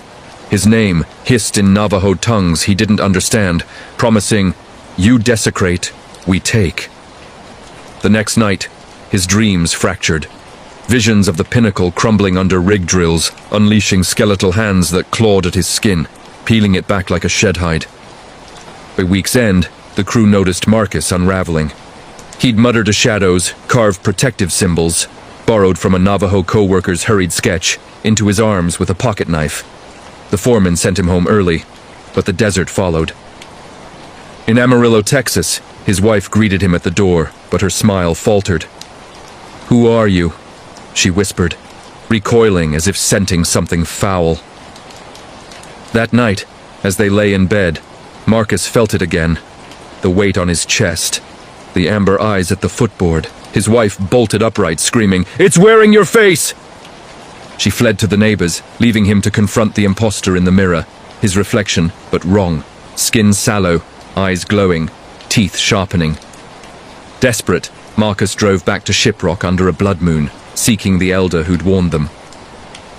Old man Sosi, weathered as the canyons, met him at dawn by the pinnacle. "You woke it," Sosi said, voice gravelly with sorrow. "Skinwalkers are the broken, Navajo outcasts who twist the medicine way for vengeance. Yours latched because you laughed at the land's pain." They performed a hasty Hatali ritual. Chants, corn pollen scattered like golden tears, eagle feathers waved to sever the tie. As the sun crested, Marcus felt the pull snap, a vacuum sucking the cold from his bones. But the elder's eyes held pity. It may return, the desert forgives, but never forgets. Marcus quit the rigs, moved to the city, but the whispers linger on windy nights, and sometimes, in crowded bars, he catches a loping shadow in his peripheral vision. Shiprock stands eternal, a reminder that some boundaries, between man and monster, sacred and profane, should never be breached. And in the Navajo Nation, the skinwalkers still prowl, waiting for the next fool to mock the night. The desert's dry throat may quench your thirst for now, but hold on tight. These cryptid horrors are just warming up. The Black-Eyed Children's Knock, Tonopah, Nevada, USA. In the ghost town fringes of Tonopah, Nevada, where silver mines scar the earth like open wounds from the 1900s, boom, Emily Carter, a 42-year-old travel blogger chasing authentic Americana, pulled her RV off Route 6 in the fall of 2018. The Mizpah Hotel, once the tallest building west of the Mississippi and playground for silver barons, now stood as a restored relic peddling haunted luxury to thrill-seekers. Emily, jaded from a decade of sanitized ghost tours, sought the raw edge. The cold cases of miners vanishing into shafts, whispers of black-eyed children luring souls to unseen fates. "If spirits exist, they're not in velvet ropes," she typed into her laptop that dusk. The screen's glow, her only companion as wind, howled through the boarded-up saloons. But Tonopah's darkness doesn't discriminate between believers and skeptics. And that night, the children came calling with eyes like polished obsidian. Emily checked into room 502, the Jane Doe suite, named for a prostitute found hanged in the closet during a 1911 storm. Her spirit allegedly tugging at guests' hair in jealous fits. The room smelled of mothballs and regret, its antique four-poster bed sagging under faded quilts. She unpacked her GoPro, EMF meter and Ouija board, setting up for a live stream to her 50,000 subscribers. "Tonopah's true terror isn't ghosts. It's the isolation that drives you mad," she narrated, voice steady, despite the flicker of candlelight casting elongated shadows. Outside, the desert stretched infinite, broken only by the skeletal remains of the Tonopah Spring Hotel, burned to ash in 1923, claiming 20 souls who danced as flames licked the walls. As midnight tolled from the distant clock tower, a knock echoed, soft, insistent, like knuckles on coffin wood. Emily paused her recording, assuming a lost tourist. "Front desk's downstairs," she called, but the rapping persisted, now accompanied by a child's voice, treble and eerily polite. "Mom?" "We need help. It's cold out here." Curiosity piqued, her inner journalist overriding caution. She cracked the door, chain still latched. Two children stood in the hall, a boy and girl, no older than 10, dressed in outdated coats buttoned to their chins, faces pale as moonlit quartz. "Our car broke down," the girl said, her brother nodding solemnly. "Can we come in, just to warm up?" Emily's smile froze.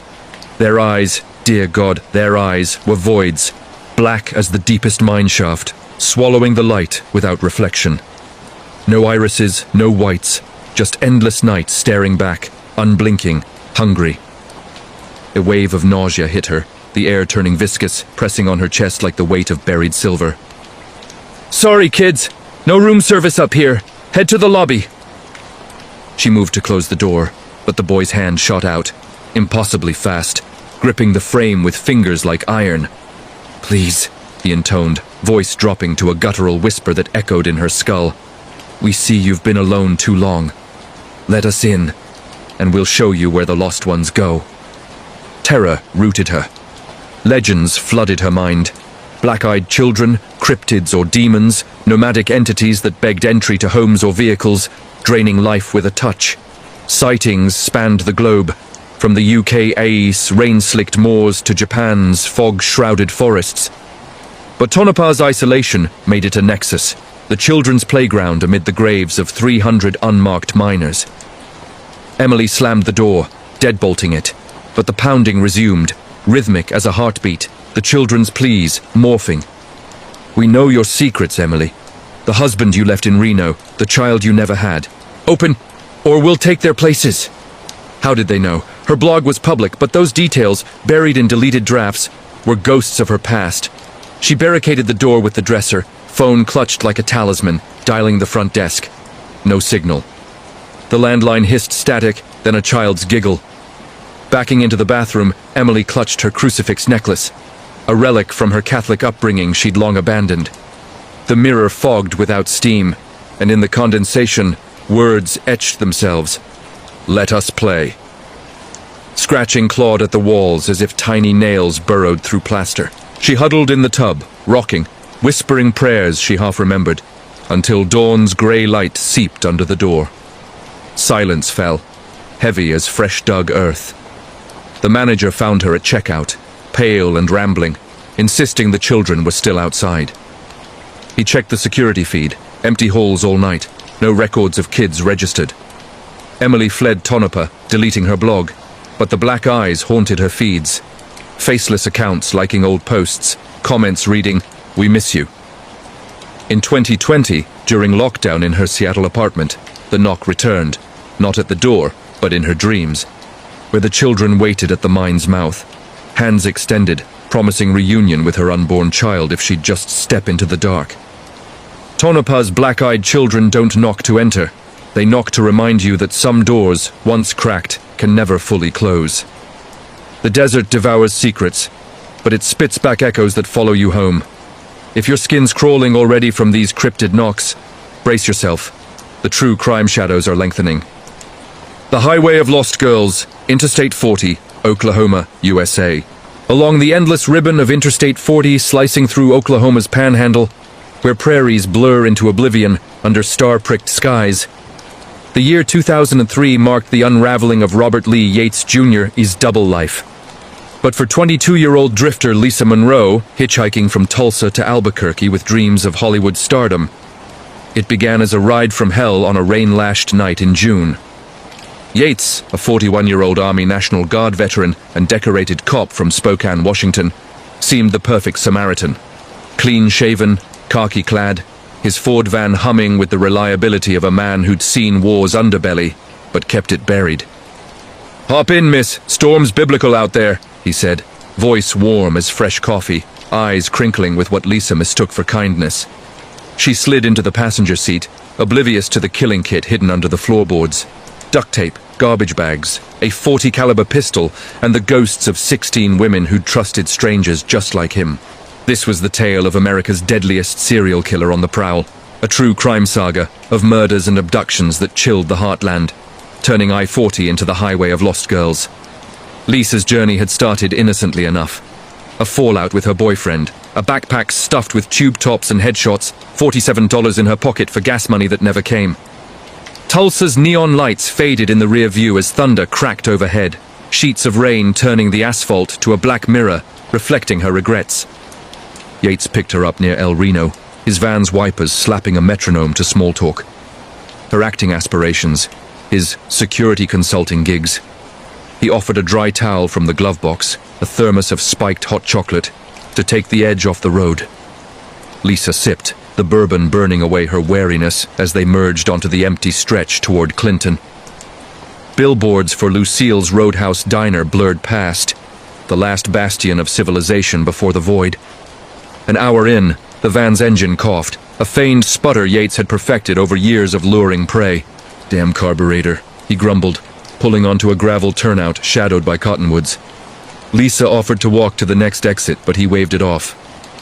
"Got tools in back, stay put, safer in the storm." Foolish trust, born of desperation. As she waited, fogging the window with anxious breaths, Yates vanished behind the vehicle. Minutes stretched to eternity. Then, the side door slid open with a hydraulic hiss. Before she could scream, his hand clamped over her mouth, chloroform-soaked rag blooming chemical sweetness in her nostrils. The world tilted, darkness swallowing her like the prairie night. She awoke bound in the van's cargo hold, wrists zip-tied to D-rings bolted for equipment, ankles lashed with speaker wire. The air reeked of bleach and motor oil, the floor sticky with residues she prayed were spilled soda. Yates drove on, humming hymns, ironic for a man who'd confessed to torturing prostitutes in Spokane's motels, dumping bodies in ravines like discarded trash. Lisa thrashed, muffled pleas escaping the duct tape, but the highway's isolation was his ally. No semis lumbered by at 3 a.m., no state troopers patrolled this godforsaken vein. "Shh, darlin'," Yates cooed from the cab, voice paternal as he recounted his code. Only bad girls deserved it, those who chose the life. But Lisa was no hooker. She was a dreamer, her sin merely thumbing for a lift. For hours the van prowled I-40's ghost towns, Foss, Canute, Elk City, each mile a countdown. Yates stopped at a roadside pullout near the Texas line, the rain easing to a drizzle that pattered like accusatory fingers. He dragged her into the scrub, pistol pressed to her temple, forcing confessions. Dreams deferred, a abortion at 19, the boyfriend's abuse. "See? You're marked," he murmured, his free hand tracing her collarbone with the intimacy of a lover, not a killer. Lisa's mind raced. Escape routes, pleas for mercy. But Yates was methodical, a soldier dissecting threats. He bound her to a mesquite tree, the bark biting into her back, and methodically stripped her of jewelry, a locket with her mother's photo. "For my collection," he said, pocketing it beside tokens from his Spokane victims. Earrings, rings, a child's bracelet from a runaway he'd mistaken for prey. Dawn crept over the horizon as Yates prepared the end. A shallow grave dug with a collapsible shovel, the soil red as arterial spray. But fate, or a higher power, intervened. A distant rumble, a big rig's air brakes, its CB radio crackling with chatter about weather delays. Yates froze, calculating. "Can't risk noise," he hissed, pistol whipping Lisa into semi-consciousness before bundling her back into the van. He drove east, abandoning his Oklahoma hunt, dumping her, alive, bruised but unbroken, near a truck stop in Weatherford. "Tell no one, or I find your family," he warned, shoving her out with her backpack, the locket gone. Lisa staggered into the diner, collapsing amid stares, her story dismissed as a bad trip until bruises bloomed like accusations. She hitched to Albuquerque, vowing silence, but the nightmares clung, Yeats's hymn, the grave's damp earth. In 2004, when Spokane cops linked him to 16 murders, bodies unearthed from his backyard, strangled, shot, suffocated, Lisa came forward. Her sketch matched his mugshot, the locket turned up in his trophy box. Yates, the family man with a wife and 5 kids, confessed, "The road called, and I answered." Convicted in 2008, he sits on death row, but I-40 remembers. Hitchhikers still vanish. Truckers swap tales of a ghost van with Washington plates. And Lisa, now an advocate for runaways, knows the highway's true predator isn't the weather. It's the monsters who wear friendly faces. The road never ends, and neither does the fear. Next, a glitch that bends reality itself. The Mandela Shift in Melbourne, Australia. In the labyrinthine alleys of Melbourne, Australia, where Federation Square's modern angles clash with the Victorian ghosts of Flinders Street Station, 29-year-old barista Theo Padalakis experienced the fracture on a muggy February morning in 2019. Theo, a Greek immigrant chasing the Aussie dream amid the city's coffee-fueled hustle, had always been a skeptic. Paranormal podcasts for his commute, but reality distortions? Matrix glitches are for stoners, he'd joke with mates at the pub. But as he queued for the 7:42 tram to work, phone buzzing with Uber Eats orders, the world hiccuped, rewriting his life in a blink. This was a glitch in the Matrix, a reality distortion straight from the collective unconscious, where memories collide like faulty code, turning the familiar into a funhouse mirror of what never was. Theo's routine was sacred. Alarm at 6:30, espresso from his DeLonghi machine, a quick scroll through our glitchum in the Matrix for laughs. That day, the sun slanted through his Fitzroy apartment's blinds unusually sharp, casting prisms that danced like digital artifacts. He shrugged it off, grabbing his backpack, laptop, thermos, a dog-eared copy of Borges's The Library of Babel, Tales of Infinite Realities. At the tram stop, the crowd milled, suits barking into AirPods, tourists snapping the clock tower's iconic yellow face. Theo checked his watch, 7:41. The bell clanged, the green beast rumbled up, doors hissing open. But as he stepped aboard, the platform tilted. No, not tilted, shifted. The tram's interior flickered, seats upholstered in faded blue instead of the standard red vinyl he'd ridden for 3 years. The route map overhead listed stops he'd never seen, Abbotsford Junction instead of Victoria Gardens, a line branching to Newport Keys that Melbourne's network didn't possess. Passengers blurred at the edges, their faces morphing mid-conversation. The barista from his cafe, sprouting a beard overnight. The old lady's handbag, swapping from leather to plaid. Theo blinked hard, rubbing his eyes. "Jet lag from that Bali trip," he muttered. "But Bali was last year." Wait, no. His phone calendar insisted it was next month. Dizziness swelled as the tram lurched forward, but the tracks veered wrong, toward the Yarra River's bend, where no line ran. Outside buildings stretched taller, their facades Art Deco instead of the brutalist concrete he knew. Flinders Street's clocks read 7:42, but the hands spun backward, chiming a melody from a childhood song he couldn't place. Panic prickled his scalp.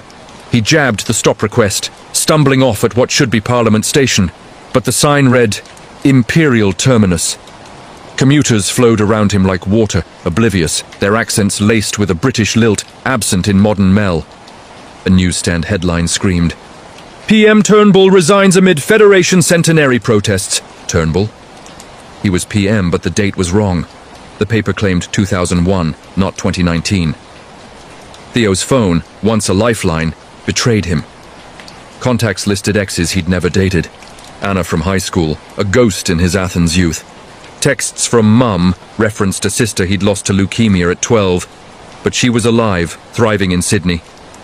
Calls to mates bounced to voicemail with voices altered, deeper, accented differently. "Mate, you pissed already? Tram's on time. See you at the Espy." The Esplanade Hotel, but Theo remembered it closing for renovations last year. He bolted to a cafe, demanding Wi-Fi, but Google searched a world askew. No Wikipedia for the 2011 Queensland floods. Instead, a Great Barrier Reef catastrophe of Arrow 5. Mandela effects everywhere. The Berenstain Bears, spelled Bernstein, his favorite childhood book, now a false memory shared in frantic forum posts that loaded in glitchy pixels.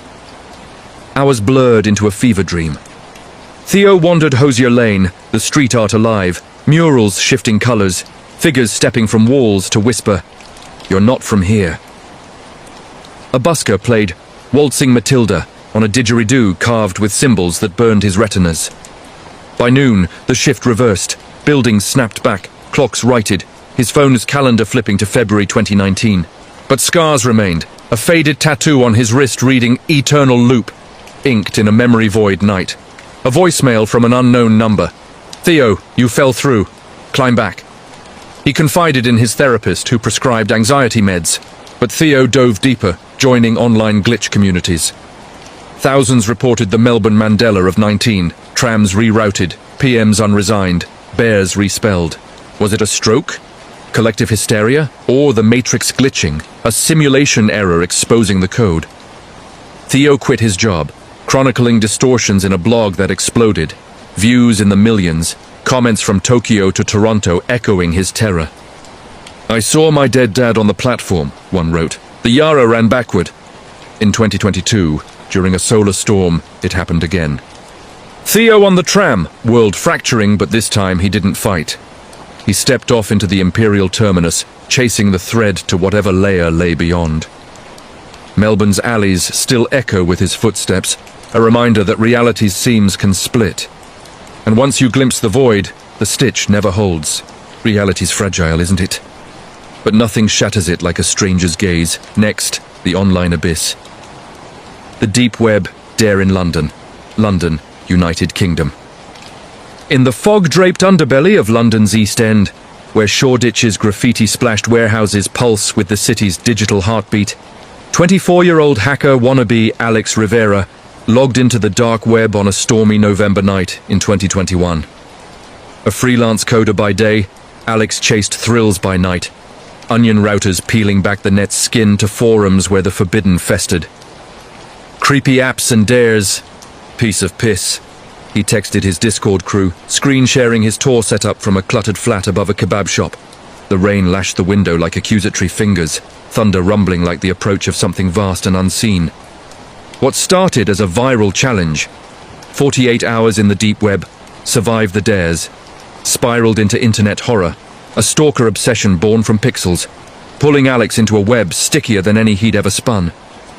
The dare originated on a Russian board, Temnaya Set, a labyrinth of onion sites peddling everything from leaked celeb nudes to hitman services.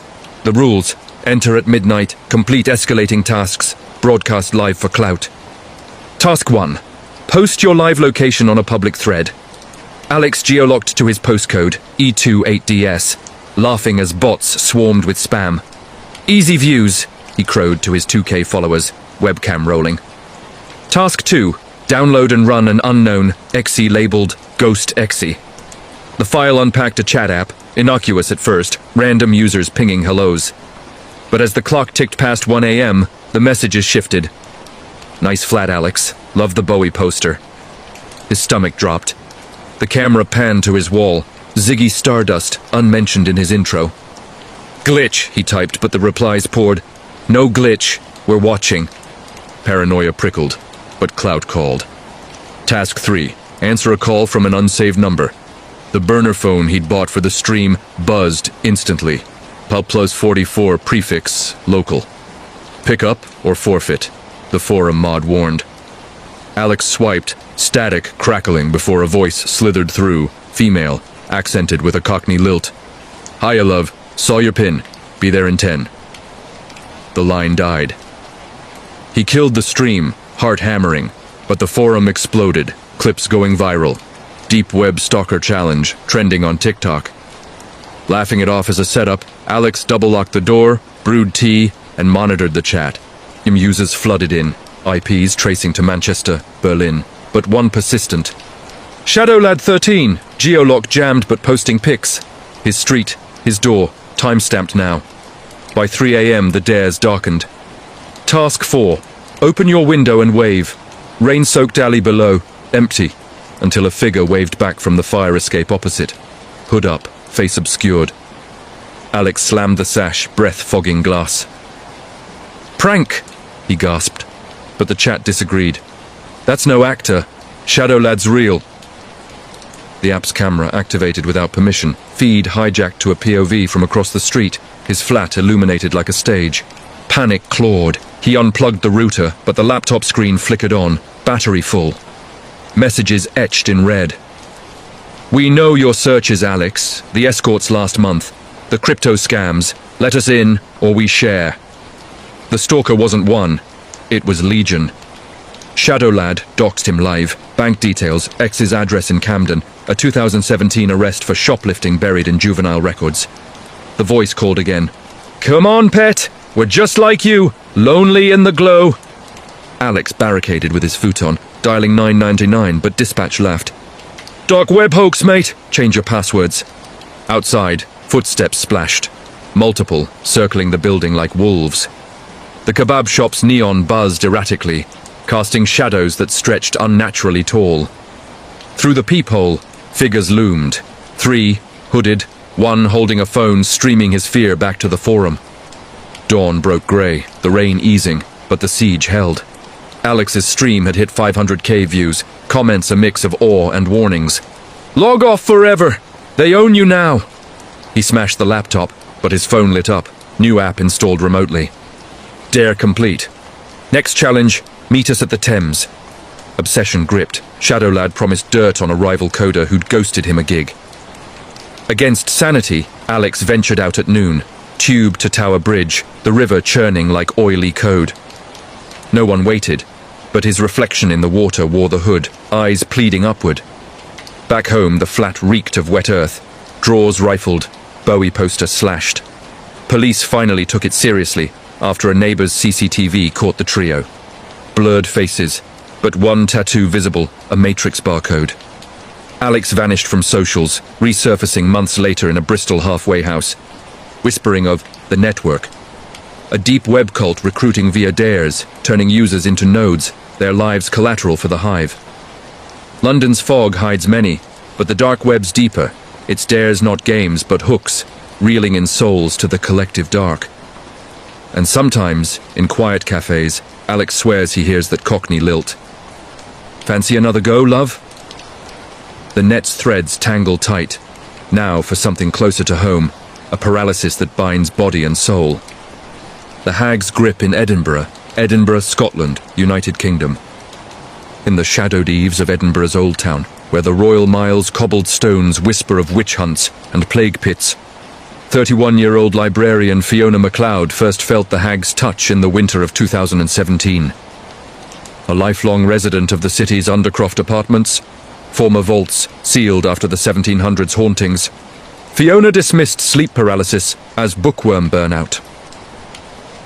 Curator of the Scottish Storytelling Centre, she spent days amid dusty tomes of kelpies and banshees, nights sipping whiskey to chase away the damp chill seeping from walls that once held Black Death victims. But on a frost-bitten All-Hallows Eve, as bagpipes wailed from a distant pub, the paralysis descended, not as mere immobility, but as a nightmare hag from Gaelic lore, her bony fingers squeezing life from the living. Fiona's flat, a warren of nooks in Mary King's Close, hummed with history's residue. The close, bricked up in 1645 to quarantine plague-riddled families, now a tourist trap by day, spectral playground by night. She'd furnished it thriftily, oak armoire from a Greyfriars auction, iron bedstead rumoured to creak with the weight of hanged souls. That night, after cataloguing a grimoire on night hags, folklore fiends that straddled sleepers, inducing terror to feed on fear, Fiona retired early, the wind howling like a banshee through chimney flues. Sleep came fitful, dreams weaving tales of her ancestors burned as witches on Castle Hill. She awoke, or thought she did, at 2 a.m., the witching fracture. Her body betrayed her, limbs leaden, chest compressed as if a boulder pinned it. The room swam in moonlight, slanting through leaded panes, but shadows coalesced at the bed's foot, a figure, hunched and hooded, skin like withered parchment stretched over bones. The hag, straight from the grimoire's yellowed plates, emaciated, eyes milky cataracts glowing with malevolent glee, mouth a lipless gash exhaling graveyard frost. "Ye read too deep, lass," it rasped, voice like flint on steel, climbing the bedposts with spider limbs. Fiona's mind screamed, lungs burning for air, but her vocal cords froze. A silent howl trapped in her throat. The hag straddled her, knees like knobby roots digging into hips, weight crushing yet weightless, as if composed of compacted night. Claws raked her arms, phantom scratches that would bruise come morning, and the fiend leaned close, breath reeking of peat smoke and decay. "Gie us your stories," it hissed, fingers probing her temples, drawing forth memories, childhood tales from Granny of the Blue Men of the Minch, forbidden verses from the grimoire invoking the Cailleach, Winter's Crone. Visions assaulted, Fiona as a girl, reciting rhymes in the close's vaults, unwittingly summoning the hag from her plague slumber. The entity fed, siphoning narratives like blood, twisting them into horrors. Granny not dying peacefully, but hag-ridden to madness, clawing her eyes in the night. Time dilated, minutes stretched to eternities. The hag's form blurred, merging with the canopy above, bed curtains billowing like spectral veils, embroidered with thistle motifs that writhed like veins. Fiona's inner voice bargained. "Take the books!" Not me. But the creature laughed, a wet cackle echoing in her skull, revealing teeth filed to points, stained with the essence of prior victims. "Stories are ye, child. Without 'em, you're hollow." It pressed harder, vision tunneling to black, heart stuttering like a faulty metronome. In desperation, Fiona recalled a counter-charm from the grimoire. Recite the Lord's Prayer backward in Gaelic. Her mind forced the words, "Athair ar neam, gu soitich." Fragments jumbled, but the hag recoiled, screeching as if scalded. Form dissolving into wisps that slithered under the door. Dawn found Fiona drenched in sweat, nails bloody from clawing sheets, real welts rising on her skin like accusations. She burned the grimoire that day, ashes scattered in the close's ghost tour path. But the hag returned weakly, always 2 a.m., the pressure, the whispers demanding more tales. Doctors diagnosed narcolepsy, prescribed modafinil, but pills dulled the edge, not the entity. Fiona quit the centre, moved to a modern flat in Leith, but the close's curse clung. In 2019, during a lockdown solitude, the hag evolved. No longer solitary, but a coven. 3 crones straddling in unison, their chorus a Gaelic dirge of forgotten plagues. Edinburgh's stones hold secrets, but sleep's threshold is thinner, and the hags wait for those who read too deep. Fiona's journals, donated anonymously, warn, "The paralysis isn't the terror, the hag is the debt of stories untold." And in the old town's hush, her footsteps join the wind's eternal wail. Body locked, spirit free, not quite. Now, the home that's no sanctuary, the midnight visitor in Vancouver, Canada. Nestled in Vancouver's rain-soaked suburbs, where the Fraser River's mist cloaks manicured lawns in perpetual dusk, the Thompson family home on Elm Street became a fortress of fear in the spring of 2015. 38-year-old single mom, Rachel Thompson, a graphic designer juggling deadlines and daycare drop-offs, never locked the backslider, trusting the quiet neighborhood's illusion of safety. But on a fog-enshrouded April night, with her 6-year-old son Noah asleep upstairs clutching his stuffed orca, the intruder slipped in like smoke through the unlatched door. This was no smash and grab. It was a home invasion horror, a predator's intimate dance with terror, turning their cozy craftsman bungalow into a labyrinth of stalked shadows and silenced screams. Rachel's evening unwound routinely. Noah's bedtime story, the little engine that could, his giggles echoing as rain pattered the roof. She poured a glass of Pinot, settled on the couch with sketches for a client's logo, the TV murmuring a true crime doc on the Golden State Killer. Ironic foreshadowing. At 11:47 p.m., a creak from the kitchen, the fridge settling, she thought, dismissing the urban legend of the watcher in the walls. But then, footsteps, soft, deliberate socked soles on hardwood, circling the island counter. Rachel muted the TV, ears straining. "Noah? That you, buddy?" Silence. Then a low chuckle, male unfamiliar, laced with amusement. Laced. Adrenaline surged. She grabbed the poker from the fireplace, creeping toward the kitchen, phone in her pocket on silent alarm. The slider gaped open, screen torn like paper, fog tendrils coiling in. No silhouette at first, but the air shifted, charged, like before a storm, carrying cologne. Musky, expensive, out of place in their modest home. "Who's there?" Rachel whispered, poker raised. A shadow detached from the pantry. Tall, wiry, clad in black joggers and a hoodie pulled low. He didn't lunge. He sauntered, hands in pockets as if appraising a gallery. "Nice place," he said, voice smooth, almost conversational. "Cozy, like you." Rachel's blood iced. She backed toward the stairs, thumbing 911, but signal bars flatlined. Jammer, she realized later, a pro's touch. The intruder followed, unhurried, eyes glinting under the hood like a cat's in low light. "Don't scream, kid's sleeping. Wouldn't want to wake him to this." He gestured vaguely, but the implication hung. Violence intimate. Personal. Upstairs, Noah's nightlight spilled yellow into the hall. Rachel's mind raced. Barricade the bedroom, grab the baseball bat from the closet.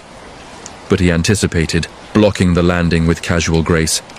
"Saw you at the park today, with the boy. You smile pretty when you push the swing." Stalker. The word bloomed horror. Vancouver's underbelly hid them. Obsessions festering from grocery glances or bus stops. Rachel swung the poker. He sidestepped effortlessly, wrenching it free with a twist that popped her shoulder. Pain flared, but fear numbed it. "What do you want? Money's in the drawer." He laughed, low and genuine. "Not cash. Just a visit. Been watching your routines. The wine at 10:15, the sketches till midnight. You're predictable, Rachel." Her name, from lips that shouldn't know it, chilled deeper than the draft. He herded her into the living room, zip-tying her wrists with ties from his pocket. Prepared, premeditated. Noah stirred above, a whimper, Rachel's heart shredded. "Please, he's just a kid." The intruder tilted his head, considering. "Kids learn fear young. Builds character." He rifled her sketches, pocketing one, a family portrait, idealized Noah with a dad who'd left years ago. "This one's mine now." Time crawled. He monologued, a confessional to the dark. Ex-cop, fired for overzealous pursuits. Now freelancing vengeance on teases like her, women who smiled at strangers.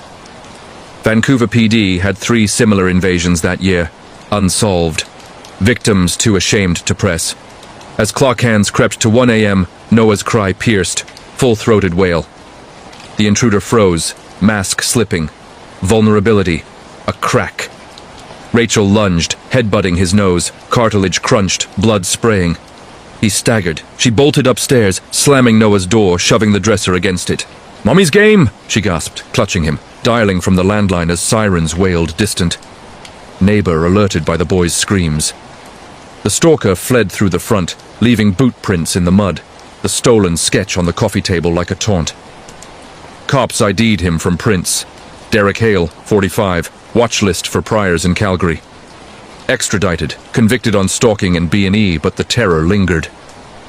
Rachel moved to the island, installed alarms, therapy for Noah's night terrors. But some nights, fog rolls in, and she hears that chuckle in the vents. Vancouver's suburbs gleam safe, but home invasions remind. Locks fail, routines betray, and visitors come not for things, but to claim pieces of your soul.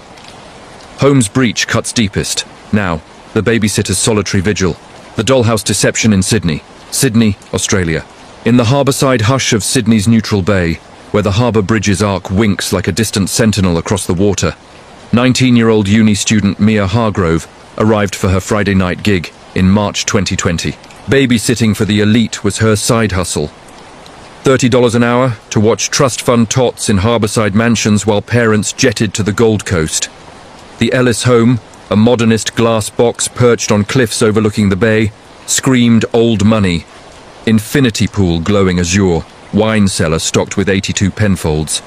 Little Sophie Ellis, 4, with ringlets and a penchant for tea parties, was the easy part. "Be good for Mia, darling," Mrs. Ellis cooed, air-kissing before the Uber whisked them away.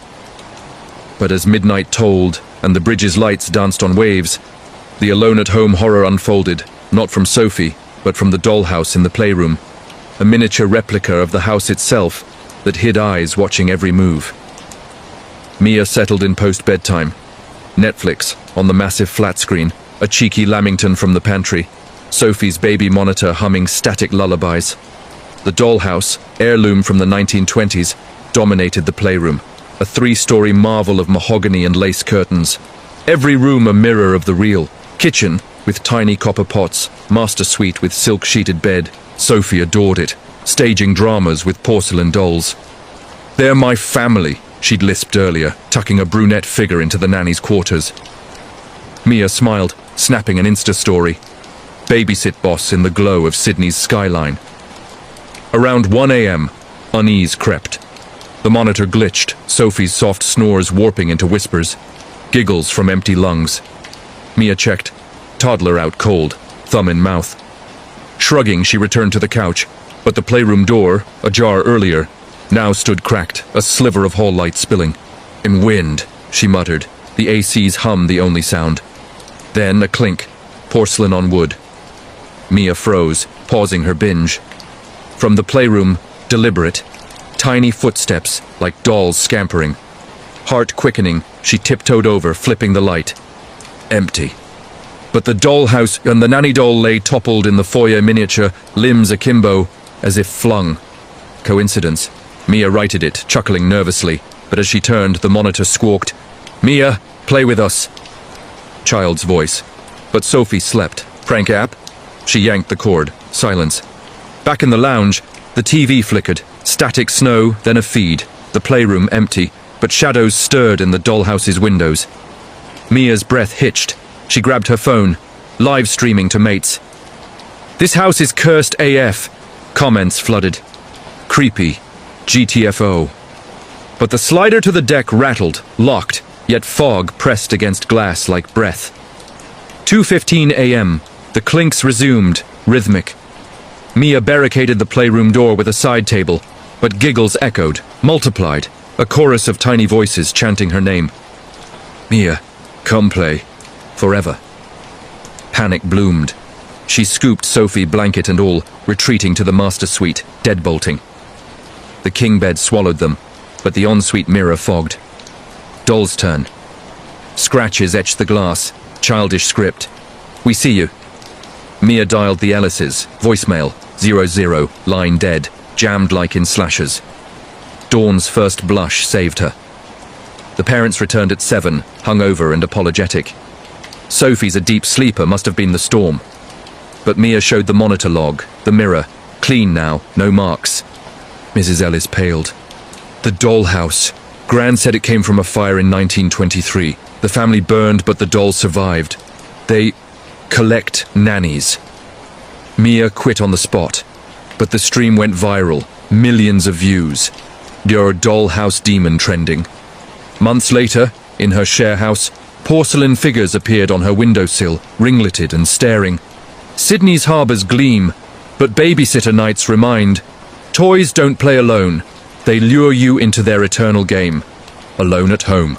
Wait till the neighbours turn of the fence of whispers in Berlin, Germany. Amid Berlin's graffiti-veiled backyards in Kreuzberg, where the wall's ghost lingers in concrete scars and currywurst stands hum under neon, the Neumann's row house on Oranienstrasse became a prison of paranoia in the autumn of 2018. 45-year-old architect Lucas Neumann and his wife, Greta, a gallery curator, had sunk their savings into the fixer-upper, a pre-war charmer with ivy-choked fences separating it from the Haas family's identical twin property. The Haas patriarch, elderly Herr Haas, was a recluse. his yard a jungle of rusting bikes and feral cats. "Harmless old coot," Lucas joked at the housewarming, clinking beers with neighbors. But as leaves turned blood red, the neighbor horror stories began. Whispers through the slats at midnight, eyes in the dark. A feud unearthed from Berlin's divided past that turned fences into fronts for madness. It started subtly. Greta, pregnant with their first, woke to murmurs. Faint, German guttural, seeping from the shared wall like damp rot. "Probably his radio," she yawned. But the words formed. "Kinder, unser, take back." "Take?" Lucas dismissed it, caulking cracks. But the whispers persisted, now accusatory. "Thieves. You stole our home." Research revealed the twist. In 1945, as bombs fell, the Haas family fled east. The Neumann's ancestors, opportunists, claimed the properties. Reunification returned scraps, but Herr Haas, survivor of the wall's watchtowers, nursed grudge like vintage schnapps. By November, the harassment escalated. Tools vanished from the shed, Lucas's prized chisel set reappearing in Haas's yard, arranged in swastika patterns. Catfishes smeared the doorstep, each turd topped with a tiny Reichsmark coin. Greta's gallery show, Abstracts of Divided Berlin, vandalized overnight. Canvases slashed, titles rewritten, traitor's art. Police shrugged, neighbor dispute, mediate. But mediation with Haas was a farce. His eyes, watery blue, boring into them over tea. The wall fell, but memories stand. Your blood owes mine. That night, the whispers roared. Full sentences, Haas's voice amplified, detailing family atrocities. Neumann great-grandpa as Gestapo informant, betraying Haas kin to death camps. December brought terror's peak. Snow blanketed the fences, muffling but magnifying the sounds. Scraping, as if nails clawed mortar from the other side. Lucas installed cameras. Feed showed Haas pacing, muttering, but then shadows. Not one man, but figures, translucent in threadbare coats, pressing faces to the slats. Greta miscarried that solstice, stressed the doctor's word, but she swore the whispers celebrated. No air for thieves. Desperate, Lucas confronted Haas at dawn, shovel in hand. The old man cackled from his porch. "They speak for me, the lost ones. Your wall can't hold them." Eviction loomed when Haas fell. Down his stairs, neck snapped, coroner ruling accident. But the whispers remained, louder, a chorus now. "We stay." The house sold cheap, the Neumanns fleeing to Potsdam. Berlin's fences divide more than yards. They guard grudges that outlive stone. And in Kreuzberg's hush, the Haas ghosts still murmur, waiting for the next debtors to hear their claim. Neighbors watch. But the wilds watch closer.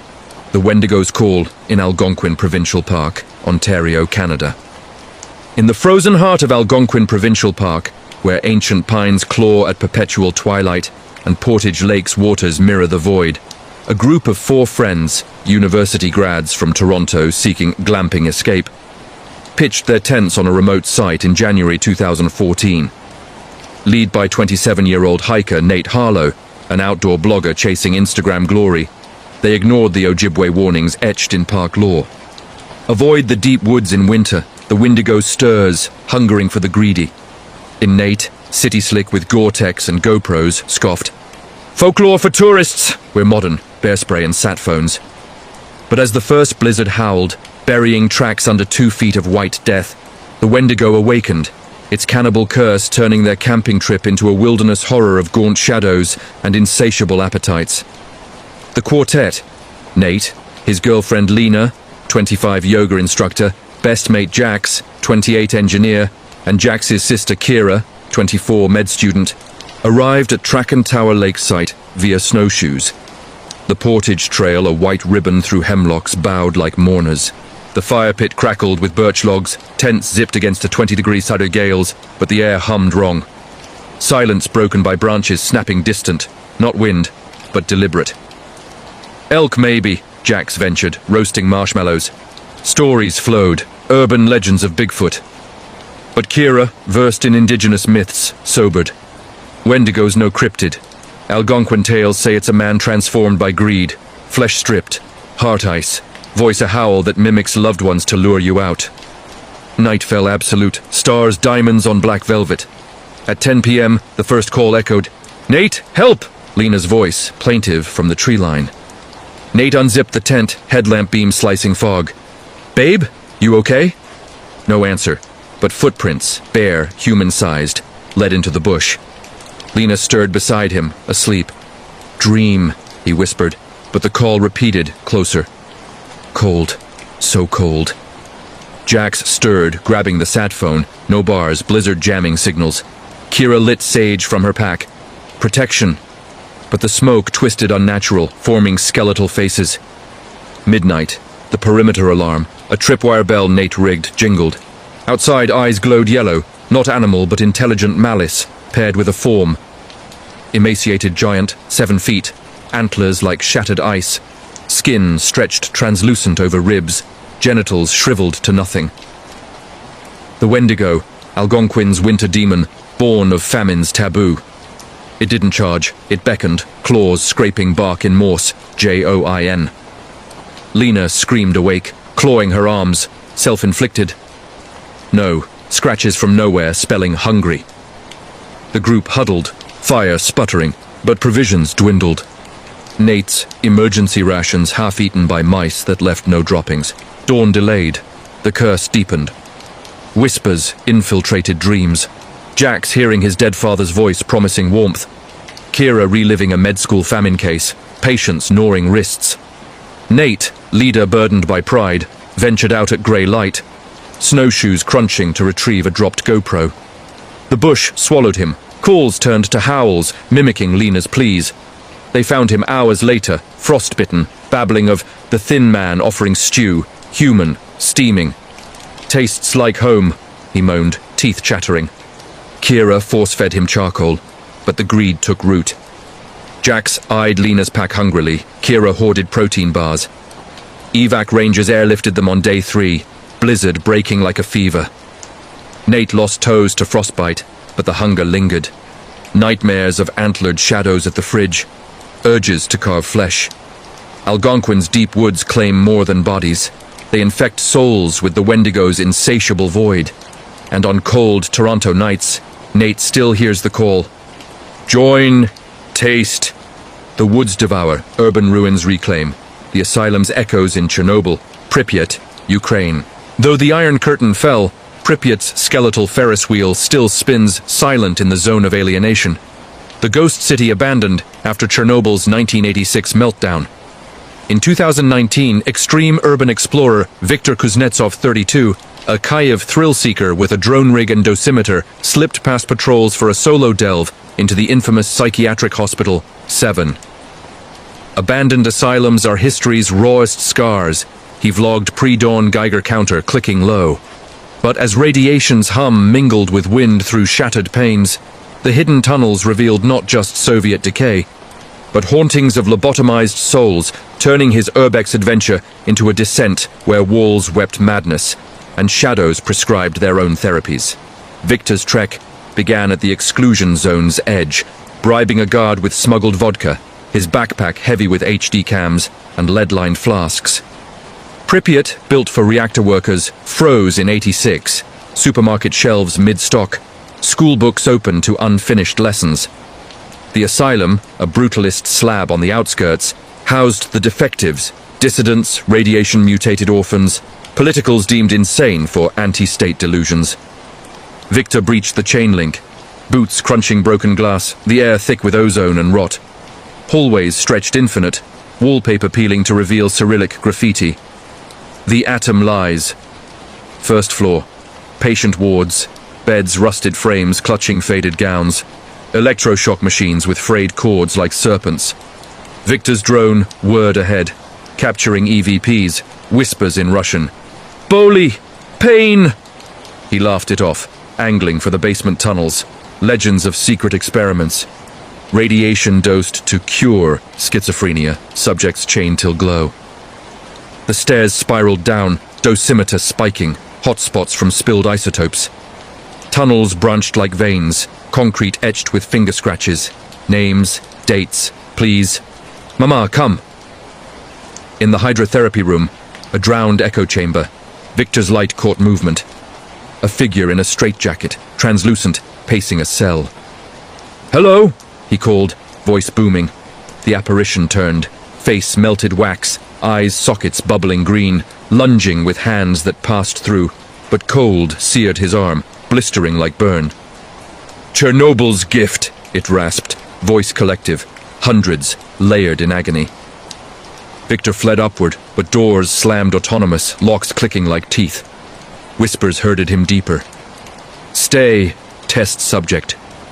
Deeper levels. Operating theaters.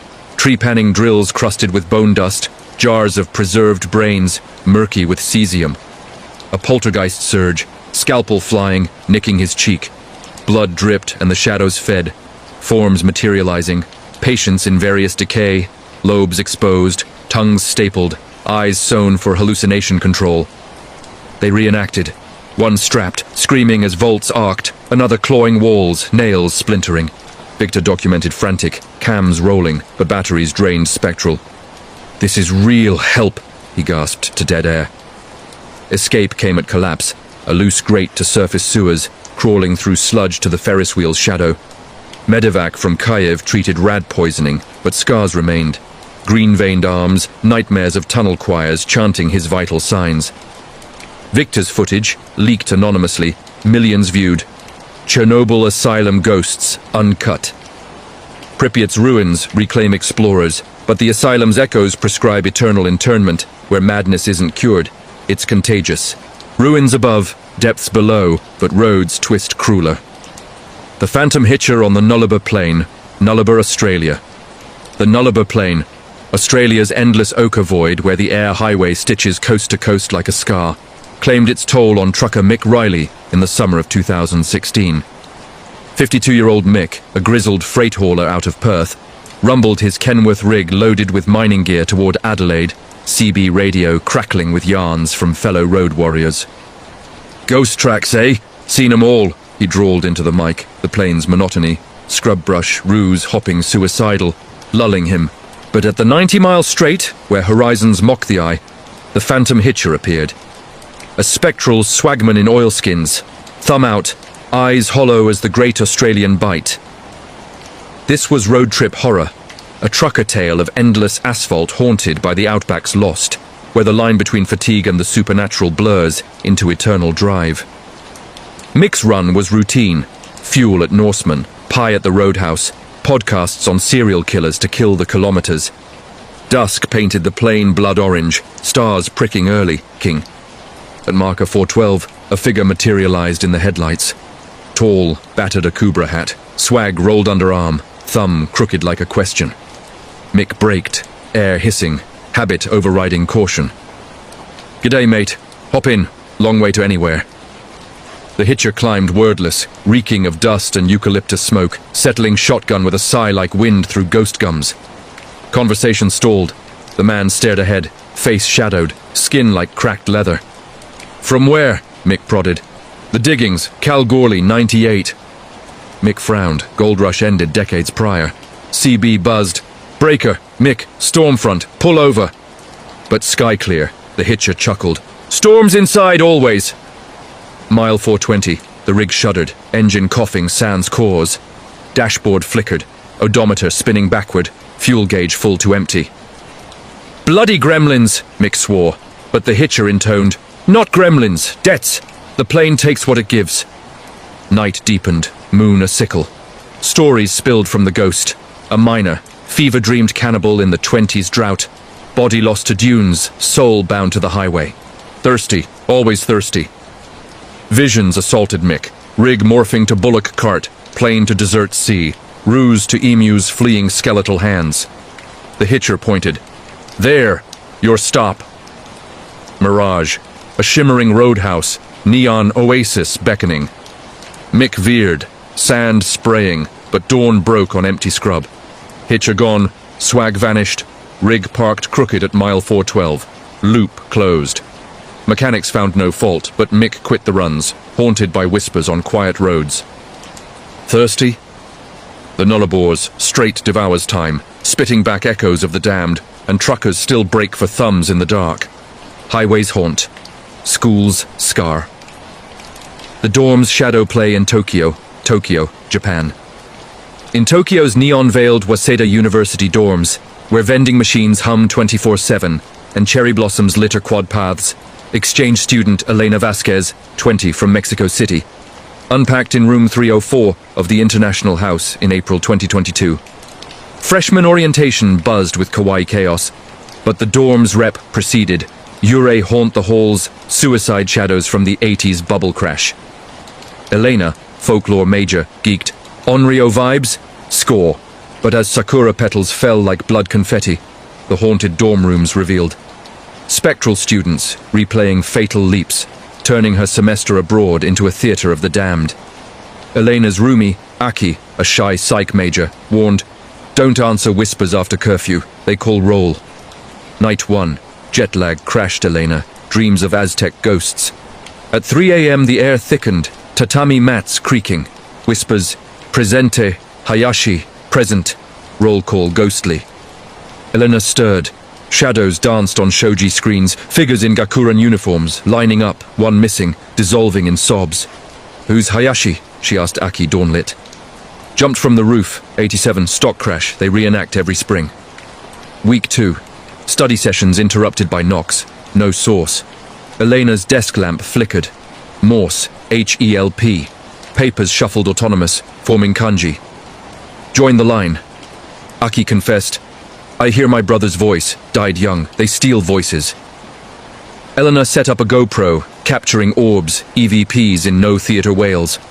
Midterms, lockdown, Elena alone, Aki visiting family. Whispers crescendoed, "Vasquez, your turn." Shadows coalesced. Hayashi's form, noose-necked, beckoning to the window. Elena's vertigo hit, plunge urge, 10 stories down. She resisted, chanting Aztec wards, but the dorm quaked, lights strobing replay, students leaping, pavement splats echoing, expulsion loomed. Disturbance? But Elena's footage leaked, viral. Tokyo dorm ghosts exposed. She transferred, but Tokyo's subways still whisper her name, and in quiet cafes, she feels the pull. Presente. Waseda's dorms teach more than texts. They enroll you in eternity's role. Schools summon, hospitals harvest. The night shifts revenant in New York City, New York, USA. In the fluorescent bowels of Bellevue Hospital Center, Manhattan's oldest public ward where the East River's tide laps at foundations like insistent tongues, Nurse Carla Ruiz pulled her graveyard shift in the ICU on a humid August night in 2023. 35, a Bronx native with tattooed saints under scrubs, Carla thrived on the chaos. Codes blue, ventilators beeping symphony. Ghosts? Nah, just echoes of the dying, she bantered with techs over vending coffee. But as thunder grumbled over the skyline, the revenant stirred. A plague nurse from Bellevue's 1794 yellow fever pits her spectral rounds dispensing not meds, but unfinished business, turning Carla's shift into a hospital horror of phantom fevers and walls that bleed regret.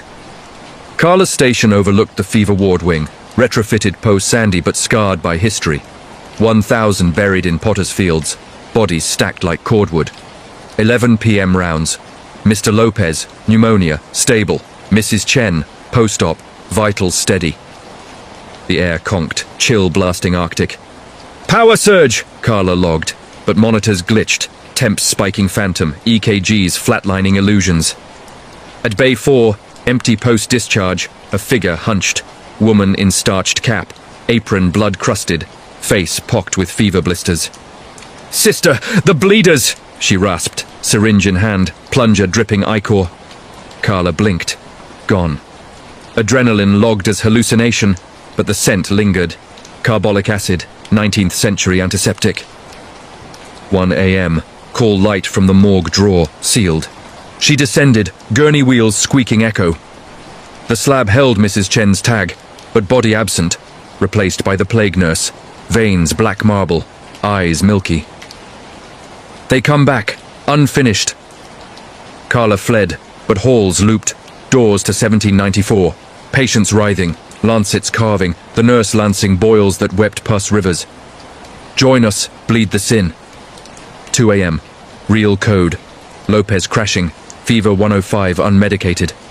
Carla intubated, but hands guided hers. Icy, precise.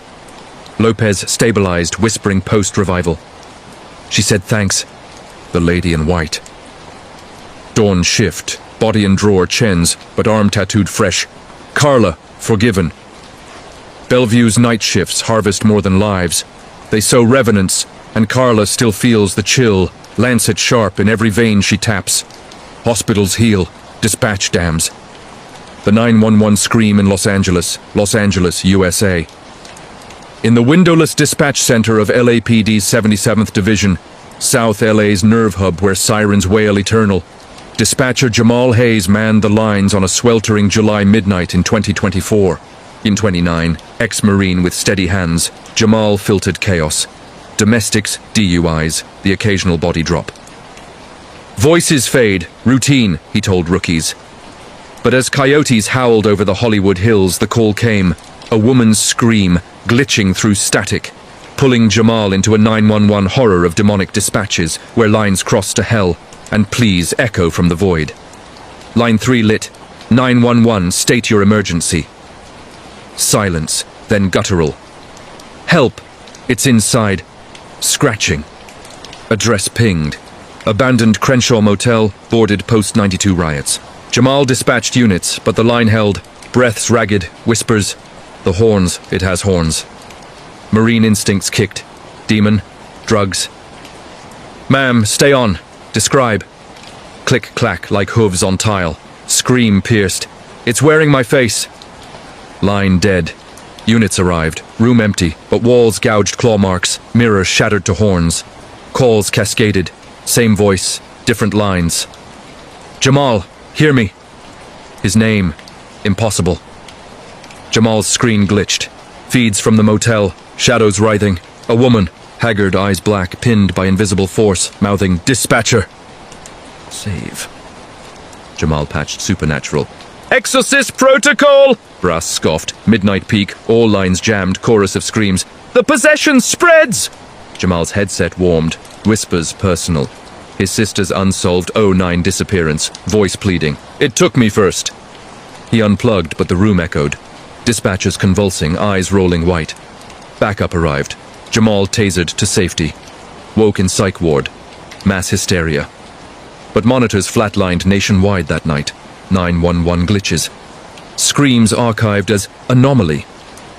LA's lines connect worlds, and Jamal still hears the horns, dialing his soul. Dispatch dams. War wounds worse. The trench phantom in Ypres, Belgium. In the poppy-strewn fields of Ypres, Flanders' WWI killing ground where the salient's mud still sucks at boots like grudges, British veteran Sergeant Elias Thorne revisited the trenches in November 2020, Remembrance Day pilgrimage. 62, SAS retiree with shrapnel scars, Elias sought closure for mates lost at Passchendaele. Ghosts are memories, he told his guide. But as fog rolled from the Menin Gate, the trench phantom rose. A spectral Tommy, bayonet fixed, reenacting charges into no man's land, turning Elias's memorial into military horror of endless volleys and mud that drowns the living. Elias's tour. In Flanders Fields Museum, then solo to the preserved trenches, zigzag scars gashed with sandbags, waterlogged. Dusk fell bloodied, bugle from the last post ceremony echoed. He lit a candle for Pift Riley, vaporized by shell in 17. Fog thickened, air sulfur stink, footsteps slogged. "Oi, Sarge! Over the top!" Elias spun. No one. But the earth trembled, machine guns rattling phantom. Shadows manned parapets, Tommies in puttees, faces gas-masked, rifles leveled. The phantom led. Young, eyeless from mustard, beckoning, "Fix bayonets!" Elias followed into the communication trench, walls closing clay-cold. Visions, charges into wire, limbs shredded, Riley's scream for King as shrapnel bloomed. Elias's scars burned, old wounds reopening, blood real. "Fight's over!" he roared. Phantom turned. "Never! For us!" It charged air, bayonet piercing Elias's chest, incorporeal, but pain exploded, heart seizing. Medics found him at dawn, collapsed mid-trench, whispering over the top. Docs ruled PTSD flare. But Ypres soil grows phantoms eternal. and Elias's candles now burn for two, the living haunted by war's undying echo. War wounds, work waits. The elevator executioner in Chicago, USA. In the glass spire of Chicago's Willis Tower, Sears reborn, skyline sovereign. Corporate drone Lena Kowalski clocked her 9 to 5 in the trading firm on floor 85 in June 2021. 28, Polish-American with spreadsheets for skin, Lena endured the grind. Mergers, meltdowns, the elevator's daily coffin ride. Workplace horror, layoffs, she quipped to cubicle mates. But as summer storms lashed Lake Michigan, the elevator executioner manifested a spectral janitor from the 1973 fire that claimed his axe swinging in the shaft, turning Lena's commute into workplace scary of plummeting cars and axes that sever more than cables. Lena's routine, 7:45 a.m. Skydeck Express, sardined with suits. That Monday, lightning forked, power dipped, elevator jolted, lights strobing. Trapped mid-floor, 20 souls panicked, whispers rose, not again. An old-timer. Heard of the Axeman. Janitor went mad in 73, chopped cables, set fire demons in the walls. Groan, elevator lurched. In the gloom, a figure coalesced. Burly, overalls soot black, axe hefted, eyes flame orange. Down we go, he growled, swing cleaving air. Sparks flew, cables fraying audible. Screams, Lena pounded doors, axe bit metal showering rust. Phantom monologued. They burned me alive, trapped in shaft. Now I drop the guilty. Visions. 73 Inferno, janitor hacking escape, plummeting with screams. Elevator free fell, weightless terror, halting abrupt at lobby, doors bing open. Passengers spilled, hysterical. Phantom dissolved in light. Otis blamed surge, but Lena's watch stopped at 8:02, time of the 73 drop. She quit, but Chicago's towers remember. Elevators creak with axes unseen, and Lena avoids shafts, hearing always, down we go. Work waits, justice judges. The gavel's ghost in The Hague. The Hague, Netherlands. In the austere halls of the International Criminal Court, where the Peace Palace's marble echoes with war crimes testimonies, prosecutor Aisha Nkosi, 39 from Cape Town, prepared her case against a Balkan warlord in October 2022. Mandela's daughter in spirit, Aisha fought for the voiceless. Justice haunts the guilty, she told interns. But as autumn rains lashed the dunes, the gavel's ghost convened. A spectral judge from the Nuremberg mock trials, his robes bloodied, presiding over eternal courts where verdicts summon the dead, turning Aisha's trial into prison horror of gallows that creak for the living. Aisha's suite overlooked the North Sea. Files stacked. Mass graves. Rape camps. Midnight revisions. Whispers from the oak panels. Guilty. Swing. She shrugged. AC hum. Next session, empty chamber. But the bench occupied. A figure wigged, gavel bone carved. Case 66, Nkosi vs. Eternity. Dockets materialized. Her father's apartheid scars. Her own silenced childhood assault. Testify, the ghost intoned, voice reverb like falling rain. Witnesses appeared spectral, Balkan victims, then her past. Abusers risen, pleading. Aisha objected. Gavel cracked, thunder. Justice demands blood. The chamber warped. To Robben Island cells, Nuremberg docks. The warlord's stand-in, her uncle unprosecuted. Verdict. Hang. Noose dropped from ceiling, tightening phantom. Aisha choked. Visions, gallows for innocence, her neck snapping. Security burst, ghost fled. Trial won, but Aisha resigned, haunted by gavels in dreams. The Hague judges the world, but ghosts judge the judges, and verdicts echo eternal. One more for the road, the final descent into fear. The Warden's Whisper in San Quentin, California, USA. On the fog-shrouded shores of San Francisco Bay, where San Quentin's yellow walls guard death row's silence, inmate counselor Dr. Miriam Hale walked the yard in February 2025. 47, ex-con turned therapist, Miriam rehabilitated the irredeemable. Prisons hold men, not monsters, she lectured. But as gulls screamed over the Golden Gate, the Warden's Whisper infiltrated. a spectral superintendent from the 1930s gas chamber executions, his voice piping verdicts through vents, turning Miriam's sessions into court horror of cells that convict the innocent and gases that choke the air with guilt. Miriam's rounds, Q-block, condemned. Inmate Reyes, 34, death qualified for a cop, killing he swore innocence on. "Doc, the walls talk. Say I'm next." Miriam noted delusion. That Eve, lockdown. Whispers slithered. "Hale, your turn." Her office, gas chamber adjacent, cyanide pellets rusted in the hopper. The ghost manifested, gaunt, tie askew, ledger in hand. Execution docket, Miriam Hale, accessory to 89 drive-by. Delusion? Her brother's unsolved murder. She as alibi disbelieved. The warden recited, evidence forged, her perjured testimony phantom. Cells unlocked autonomous. Inmates risen, jury boxed, pointing. Guilty! Pellets dropped, air turned almond bitter, lungs burning. Miriam clawed the door, visions, her brother's blood, her silence complicit. Guards revived her, fugue state. Reyes exonerated posthumous, but Miriam hears the whisper in every vent. Next, San Quentin imprisons bodies, ghosts sentence souls, and the gavel falls forever. There you have it. These true horror stories marathon ends, but the chills? They linger. If this collection of paranormal, supernatural, real encounters, ghosts, hauntings, demons, possessions, haunted houses, skinwalkers, wendigos, cryptids, glitch matrix, true crime murders, serial killers, kidnappings, stalkers, missing persons, cold cases, unsolved mysteries, creepy personal encounters, strangers online, internet horror, deep, dark web, creepy apps, dares, weird coincidences, foreshadowing sleep paralysis, nightmares, home invasion, intruders, babysitter alone, home horror, neighbor stories, camping, wilderness, national parks, deep woods, abandoned cabins, urban exploration, abandoned places, hidden tunnels, asylums, road trip, truck driver, horror, haunted schools, dorm rooms, hospital, nurse night shift stories, 911, operator police dispatcher calls, military war-related horror workplace scary experiences, court prison horror stories, gripped you, like comment your fave, subscribe for more millions view marathons, and share to spread the fear. Sweet dreams or not.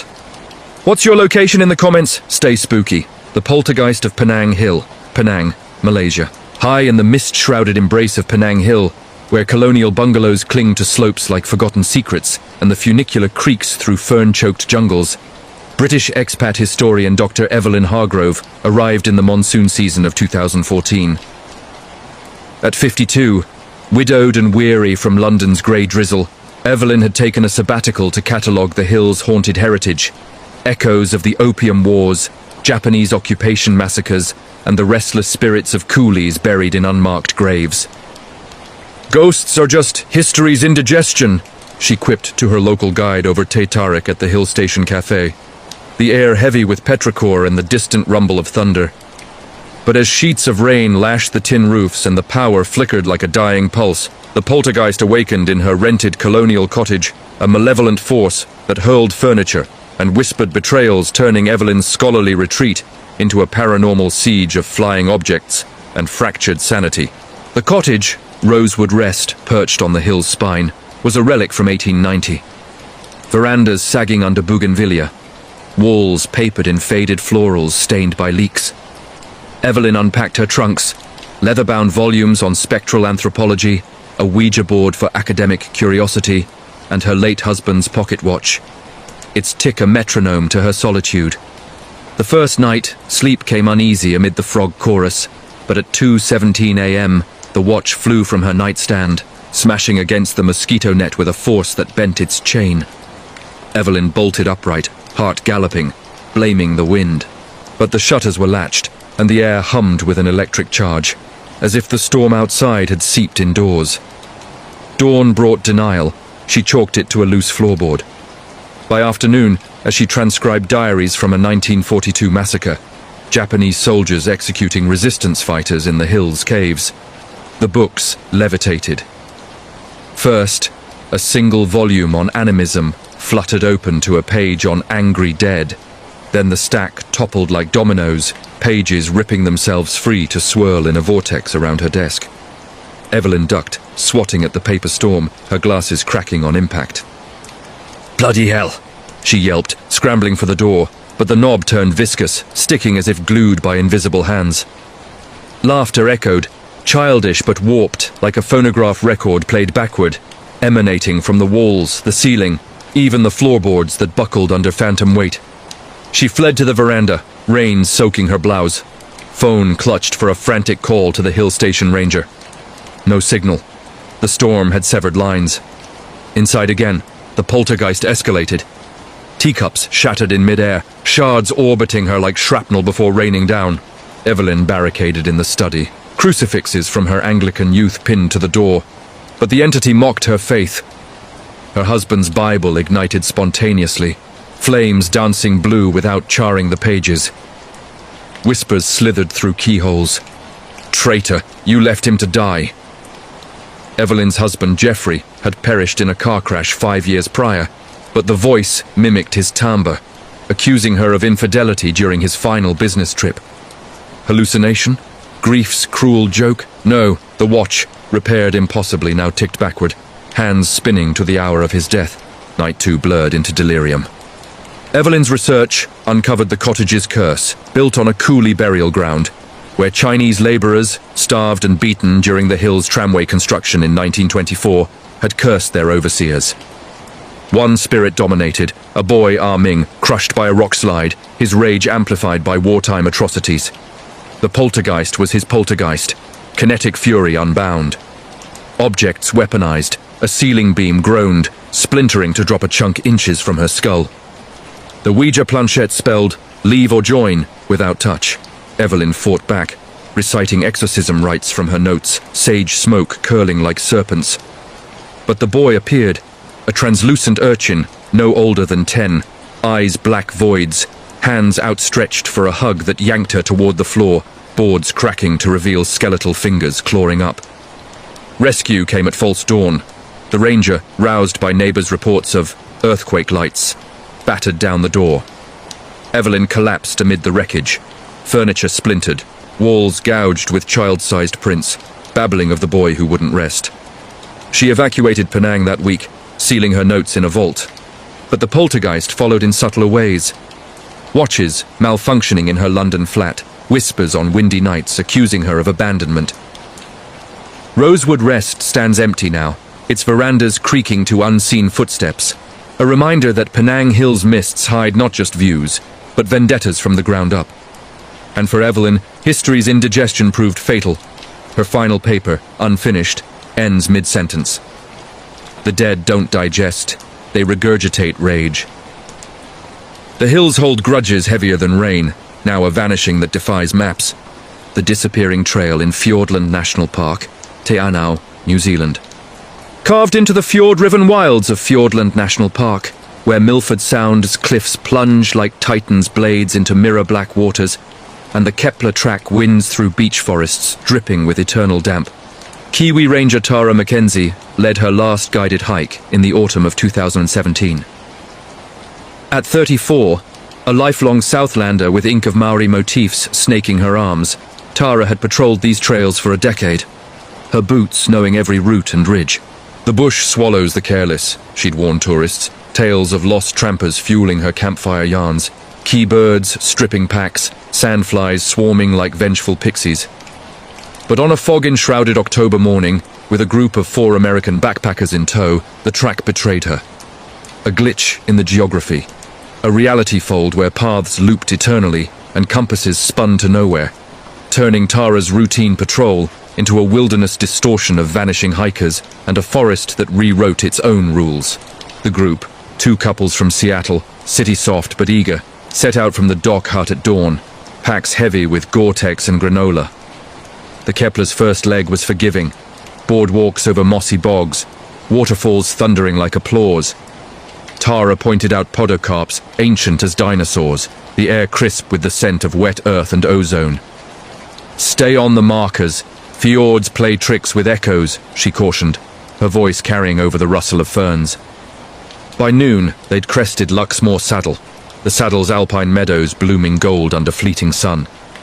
Lunch amid key squawks, laughter echoing, Then the fog rolled in, a living shroud swallowing the horizon. Tara checked her GPS. Solid. Press on to Irisburn, shelter's 2 hours. But as they descended into the Podocarp gloom, the markers faltered. Orange poles, familiar as old friends, twisted at angles wrong, leading not forward, but in circles. Compasses needled south, toward the Sound's drowned depths. Wind shift, Tara muttered, unfolding her topo map. But the trail on paper matched the land less with each step. A fork uncharted, veering left into untrammeled bush. The Americans grumbled. GPS says backtrack. But Tara, stubborn as the land, pushed ahead. I've walked this blindfolded. The distortion deepened. Trees duplicated, trunks identical down to lichen scars. Birdsong looped, a single tweeze call repeating like a scratched record. One hiker, Jake, paused for water, gone in a blink, his pack slumped empty against a boulder. Jake! Tara bellowed, the fog muffling her cry to a whisper. Searches yielded nothing. No footprints, no screams. Just the trail resuming, markers pristine. Panic rippled. The group clung tighter, but the forest thickened, branches snagging like fingers. Whispers infiltrated. Not wind, but voices. Maori elders' warnings of Taniwa, lake guardians who dragged intruders to watery realms. Tara's tattoo burned, a Patupayarehi fairy ancestor's mark, and in her peripheral, shadows flitted. Elongated figures, cloaked in mist, mimicking their steps. Hours bled. Sunset bled crimson through the veil. The second couple vanished mid-sentence, Sarah's laugh cutting to silence. Her husband calling her name into void. Tara alone now, with the last backpacker, Mia, who clutched a pendant of greenstone. This isn't the track, Mia sobbed.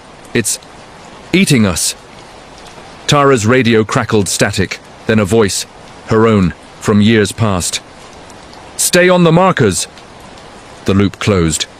Luxmore saddle again, but altered. Meadows withered, key absent, the hut a ruin overgrown.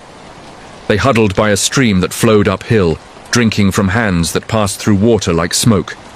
Dawn, or what passed for it, broke with a roar, a chopper's blades, search teams combing from the air. Tara stumbled into a clearing, Mia at her side, the Americans materializing dazed nearby, packs intact, memories foggy. Group hallucination, the doc report read, but Tara knew better. The fjord's Taniwa had tested them, folding space to punish presumption.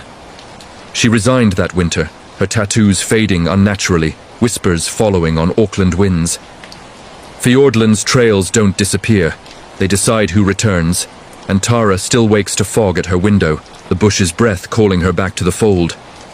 Trails twist, tunnels trap, the forgotten tunnels of Tbilisi, Georgia. Beneath the sulphur-bathed spires of Tbilisi's old town, where the Mintkvari River snakes through canyons of apricot orchards and the Narikala fortress broods over a city scarred by Soviet secrets, urban explorer Luka Ivanov, a 29-year-old freelance photographer from Batumi, descended into the labyrinth in the spring of 2020. Armed with a headlamp, GoPro, and a battered Soviet map swiped from a flea market, Luka sought the ghost metros, abandoned Stalin-era bunkers and aqueducts rumored to honeycomb the hills. Tbilisi's underbelly is art, waiting to be shot, he posted to his Insta before the plunge, the air already thick with the tang of mineral springs and decay. But as his beam pierced the gloom of a forgotten aqueduct, the tunnels came alive with echoes of the Great Purge. Spectral prisoners, shuffling chains walls, weeping confessions, turning Luka's urbex thrill into a subterranean haunting of drowned voices and doors that seal from the other side. Luka's entry was a grate behind the Mateki church, rusted ajar by earthquake tremors. The map promised a mile of main tunnel, branching to wine cellars and KGB vaults. He rappelled 20 feet into the drip-drip dark, boots splashing ankle-deep in runoff that smelled of iron and regret. Graffiti scarred the concrete, Russian curses from 37 when purges filled the cellars with intellectuals. Luka's light danced over rusted rails, relics of a tramway never built, his GoPro capturing the thrill. Day 1. Soviet ghosts, incoming. The main vein sloped gentle, arches vaulted like cathedral ribs. But at the first junction, the air chilled, breath fogging despite the spring warmth above. Whispers started faint. Georgian laments, "Mama, why?" Luca paused, mic picking EVPs, static laced with sobs. "Echoes off water," he rationalized, pushing to the branch labeled B12, secure. The tunnel narrowed, walls closing to shoulder width, etched with nail scratches, names, dates, NKVD lies. His headlamp flickered, batteries fresh, casting shadows that lagged, humanoid forms trailing his steps. One reached, fingers translucent, cuff-marked, brushing his neck with grave cold. Luca spun, beam empty, but his skin prickled with the weight of unseen eyes. Deeper, the map failed. A chamber uncharted, flooded to knees with brackish pool reflecting his light like oil. In the center, a submerged cage, Soviet iron, bobbed with a shape inside. Man in threadbare uniform, face bloated, eyes milky, mouthing witness. Luca filmed, zooming, the figure lunged, water erupting, chains rattling as if pulled by phantoms. He backed, tripping into slime, the GoPro splashing dark. Resurfacing, the chamber shifted, walls contracting, doors, massive, vaulted, slamming behind with hydraulic hiss. "No. Map said exit here," he gasped, pounding metal that echoed hollow, the whispers swelling to a chorus. Trials, tortures, bullets in basements. Panic clawed. Luca's pack yielded a flare, crimson bloom illuminating murals of horror. Faded frescoes of purges, victims' faces morphing to his own, accusatory. The spirits pressed, a professor in spectacles reciting poetry banned, a mother cradling spectral infant, drowned to silence cries. They herded him through a crawl space, knees bleeding on rebar, to a nexus of cells, doors ajar, each a diorama of death. One gasped, fumes green and choking. Another starved, bones picked clean by rats that skittered real. Luca's screams joined the echo, his light dying to embers, leaving him in pitch where hands groped, pulling at clothes, whispering his sins. Childhood thefts, a brother's overdose he'd ignored. Hours, days, time drowned. Escape via a collapse. Quake loosened grate to surface sewers, spilling him into the river at dawn. Medics found him hypothermic, babbling of the cageman who swam free. Luca's footage, salvaged waterlogged, went viral, millions glued to the whispers, but he burned the map, vowing no more depths. Tbilisi's tunnels don't forget. They archive agonies, and on humid nights Luca hears the chains, the river's call to confess. Tunnels trap, tracks torment. The ghost train of the Trans-Siberian, Irkutsk, Russia.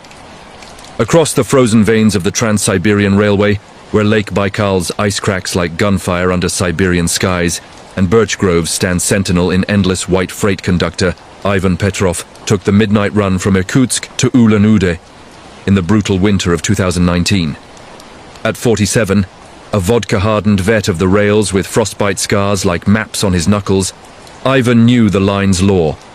Derailments from 41 partisans, boxcars stuffed with gulag dead. Ghosts ride the rails, but they pay no fare. He'd grunt to brakemen over Samagon by the stove. But on a night when auroras bled green across the taiga and the temperature plunged to 45, the ghost train coupled to his locomotive. A spectral consist from the Romanov-era carriages, groaning with Tsarist exiles, turning Ivan's routine haul into a road horror of phantom passengers and tracks that lead to frozen hells. Ivan's engine, a hulking diesel beast numbered 567, chugged from the yard at 11:55 p.m. Cars loaded with timber for Mongolia. The cab warmed by a hissing heater, radio crackling folk tunes warped by static. Snow devils danced on the ballast, visibility nil, but Ivan's hands knew the throttle blind. At kilometer 142, past Slayudyanka's shore, where Baikal's waves lapped black ice, a jolt, not derail but join. His train lurched as if hooked to a heavier load, speed dropping despite full throttle. "Brakes on the logs," he muttered, checking gauges. "Pressure fine." But the rearview mirror fogged, shapes materializing. Additional cars, antique, wood-paneled with iron lanterns flickering gas blue. Curiosity overrode caution. Ivan radioed dispatch. Silence, then laughter, aristocratic, laced with French.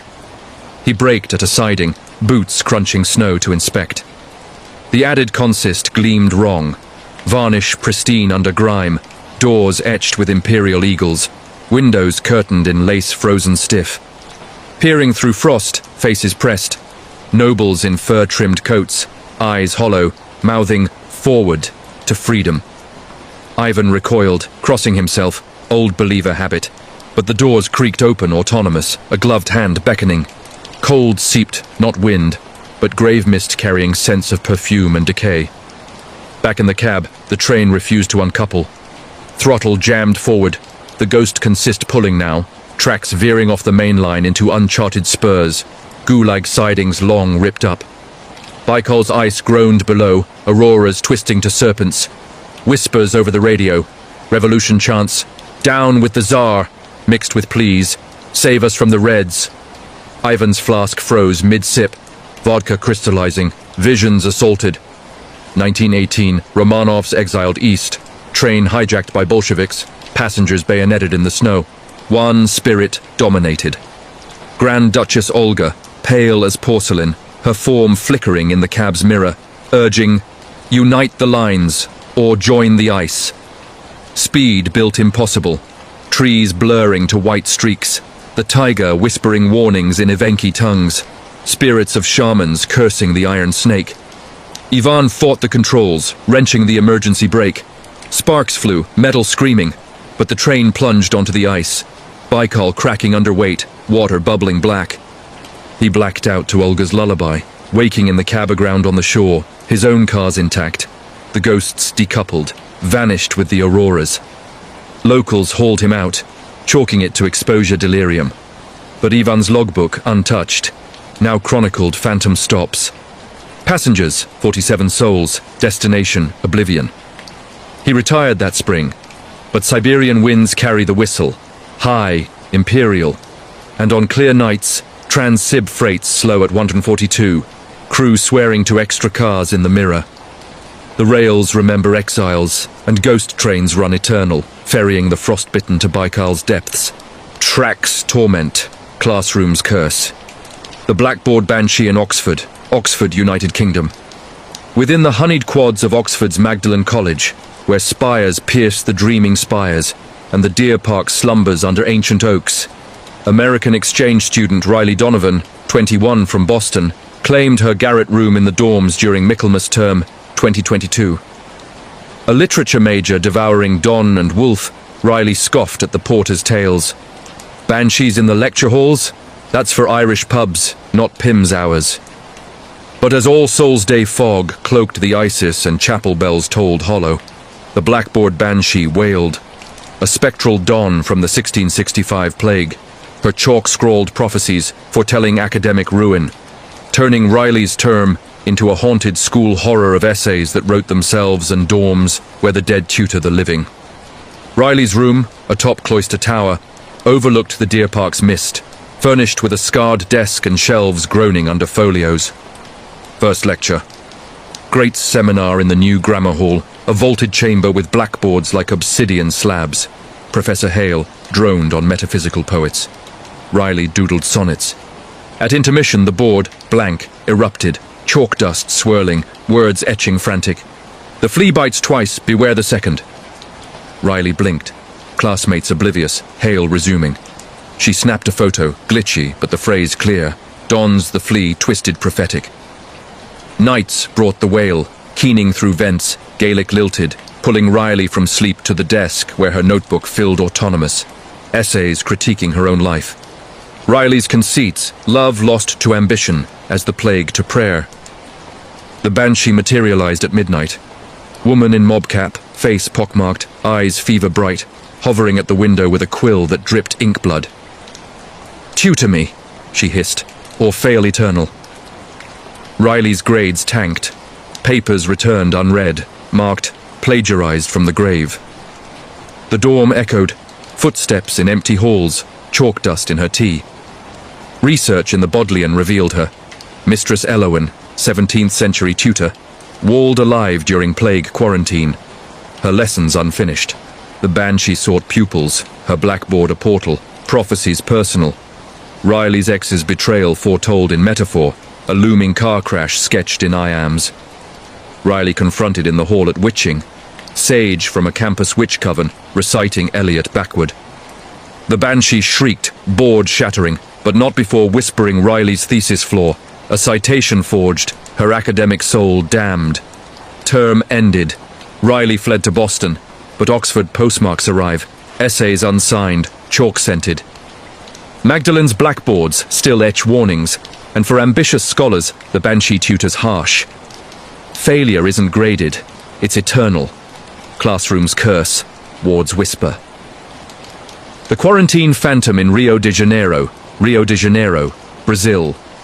Perched on the escarpments of Rio's favela hills, where Christ the Redeemer's arms embrace the bay, and the Faro Hospital's ruins fester amid jacaranda blooms, Brazilian nurse Sofia Almeida pulled double shifts in the ER during Carnival's fever peak in 2023. At 31, a favela-born fighter with samba in her veins and scrubs stained by COVID's long tail, Sofia dismissed the old staff's yarns. Phantoms in the old quarantine wing? That's capoeira ghosts, not plague. But as samba drums thrummed distant and the bay's humidity choked the night, the quarantine phantom stirred. A spectral leper from the 1890s lazaretto. His bandages unraveling contagions that burned flesh and memory, turning Sofia's rounds into a hospital horror of fever dreams and wards where the diseased dictate discharge. The Faro, a colonial hulk retrofitted post-1918 flu, loomed over Lapa's lights, its quarantine wing sealed since a '92 outbreak. Sofia's shift, 7 p.m. to 7 a.m., bays overflowing with dengue hemorrhagics, fans whirring futile against the heat. At 10:42, a call light from the sealed corridor, impossible chained. Prank, she muttered, fetching her kit, but the chain lay coiled open, door ajar with a sigh like exhaled breath. Inside, the air turned sepulchral, walls papered in yellowed quarantine notices. Gurneys rusted to dust. A figure slumped in the corner bay, man swathed in rags, face hooded, hands gloved in rot. Sofia approached, pulse ox beeping empty. Señor? Precisa de ayuda? The phantom stirred, hood falling, flesh mottled, nose collapsed, eyes weeping pus that sizzled on tile. Join the wait, he rasped, Portuguese archaic, breath a miasma of camphor and gangrene. She recoiled, but fever hit like lightning, skin aflame, visions of lazaretto horrors, patients chained to beds, priests anointing with holy water turned acid. The phantom glided, bandages trailing like tentacles, wrapping her wrist, skin blistering instant, brands of crosses rising. Back to main ward, Sofia collapsed. Colleagues dosed her IV, but the phantom followed. Monitors glitching to 1890 vitals, patients murmuring his prayers. Una salus infirmorum. Night blurred. She hallucinated tending the lazaretto, lancing boils that birthed maggots, the phantom directing, bleed the sin, nurse. Dawn found her lucid, lesions fading, but charts rewritten, discharges denied, her own file appended. Contagious eternal. Sofia transferred to São Paulo, but Rio's humidity revives the itch, bandages in her mirror. Faro's quarantine holds the unclean, and phantoms prescribe plagues that no vaccine cures. Wards whisper. Wires wail. The phantom line in Mumbai, India. In the subterranean buzz of Mumbai's Chhatrapati Shivaji terminus, where local trains surge like arterial blood through the monsoon-veiled sprawl, and platforms teem with a billion dreams, call center operator Priya Sharma manned the night desk for the railway helpline in 2024. At 26, a Navi Mumbai commuter with henna-faded hands and a headset that knew her size, Priya fielded delays and lost luggage till 2 a.m. Ghost calls? That's crossed lines from the harbour, she'd laughed to colleagues over chai. But as Ganesh Chaturthi's elephants trumpeted faint, and the tracks hummed under thunder, the phantom line connected. A spectral operator from the 1943 Bengal famine, routing pleas from starvation cars to Priya's ear, turning her shift into a dispatcher horror of endless holds and voices that hunger for response. Priya's booth, a glass cubicle in the control annex, overlooked the 15-platform chaos. Fans stirring humid air thick with masala and metal. Lines lit sporadic. Sir, train 12601 late. But at 1:13 a.m., Line 7 pulsed insistent, no caller ID. Railway helpline, Kaisermatad? Silence, then static birthing sobs. Puk, hunger, water. Voice female, Marathi fractured by famine rasp. Priya traced, deadline. But the call held, coordinates pinging to a siding long decommissioned. Famine relief trains, boxcars packed with skeletons. The phantom routed more, men bartering limbs for rice, children wailing, Ma! Priya's screen glitched, schedules rewriting to 1943, platforms filling with ghost crowds, saris tattered, eyes hollow. Disconnect, she jabbed, but the headset warmed, earpiece filling with breath. The operator, a clerk starved at her post, her form flickering in the monitor. Skeletal, sari bloodied, fingers dialing endless. Answer, or join the queue. Panic surged. Priya fled the booth, but the station warped, platforms looping, trains idling empty but doors opening to darkness, hands pulling. Voices chorused her name, promises of one call to freedom. Security found her at dawn, curled by the ticket hall, babbling routes to the underworld. Lines cleared, but Priya quit, her phone still ringing phantom at night. Mumbai's wires carry more than signals. They thread the famished and phantom operators wait, hunger undialed. Wires wail, wastes war. The sand demon of the Somme, France. In the crater-pocked moonscape of the Somme battlefields, where poppies bleed red across no man's land, and the earth still yields shells like bitter fruit, French archaeologist Julien Moreau led a dig in the poppy fields near Thiepval in summer 2021. At 41, a Lille native with shrapnel maps tattooed on his soul from grandfather's tales, Julien unearthed WWI relics for the museum. Ghosts? Just echoes in the wire. He'd toast at the village bistro. But as harvest moons rose bloodied and the wind carved dunes from the clay, the sand demon rose, a spectral poilu from the 1916 offensive, his bayonet thirsting for diggers who disturbed the truce, turning Julian's excavation into a military horror of shifting trenches and sands that swallow the living whole. Julian's team, 3 students, trowels and sieves, trenched at Schwaben Redoubt, ground soft from rain. Fines flowed, buttons, bully tins, a Lewis gun half buried. At dusk, the wind howled zephyr sharp, dunes marching across the lines like invading foes. Julian's tent flap ripped open, no storm, but grains swirling vortex, forming a figure. Soldier in horizon blue, helmet dented, face grit-masked, eyes coals. Mine, it growled, voice gravel and gas, bayonet thrusting air that cut Julian's cheek, blood beading instant. The demon patrolled, tools vanishing into sand, trenches collapsing autonomous, whispers in trenches. Over the top. Again. Students fled one by one, swallowed by sinkholes that spat helmets. One unearthed, babbling of charges eternal. Julian alone, flare lit, confronted, the poilu, Private Leclerc, buried alive in a cave-in, his rage animating the soil. You dig my rest, Leclerc rasped, sands coiling like serpents, pulling Julian under. Visions of Somme slaughter, mud-choked screams, mustard fog, mates melting. He clawed free at false dawn, gasping clay, the dig site smoothed, pristine. Museum closed the site, Julian's scars map dunes on his skin. The Somme's sands shift uneasy, demons guarding the fallen, and diggers hear the whistle. Over eternal. Wastes war, work wounds, the overtime oracle in Tokyo. Tokyo, Japan. In the fluorescent grind of Tokyo's Otemachi skyscrapers, where salarymen swarm like ants in suits and the Yamanote line pulses till last train, office drone Kenji Sato clocked his 14th overtime in the marketing firm on the 23rd floor in March 2025. At 32, a chain-smoking insomniac with dark circles like badges, Kenji crunched data alone after hours. Workplace ghosts? Kuroshi claims the soul first, he'd mutter to vending machines. But as cherry blossoms stormed the windows and the AC hummed dirge, the overtime oracle appeared. A spectral manager from the 89 bubble burst, his tie noose-tight, dictating quotas from beyond, turning Kenji's spreadsheets into a workplace horror of endless audits and desks that demand blood oaths. Kenji's cubicle, a grey cell in open-plan purgatory, glowed under his monitor's blue hell. Emails pinged ghosts. Revise Q4 now. In 11 p.m., the printer jammed, paper extruding blank but inked invisible. Fail not or join. The oracle materialized in the reflection. Gaunt, pinstripe phantom, abacus beads clicking phantom, face sallow from boardroom suicides.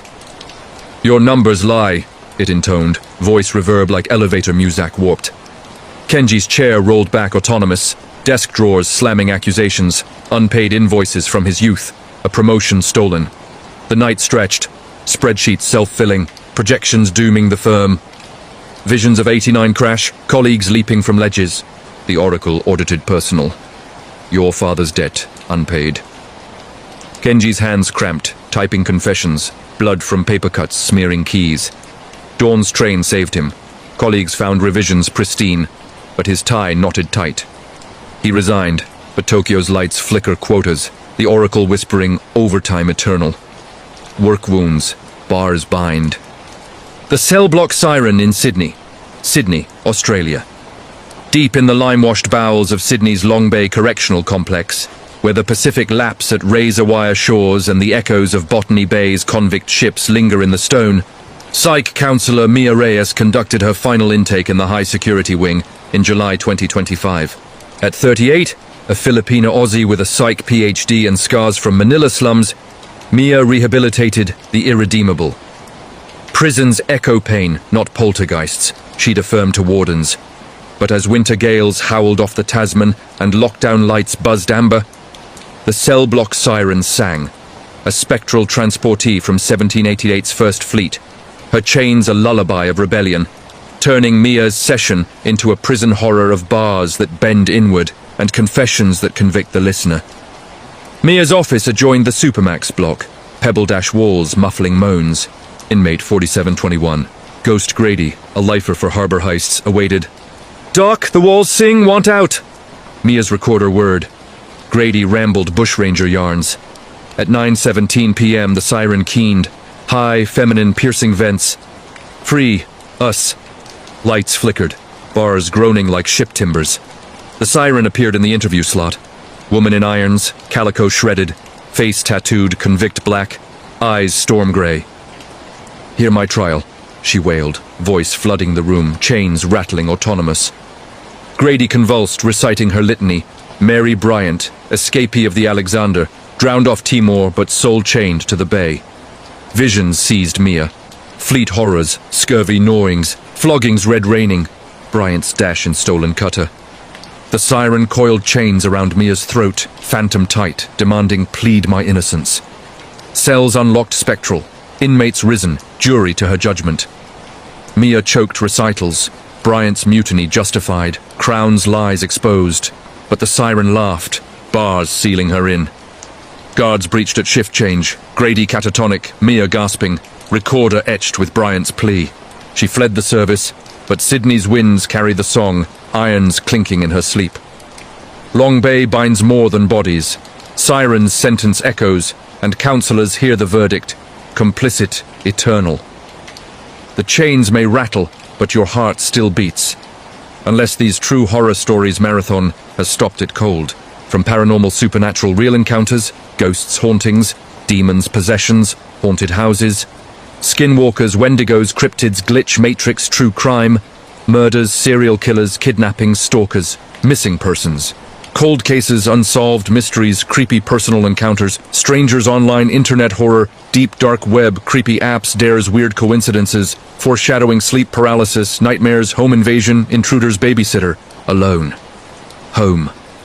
Horror neighbor stories, camping wilderness, national parks, deep woods, abandoned cabins, urban exploration, abandoned places, hidden tunnels, asylums, road trip, truck driver horror, haunted schools, dorm. Rooms, hospital nurse, night shift stories, 911 operator, police dispatcher calls, military war-related horror, workplace scary experiences, court prison horror stories. We've traversed the globe's darkest veins. If the fears got you hooked, smash like, drop your country in comments, USA, India, France. Subscribe for endless chills that explode views into millions and share to haunt your feed. What's next? Your story? Sleep tight or don't. Stay terrified. The black-eyed children's knock in Leadville, Colorado, USA high in the frost-kissed peaks of the Colorado Rockies, where the mining town's lanterns once burned like defiant stars against the endless night.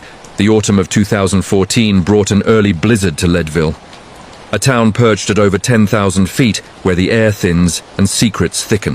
Harlan Graves, a 52-year-old retired geologist who'd traded seismic surveys for solitude in a creaky Victorian on Harrison Avenue, had always dismissed the old prospector yarns. Black-eyed kids, pale urchins with voids for pupils, begging entry with voices like cracking ice, dooming those who let them cross the threshold. Harlan was a man of strata and schist, not spooks. His evenings were spent poring over USGS maps by the fire, the only company his tabby cat Whiskers and the wind's low moan through pine eaves. But that October 27th, as snow lashed the windows like vengeful spirits, the knock came. 3 raps, deliberate, almost polite, on the oaken door, warped by a century of altitude. Harlan glanced at the clock. 8:47 p.m. No neighbors stirred in the whiteout. The street lamp flickered like a dying pulse. Through the peephole, 2 figures huddled. Children, no older than 12, in threadbare coats too thin for the gale, hoods shadowing faces that gleamed unnaturally pale. "Mister, please, we need inside. Our ride broke down." I'd broke. The girl's voice slithered through the wood, syrupy sweet, yet edged with something ancient, like gravel under glaciers. The boy beside her shifted, hands clasped, but his eyes, Harlan caught a glint, were wrong. Twin abysses swallowing light.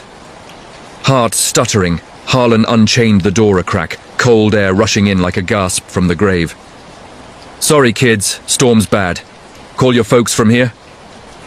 But the girl's head tilted, smile stretching too wide, revealing teeth like polished pearls. "We can't use phones, mister. They don't like it. Just let us warm up. Promise we won't stay long."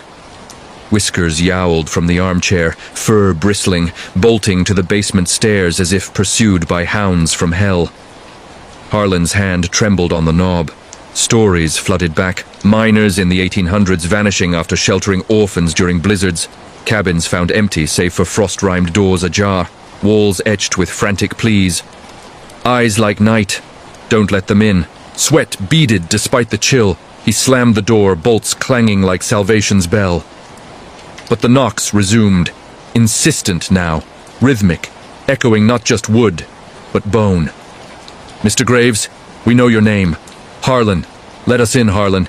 It's so cold out here." His blood iced. How did they know? The census taker last year? No, these weren't lost kids. Peering again, their faces pressed close, skin translucent, veins blue as Arctic veins, eyes solid black, no whites, no mercy, pupils dilating like hungry voids. He backed away, phone in hand, dialing Leadville PD, line dead, static hissing like serpents. The door rattled, hinges groaning as if invisible hands pried. From the keyhole, a whisper. "We see Whiskers hiding. Pretty kitty. Let us play." Harlan fled upstairs, barricading his bedroom with the antique dresser, heart hammering like a miner's pick. Hours crawled, knocks morphed to scratches, nails on oak, slow, deliberate, spelling something in Morse. No, names, Harlan. Dawn crept grey through frost-laced panes, silence falling like spent breath. Venturing down, door intact but scarred with claw marks deep as gouges in slate. Threshold dusted black. Ash? Coal? Whiskers emerged, eyes wild, fur matted with frost? No blood, but the cat never meowed again, vanishing weeks later, only a tuft of fur by the door. Harlan sold the house that spring, fleeing to Denver's bustle, but the kids followed in dreams, knocking eternal, eyes swallowing his reflection. Locals whispered of the Leadville orphans, spectral remnants of a 1902 mine collapse that claimed 47 children, their coal-dusted souls seeking warmth in flesh. Harlan's tale spread on forums. Reddit's "Our black-eyed children" exploded with parallels, views piling into millions, skeptics turned seers. But on snowy Colorado nights, if you hear 3 raps, remember, the black-eyed don't beg, they claim. Leadville's peaks hide more than silver veins. They cradle the void, and it hungers for company. The Dybuks whisper in the Warsaw ghetto ruins, Warsaw, Poland. Amid the cracked concrete and overgrown weeds of what was once the Warsaw ghetto, where the ghosts of 400,000 souls still tread the Umschlagplatz, under a sky scarred by history's fire, the summer of 2019 drew Yael Levin, a 38-year-old Holocaust historian from Tel Aviv, back to her birthplace for a documentary on the uprising's unsung women. Yael had fled Poland as a child, her grandmother's tales of the 1943 revolt, Molotov cocktails hurled by seamstresses, screams swallowed by SS boots, fueling her academic fire. But the ruins, now a memorial park flanked by the Poland Museum, pulled like a magnet. She rented a flat on Miła Street steps from the bunker, where Anielewicz fell her crew of two, cinematographer Piotr, a lanky Warsaw native with a drone fetish and sound tech, Lena, a goth punk skeptic with ear gauges and EVP recorders. Gearing for night shoots to capture residual energy, as Yael poetically pitched it. History haunts, she'd say, but deep down she meant metaphorically. Kabbalah's Dybuks, malicious spirits possessing the living, were folklore, not fact. Filming began at dusk on June 14th, the air heavy with linden bloom and latent grief, crickets chirping dirges over the monument's eternal flame. They started at the ghetto wall remnants, Piotr's drone humming psalms as Lena's mics picked static, faint Yiddish murmurs, chalked up to wind through barbed wire ghosts. Yael narrated passionately, her Star of David necklace glinting, until a chill uncoiled in her gut, like fingers tracing spine. Cut! Something's off. Piotr laughed. Echoes of the past, Doc. But Lena's levels spiked. A voice, female, rasping, Liebe, help. Love, in Yiddish. Replay confirmed, hairs rose. They pressed on to the great deportation site, where 300,000 boarded trains to Treblinka, the ground seeming to pulse underfoot. By midnight, in the shadow of the Nozick synagogue, spared by a bribe, now a beacon, they set up for a seance light. Candles, a Ouija scavenged from a Warsaw occult shop, Yael reciting Kaddish for protection. The planchette twitched, spelling M-I-R-A, then 1942 fire. Mira Klein, Yael recalled, a seamstress executed for smuggling bread, her body burned in the square. Excitement buzzed, this was gold. But as Piotr filmed, a shadow flitted. Humanoid, stooped, in a threadbare shawl gliding from the alley. Who's there?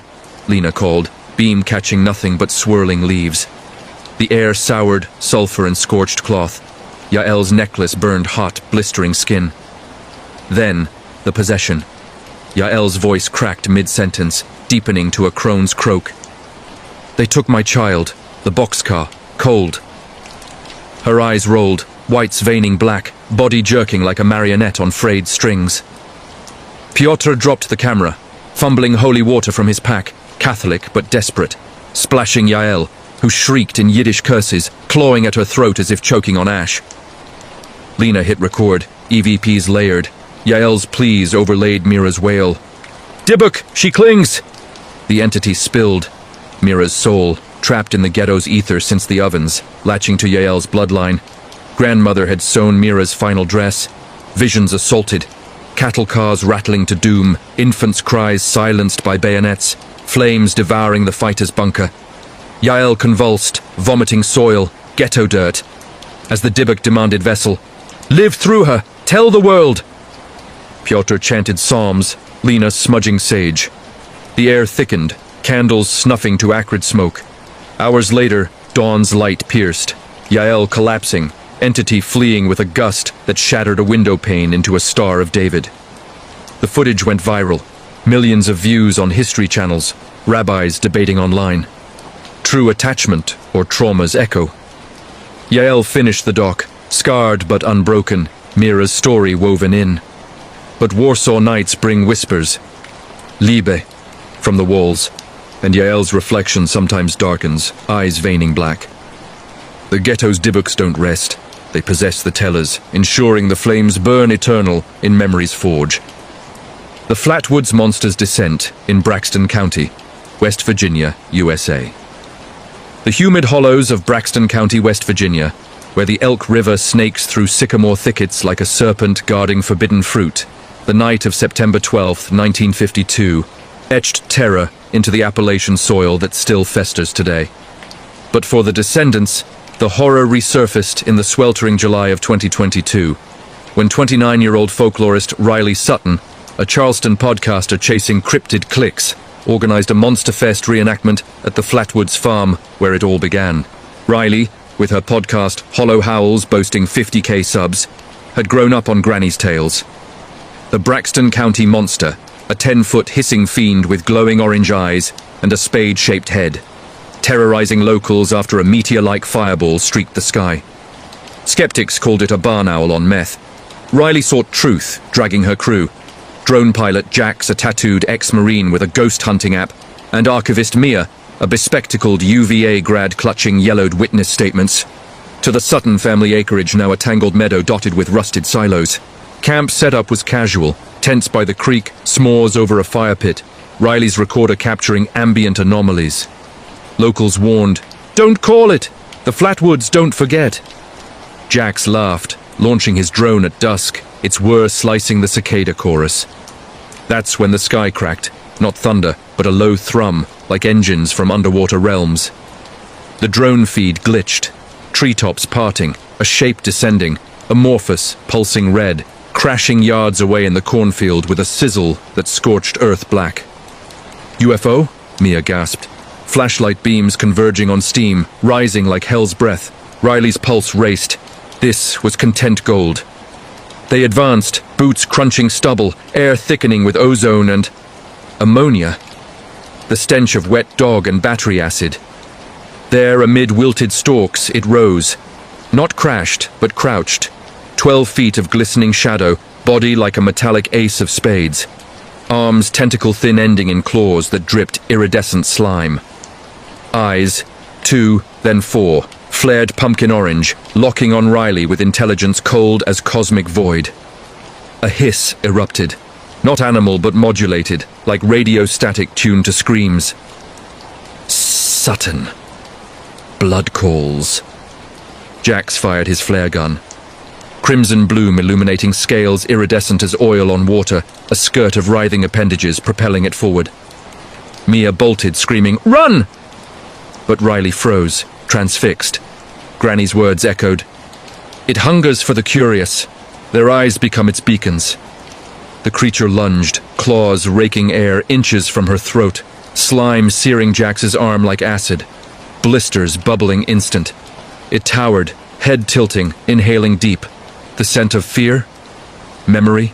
Visions hit Riley. 1952's witnesses fleeing, the monster's origin. A scout from Zeta Reticuli, probing for resources, leaving marks that birthed generations of watchers. They scrambled to the truck, engine roaring to life as the thing pursued, leaping fences with frog-like bounds, eyes piercing fog like searchlights. Bullets from Jax's sidearm pinged off hide like rain on tin. It halted at the county line, hiss fading to a chuckle that vibrated bones. Back in Charleston, burns bandaged, footage uploaded. Millions of views, UFO forums ablaze. Flatwoods Redux, real encounter. Experts debunked, swamp gas, mass hysteria. But Riley's dreams replay it. The hiss naming her lineage, the slime's burn forming a spade scar. Braxton County's monster doesn't invade. It waits, called by the foolish, its eyes now in the marked, watching from mirrors, skies, screens. On misty West Virginia nights, if the thrum returns, don't look up. The descent claims more than land. The Kandahar giant's fury in the Hindu Kush, Afghanistan. The jagged spines of the Hindu Kush mountains clawed at the star-pricked sky in the bitter March of 2016, where U.S. Army Ranger Dan Crenshaw. Wait, no, that's taken. Let's call him Sergeant Elias Kane, a 31-year-old sniper from Boise, Idaho, on his third tour with the 75th Regiment. Hunkered in a windswept outpost near Kandahar province. The war's grind had numbed Elias. IEDs blooming like poppies, Taliban shadows and goat trails, the endless drone of Apaches overhead. But folklore from Pashtun elders chilled deeper. The Jinni-Buzurg, giants of ancient lore, 13 feet of red-haired fury, guardians of lost cities, wielding iron maces that sundered tanks. Elias scoffed over MREs with his squad, 8 men in a mud brick fob, radio crackling supply delays. Bedtime stories for camel jockeys, he'd grunt, cleaning his M4 under solar lanterns that flickered like wary eyes. It struck at 0200 hours, the witching hour when Allah's gaze wavers and old gods stir. Alarms wailed. Motion sensors tripped on the perimeter, not RPGs, but heavy footfalls, shaking earth like artillery. Elias grabbed night vision, squad tumbling out. Contact! But the feed showed impossibility. A silhouette, bipedal, towering the watchtower, furred limbs swinging a club the size of a log. Gunfire erupted, tracers stitching the dark, ricocheting off hide like rubber bullets. The giant roared, a bellow that ruptured eardrums, guttural Avestan curses from Zoroaster's tombs. Intruders! Flesh for the forge! It charged, mace pulverizing the Hesco barrier, sandbags exploding in geysers. Peter Ramirez caught the first blow, body bisected, ribs cracking like dry twigs, blood painting snow crimson. Chaos reigned. Elias's scope locked on eyes like forge coals, face Neanderthal broad, with six-fingered grip, crushing his Barrett. 50. Bullets peppered, ineffectual, sparking off stone-like skin. The beast grabbed Cepilius Hale, hoisting him skyward, jaws unhinging to devour whole, Hale's screams gurgling to silence. Elias fired point blank, round through the knee, staggering it. Squad rallied, grenades blooming orange, shrapnel carving furrows that wept yellow ichor. It fled to caves, raw echoing valleys, but not before hurling Hale's torso like discus, cratering the latrine. Dawn brought helos, extraction under classified shrouds. Official report, avalanche-induced collapse. But Elias's GoPro, salvaged from wreckage, captured it. The giant's retreat, dragging Ramirez's legs, eyes promising return. Debriefs buried it, Pentagon whispers of anomalous entity, ancient Nephilim unearthed by war's plow. Elias mustered out haunted, podcast leaks in 2023, exploding views. Kandahar giant, Rangers tape. Skeptics cry hoax, survivors know, the Hindu Kush births monsters from Earth's womb, red giants feasting on invaders. Elias bolts doors at dusk, mace shadows in dreams. Afghanistan's wars end, the old ones endure, maw ever hungry. The phone booth's curse in Aokigahara, Yamanashi Prefecture, Japan. The Sea of Emerald choked the base of Mount Fuji in the oppressive humidity of August 2017, where Aokigahara Jukai, the Sea of Trees, sprawled like a labyrinthine shroud, roots twisting into suicide's silent graves since samurai seppuku. Kenji Tanaka, a 27-year-old salaryman from Tokyo, fleeing a karoshi grind and a fiancé's ghosting texts, hiked the Yurei-haunted forest for clarity, backpack stuffed with onigiri, a disposable camera and a knot of hemp rope, just in case. Locals shunned the Jukai no Denwa, the phone booth at the trailhead, a relic from the 70s where the dead reportedly called the living, voices pleading from the receiver for one last tether to the world. Kenji, raised on J-horror flicks, dismissed it as urban legend. His plan: lose himself in the moss-muffled silence. Emerge renewed. Dusk bled crimson through canopy as he reached the booth. Glass fogged, rotary phone dangling like a hanged man's noose, vines claiming the booth like veins. Wind died, silence absolute, save distant ibis caws. Curiosity pricked. He lifted the receiver, static crackling like bones underfoot. Moshi, Moshi! A breath. Female. Faint.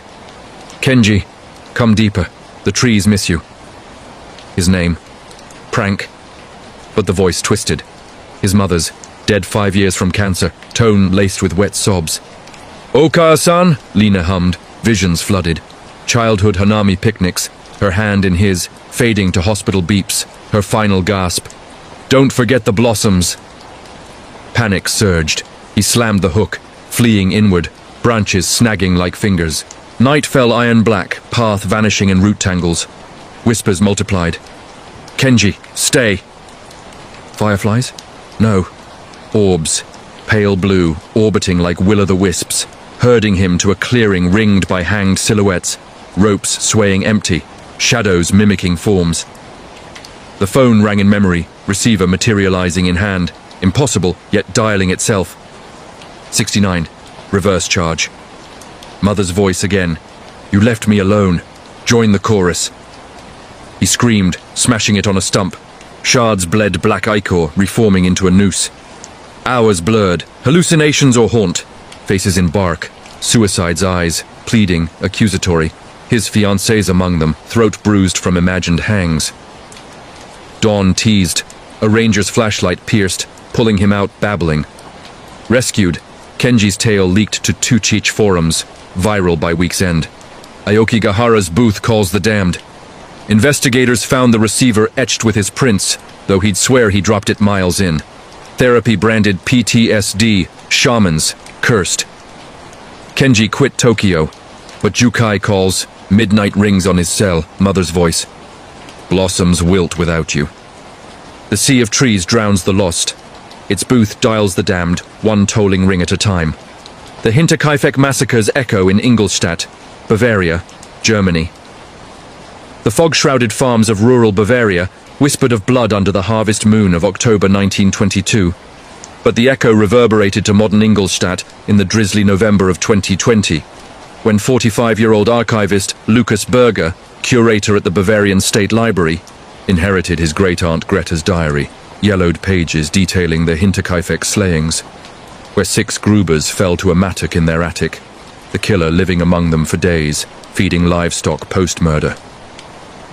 Lucas, a rational soul amid dusty tomes, dismissed family lore, the Schattenmann, Shadow Man, a vengeful spirit birthed from the crime's unsolved rage, stalking descendants with mattock whispers. But Greta's final entry chilled. He returns in the walls. The tool hungers. Tasked with digitizing, Lucas worked nights in his Altstadt flat, overlooking the Danube's sluggish flow, laptop glowing like a false dawn. Oddities crept. Footsteps overhead. Rats. Tools vanishing.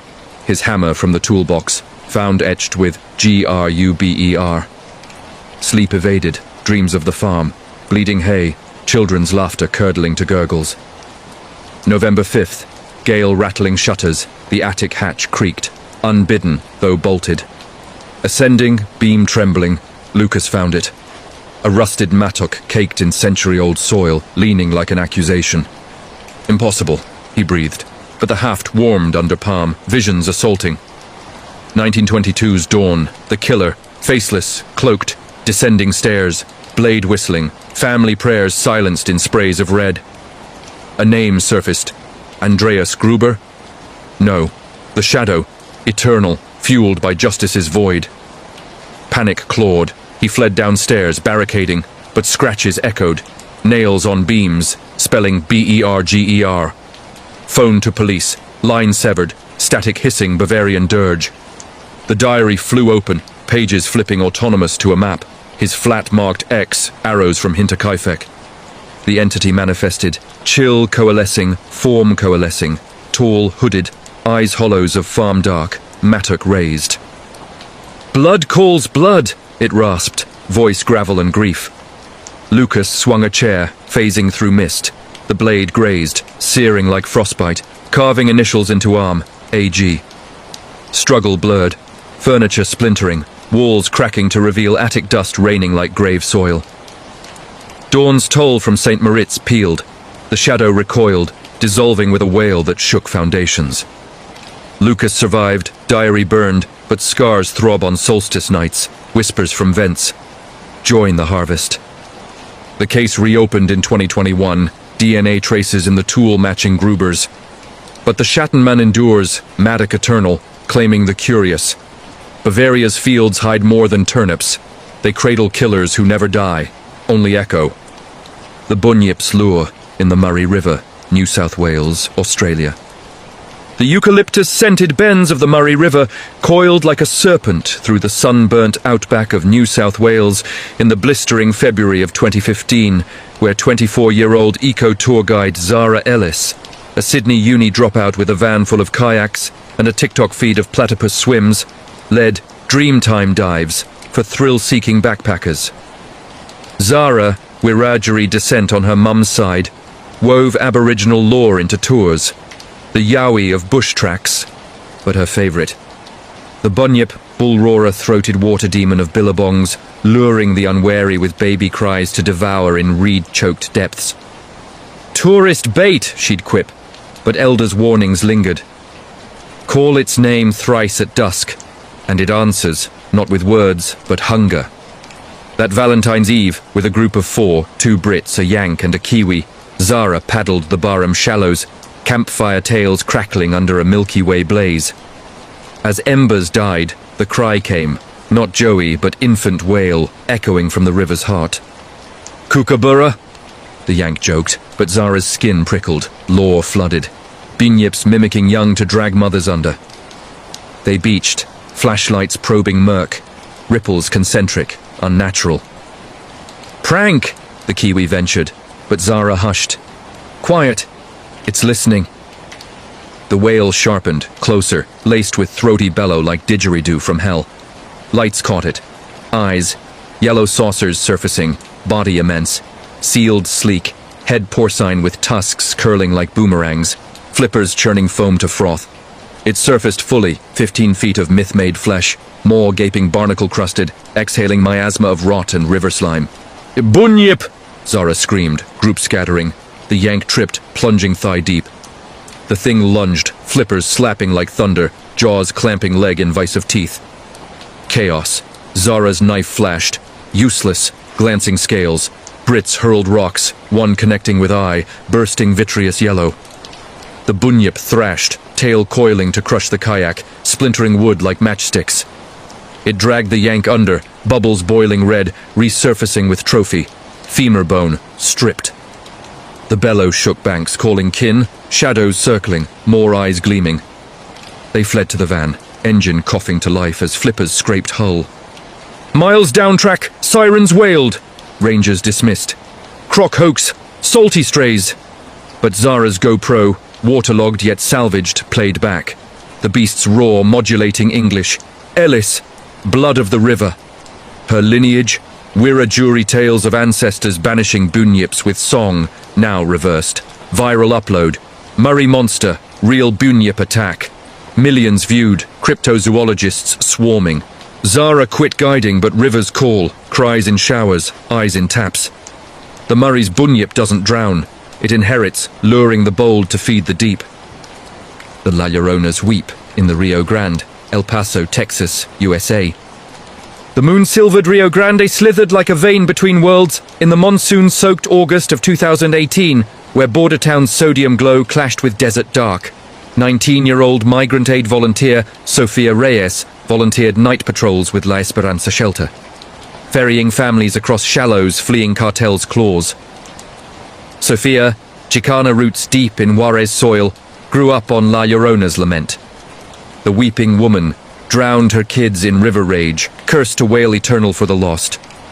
Old wives' tale, she'd scoff to her abuela. But the river's murmur held hooks, whispers of white-gowned spectres dragging swimmers under, screams echoing, "Ay, mis hijos!" That stormy 15th, with flash floods swelling banks, Sofia's team, 3 volunteers, walkie-talkies crackling, spotted a family. Mother, father, toddler, huddled mid-crossing, currents clawing. "Aguanta!" Sofia yelled, wading in, rope uncoiling. But the wail pierced thunder. Not wind, but keening, layered voices. Maternal grief amplified. Lights swept. A woman, sodden white, gliding downstream, arms outstretched, face veiled by dripping hair, eyes sockets of sorrow. "Mis hijos! Help them!" The family froze. Toddler bawled, mirroring the cry. Sofia's rope snagged, not branch, but skeletal hand, cold as Rio silt, pulling taut. The Llorona closed, dress tattered 1800s lace, flesh translucent, tears carving canyons in cheeks. "You left me," she moaned, voice Sofia's mother's timbre, dead in childbirth. Visions, colonial betrayal, lover's flight, infanticide splash, curse from La Malanche's blood. The father bolted, mother clutched child. Llorona lunged, nails raking Sofia's arm. Welts blooming Spanish pleas. "No more orphans!" Volunteers fired flares, crimson illuminating her descent, dragging phantom babes from depths, their forms dissolving to mist. Sofia slashed free, hauling the family to shallows as lightning cracked the wraith to vapor. Safe at shelter, footage from body cam exploded. La Llorona caught! Border horror! Views surged, folklorists flocking. Sophia bears scars that weep unbidden, river dreams of white gowns. The Rio Grande weeps for the drowned. Llorona claims the compassionate, her cry the current's eternal dirge. The chupacabras hunt in the Atacama, Chile. The bone-dry vastness of the Atacama Desert, stretched like Mars' twin under the Andean stars in the parched January of 2021, where 36-year-old herder Mateo Vargas, guardian of llama caravans in the Altiplano near San Pedro de Atacama, watched his flock dwindle. Not to drought, but exsanguination, carcasses drained dry, puncture wounds, twin fangs in necks. Mateo, Mapuche blood singing cautionary cantos, knew the chupacabras, goat-sucker, spiny lizard beast of Puerto Rican import, now roving South America's sands, eyes red as chilly suns, leaping fences with kangaroo gait. Ranchers scoffed, coyotes, disease. But Mateo's drone footage, uploaded for bounties, showed shadows, quadrupedal blur, quills rattling like maracas, vanishing into salt flats. Full moon of the 22nd, winds howling salt devils. Mateo patrolled with rifle and thermal scope, pick up rumbling dunes. Bleats cut night, flock panicking, thermal bloomed, heat sig, 8 feet long, bounding. He floored it, lights flooding. The beast, reptilian grey-green hide-armored scales, spines erect along spine like punk mohawk, maw fang-curved, eyes glowing infrared. It reared, hissing venom fog, leaping atop a llama, throat punctured in spray, blood vacuumed in gulps. Mateo fired, slugs sparking hide. It wheeled, claws raking hood, metal shrieking. "Maldito!" he roared, reversing. The chupacabra pursued, leaps 20 feet, tail barbed whip cracking air. Dune crash spun him. It pounced, spines impaling door, venom drip sizzling paint. Mateo slashing with machete, severing tip. It screeched, ultrasonic, shattering windshield. Fleeing to caves, trail of ichor glowing. Flock halved, Mateo's vid viral. Atacama chupacabra, farmer's nightmare. Millions watched, crypto hunters trekking. But wounds fester, spines, poison, burns, fever dreams of herds endless, eyes red in mirrors. The Atacama thirsts, its chupacabra bleeds the land's curse, fang deep. The Selkie skin in the Orkney Isles, Scotland, UK. The slate-grey waves of scupper flow lashed the Orkney Isles' jagged shores in the equinox gale of September 2019, where 30-year-old marine biologist Fiona MacLeod, native to Stromness, researched seal migrations from her croft overlooking the Dubin wrecks. Fiona, orphaned young, clung to Selkie sagas, seal folk shedding skins for human lovers, stolen pelts binding them to land's loneliness. Myth for mist, she'd lecture students, but her grand's locket, seal skin, etched runes, hummed warnings. That equinox eve, storm surge unearthed it. A pelt, glossy grey, washed to her beach, pulsing like heartbeat under palm. Curiosity cloaked caution. She hid it in attic, dreams flooding, waves birthing lovers, dances under moon, betrayals tear. Dawn brought the man, tall, salt-crusted, eyes sea-green, naked but unashamed, scanning sands. "My skin! You've taken it!" Voice like kelp-wrapped thunder. Fiona denied, but Attic called. He followed, plea turning demand. "Return it, or I wither." Night deepened. He weakened, skin greying but eyes burned. "Wear it once. Feel the deep." Tempted, Fiona donned it. Fur melding flesh, bones fluidizing, lungs gills. She dove. Flows wrecks alive. U-boats groaning hymns, Selkies circling, his kin welcoming.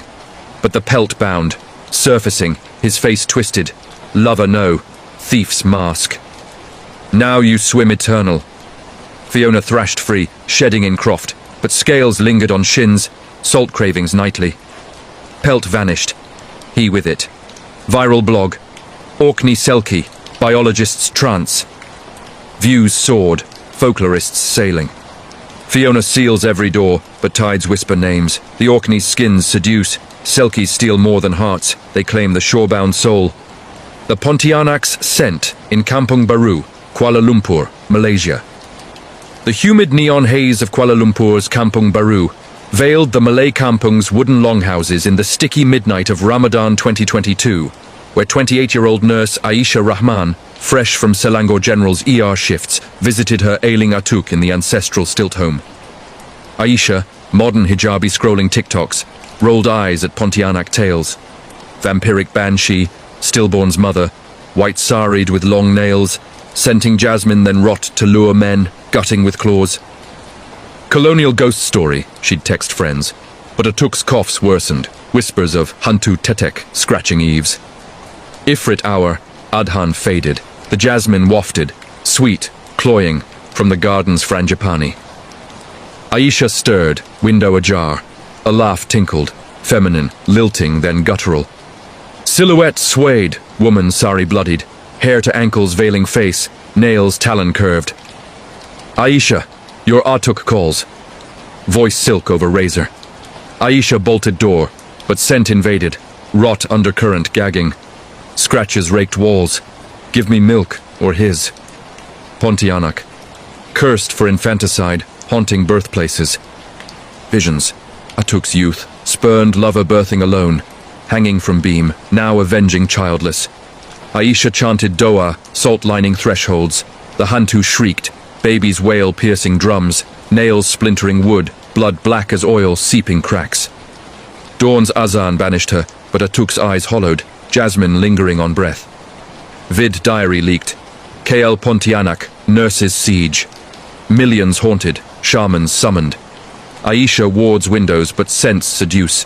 Jasmine in scrubs, scratches on arms. Kampung Baru's nights bleed. Pontianak's nurse grudges eternal, claw by milky claw. The Yuki honor's breath in the Hokkaido slopes, Japan. The powder-crusted flanks of Niseko's Anupuri Peak glittered under aurora veils in the sub-zero February of 2023, where 26-year-old snowboarder Liam Hartley Kiwi expat chasing endless winter shredded backcountry with his crew.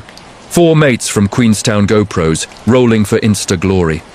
Liam, adrenaline junkie ignoring yokai yarns, laughed off Lifty's tales. Yuki Onna, snow woman, pale as frost, lips blue, breath stealing warmth from the lost, leaving icicle corpses. Wife's ghost story, he'd jest. But the storm hit sudden, whiteout swallowing tracks, visibility zero. Stranded in a ravine, Liam's board snapped. They hunkered in a snow cave, body heat fading. Whispers cut wind. Come, warm me. A figure emerged. Woman, kimono snow-dusted, skin porcelain, eyes void blue, hair whipping like blizzard strands. Help. I'm cold. Voice chime over crevasse crack.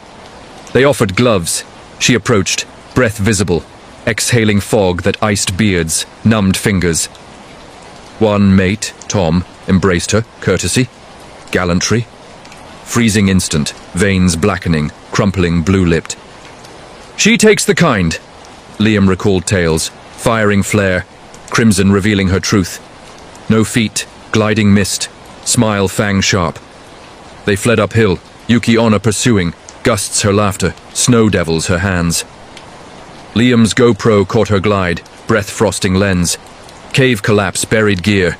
Rescue at dawn found 3, Tom mummified, eyes frosted open. Footage viral. Niseko Yuki Onna, snowboarders freeze. Views blanketed feeds, yokai experts expounding. Liam quit slopes, but winter's whisper. Blue lips in mirrors, breath fogging glass unbidden. Hokkaido's snow seduces. Yuki Onna exhales eternity, one frozen kiss at a time. The Dullahan's gallop in the Wicklow Hills. Ireland. The mist-wreathed bogs of the Wicklow Mountains brooded under a blood moon in the Samhain Eve of October 2021, where 32-year-old folklore podcaster Eamon O'Leary from Dublin's Fair City hosted a Dullahan hunt for sponsors. Night hike with fans, recording headless horseman lore from the Tainbo Quailnga, where the rider, whip of human spine, calls death's door with a lash. Eamon, skeptic with a pint's charm, dismissed, pub yarn for tourists. But the coach veered on the Sally Gap Road, tire blown by hoofprint. Group of 10 trudged trails, lanterns bobbing. Gallop thundered, not stag, but thunderous, earth quaking. A steed black as peat, rider headless, cloak billowing, spine whip cracking like lightning, satchel of souls sloshing. O'Leary, bellowed from nowhere, voice wind-whipped, naming him. Panic scattered. Eamon's mic peaked. "The Dullahan comes for the named." Rider wheeled, whip lashing, fan caught, skin splitting, collapsing foaming. Head materialized in grip, grinning, eyes jack-o'-lantern, tossing it ahead like football rolling to feet. "Your tale ends," it gurgled, breath grave dirt. Eamon ran, bog-sucking boots, whip cracked, searing back like firebrand. Group rallied, fires lit. Iron pokers thrust, folklore's ward. The Dullahan reared, steed neighing hell, vanishing in vortex. Dawn rescued remnants. Eamon's audio exploded. "Wicklow Dullahan, podcaster's lash." Millions tuned, Celts chanting protections. Eamon's scars with each lash's memory, whips in wind. Wicklow's hills ride eternal. Dullahan's claim storytellers head by headless head. The Aswang's shadow in Cebu City, Philippines. The humid labyrinth of Cebu's colonial streets pulsed with fiesta lights in the humid All Saints' Eve of November 2020, where 25-year-old med student Carla Santos volunteered at a rural clinic, treating dengue fevers amid belate trees dripping like veins. Carla, city-bred rationalist, poo-pooed Aswang legends, shape-shifting viscera suckers, liver-munching by night, disguising as black boars or beautiful aunts. "Superstition for switchblades," she'd quip. But patients raved, shadows lengthening, babies vanishing guts out. That eve, clinic empty, a knock, old woman bent, basket of balut. "Lola?" Late for checkup. The crone smiled, teeth filed points. Child's liver, sweet. Transformation, skin sloughing to bat wings, tongue proboscis uncoiling yard long, eyes glowing ember. "Aswang!" Carla bolted, but clinic doors barred ethereal. The beast lunged, tongue lashing, pinning her to exam table. "Your heart beats strong. Medicine." Claws raked, drawing blood. Visions. Colonial friars cursing the first, eternal hunger. Carla grabbed scalpel, slashing tongue, ichor spraying sizzling flesh. It shrieked, owl hoot piercing, wings battering lights to sparks. She fled to streets, beast pursuing as pig form, snuffling alleys. Fiesta fireworks masked screams. Priest's holy water from a stall burned it porcine, fleeing to Balit shade. Carla's dashcam vid. Cebu Aswang, med student slice. Viral frenzy, folk healers flocking.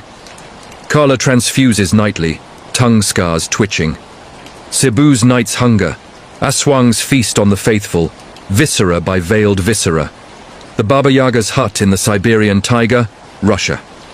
The frozen vastness of the Siberian taiga swallowed light in the polar night of December 2017, where 41-year-old ethnographer Dr. Irina Volkov from Moscow's Folklore Institute trekked Evenki trails for yurt tales of Baba Yaga. The witch of chicken leg hut mortar pestle, flying iron teeth gnashing naughty bones. Irina, academic armor against myth, led a team of 3. Translator Anya guide Sergei drone-op Victor to a reported skulker sighting. Fairy tale for vodka, she'd journal. But blizzards stranded them in a clearing. Hut, legs clawed, spinning like drunk compass, door ajar, scent gingerbread and gangrene. Whispers lured. "Enter, scholar, secrets inside." Irina crossed, interior vast. Cauldrons bubbling, brooms sweeping autonomous, Yaga hunched, crone with nose all sharp, teeth fence stakes. "Volkov, you seek my book." Mortar thumped, visions, Yaga's origin, forest spirit twisted by Tsar's curses, hut legs devouring wanderers. Team followed. Sergei touched a jawbone rattle, legs stomped, hut lurching, trapping them. Yaga cackled, "Riddle or ribs?" Puzzles flew, Evenki proverbs solved in sweat. Victor failed, pestle crushing skull to paste. Irina bartered knowledge, reciting forbidden spells, hut stilled, door freeing. Escape through storm, Yaga's howl. "Return the book!" Drone captured spin. Vid leaked, "Tiger Baba Yaga ethnographer's riddle." Billions viewed, shamans sealing. Irina's journals warp, teeth chattering cold. Siberia's woods walk.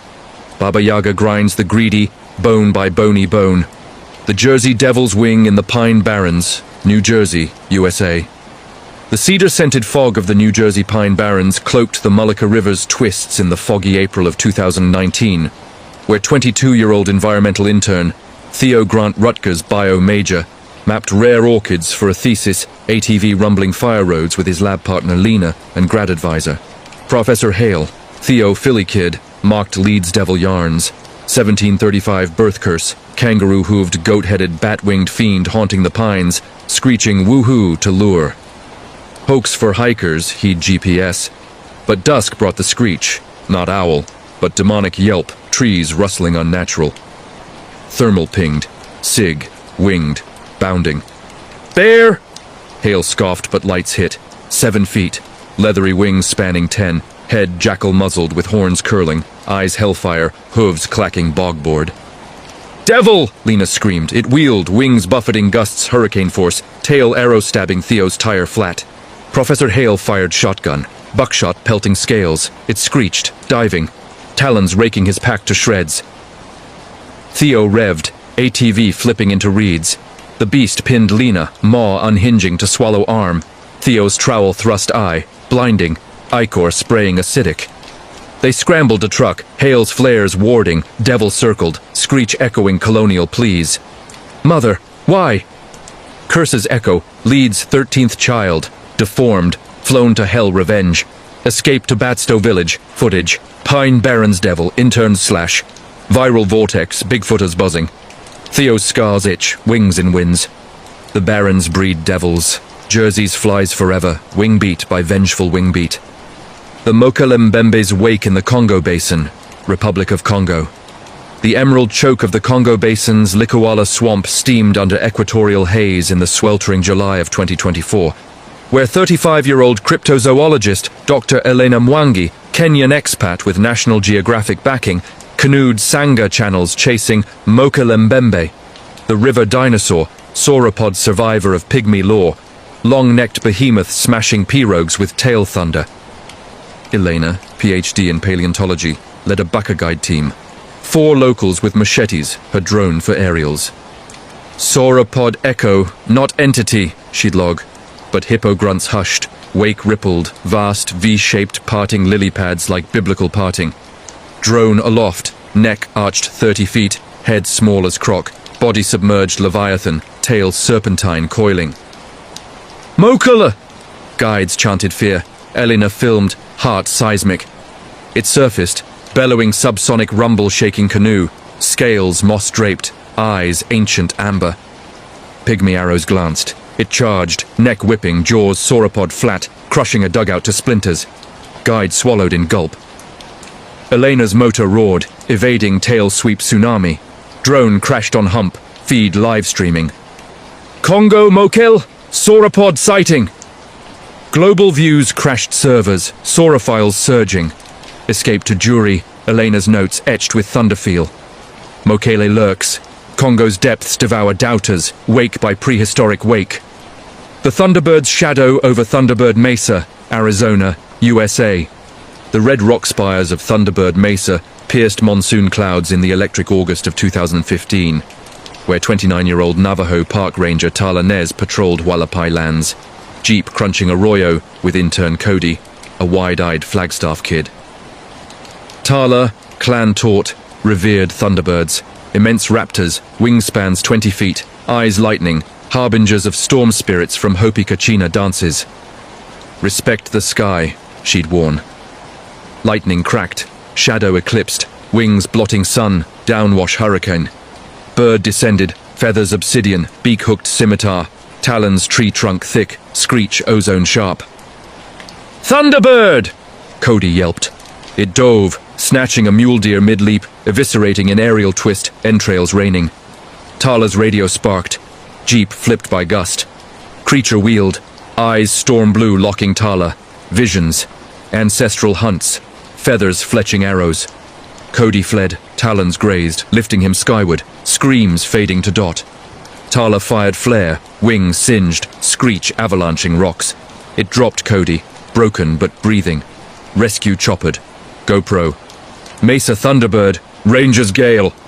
Viral storm, aviary experts baffled. Tala's feathers in dreams, shadows wing-wide. Arizona's Mesa's thunder. Thunderbirds claim the sky gazers, shadow by divine shadow. The Kraken's grasp in the Norwegian fjords, Norway. The ink-black fjords of Sognefjord carved Norway's coast like godly axe in the midnight sunless December of 2022, where 38-year-old deep-sea diver Lars Hansen, Bergen fisherman turned submersible pilot, charted krill blooms for quotas. Lars, Viking-descended skeptic, mocked Kraken sagas, colossal squid, tentacled armadas sinking longships, eyes saucer deep. Giant calamari, he'd net, but sonar pinged anomaly, mass vast coiling depths, subdove, lights pierced, tentacles thick as masts, suckers barnacle-crusted, beak iron, eyes abyssal golf balls. Kraken! Lars broadcast. Arms wrapped hull, pressure cracking viewport, ink clouding, suckers prying. Visions, Norse raids, beast dragging longships to Ran's Hall. Lars jettisoned weights, ascending. Tentacle severed by prop, ichor jetting. Surfaced, feed, fjord kraken, divers squeeze. Trillions tuned, squid experts stunned. Lars's scars suck air, depths calling. Norway's fjords grasp, krakens ink the unwary, tentacle by titanic tentacle. The Yeti's trail in the Khumbu Valley, Nepal. The ice-veiled prayer flags of the Khumbu Valley fluttered in the thin-aired October of 2020, where 27-year-old Sherpa, guide Nima Dorje, led a BBC crew, 3 Brits with cams, to Everest Base Camp, chasing Yeti prints for monster hunt. Nima, Buddhist-raised, revered the Dzute, rock bear or ape man, guardian of peaks, white-furred with red eyes, footprints melting myths. Respect the mountain, he'd mantra. Avalanche rumbled, tracks appeared, 18-inch, 5-toed, striding human gait. Crew followed, blizzard hit, visibility prayer wheel spin. Roar echoed, primal, echoing Yeti chants. Figure loomed, 9 feet, fur snow-matted, eyes rubies, arms ape-like swinging clubs of ice. Yeti! Director yelled. It charged, club-shattering camera tripod, cameraman flung. Nima's ice axe glanced shoulder, fur tufted, blood ruby. Yeti bellowed, avalanche cascading. They dug out, feed salvaged. Khumbu Yeti, guides clash! Global prayer, crypto trekking. Nima's beads warm, prints in snow outside tent. Everest's heights hide, Yetis guard the summit, trail by towering trail. The Loch Ness monsters coil in Urquhart Bay, Scotland, UK. The peaty depths of Loch Ness mirrored Heather Hills in the crisp May of 2018, where 40-year-old sonar tech Fiona Black, Inverness native, scanned for eels with a BBC team, hydrophones bobbing, RIB cutting waves. Fiona, Loch-born humid Nessie, plesiosaur survivor, humped back, flippers finning folklore. Eel shadows, she'd sonar. Ping spiked, mass elongated, coiling 30 feet, humping surface. RIB pursued, hump breached, neck swan curved, head diamond small, eyes pebble black. Nessie, tech whooped. It dove, tail fluke slapping wake tsunami rocking boat. Hydrophone, song subsonic, ancient Gaelic lament. Fiona's drone dipped, capturing coil. Bay Nessie, tech surge. Viral lock lore, submersible swarms. Fiona's echoes sing, humps in ripples. Ness coils eternal, the lock's beast beckons believers, depth by mysterious depth. The Bigfoot's howl in the Olympic Peninsula, Washington, USA. The fern-choked rainforests of Washington's Olympic Peninsula dripped perpetual mist in the drizzly September of 2021, where 33-year-old wildlife camper Jordan Hale, Seattle podcaster, Sasquatch search, tracked with drones and bait, apples, salt licks, for Bigfoot signs. Jordan, urban skeptic, chased clicks. Ape-man myth for millennials. But dusk brought the howl, not wolf but baritone bellow shaking pines. Thermal bloomed, 8-foot heat, bipedal loping. Sass! Jordan whispered. Drone closed, fur russet, face ape broad with sagittal crest, eyes reflective gold. It turned, hurling branch, drone splintered, Jordan bolted, howls herding, camp raided, tents shredded, bait gnawed. Audio. Peninsula Bigfoot, campers bellow. Millions hiked, plaster casters pouring. Jordan's howls haunt hikes, eyes in brush. Olympics woods walk, Bigfoot's bellow boundaries howl by hairy howl. The Mothman's omen in Point Pleasant, West Virginia, USA. The Rust Belt gloom of Point Pleasant's Ohio River Bend hung heavy in the December frost of 1966. But omens resurfaced in the eerie eclipse of August 2017, where 31-year-old journalist Riley Voss from Huntington investigated Silver Bridge collapse anniversaries for a docuseries. Riley, Silverborn, new Mothman, red-eyed winged harbinger, man-sized with 10-foot wings, screeching doom before the 1967 snap, killing 46. Mass hysteria, she'd outline. But eclipse night, at the TNT area, old munitions bunkers, he appeared. Shadow-gliding moon, wings moth membrane, eyes bicycle reflector crimson, screech pierced, bridge falls again! Riley's cam rolled. It perched, head tilting, antennae quivering prophecy. Visions, cables fraying, cars plunging black. She fled to ridge, but wings buffeted, talons snagging coat, feathers iridescent left. Bridge inspection rushed, floor found, collapse averted. Feed. Point Pleasant Mothman, journalists warning. Viral vigil, bridge fortified. Riley's feathers flutter, eyes in eclipses. Mothman foretells. Point Pleasant's wings warn the heedless, omen by ominous omen. The Wendigo's echo in the Boundary Waters, Minnesota, USA. The labyrinthine lakes of Minnesota's Boundary Waters Canoe Area Wilderness mirrored boreal skies in the leaf-peppered October of 2022, where 28-year-old outfitter Alex Reed, Duluth native, guided a corporate retreat, 6 execs in Kevlar canoes, for team building. Alex, Ojibwe raised, shared Wendigo whispers, cannibal spirit, gaunt as famine, antlered skull, heart ice, mimicking voices to lure to madness. Campfire chill, he'd paddle. But portage night, fog-cloaked aisles, mimicry started, bosses laugh, then plea. Alex, starving, share, eyes gleamed, tall, emaciated, antlers birch-twisted, skin stretched parchment, claws raking bark pleas. Wendigo! Exec screamed. It lunged, mimicking sobs, pulling one under lake, bubbles hunger gurgle. Alex's firebrand thrust, flames searing hide, stench charring meat. It fled, howl wind hollow. Survivor count, 5. Dashcam. BWCA Wendigo, outfitters mimic. Views canoed channels, shamans smoking. Alex's echoes mimic mates, hunger gnaws. Boundaries waters whisper. Wendigos starve the shared, echo by emaciated echo. The skinwalkers chant in the Four Corners, Utah, USA. The red sandstone spires of Utah's Four Corners Monument baked under solstice sun in the June scorcher of 2023, where 34-year-old Ute medicine woman Kaya Tsosi consulted for a wind farm survey, mapping ley lines with GPS and smudge sticks. Kaya, clan healer, warded Yinald Lushi. Skinwalkers, Navajo witches donning hides, chanting curses, eyes animal glow. Medicine for machines, she'd sage. But dusk survey, chant rose, not wind, but guttural Navajo, twisting prayer to perversion.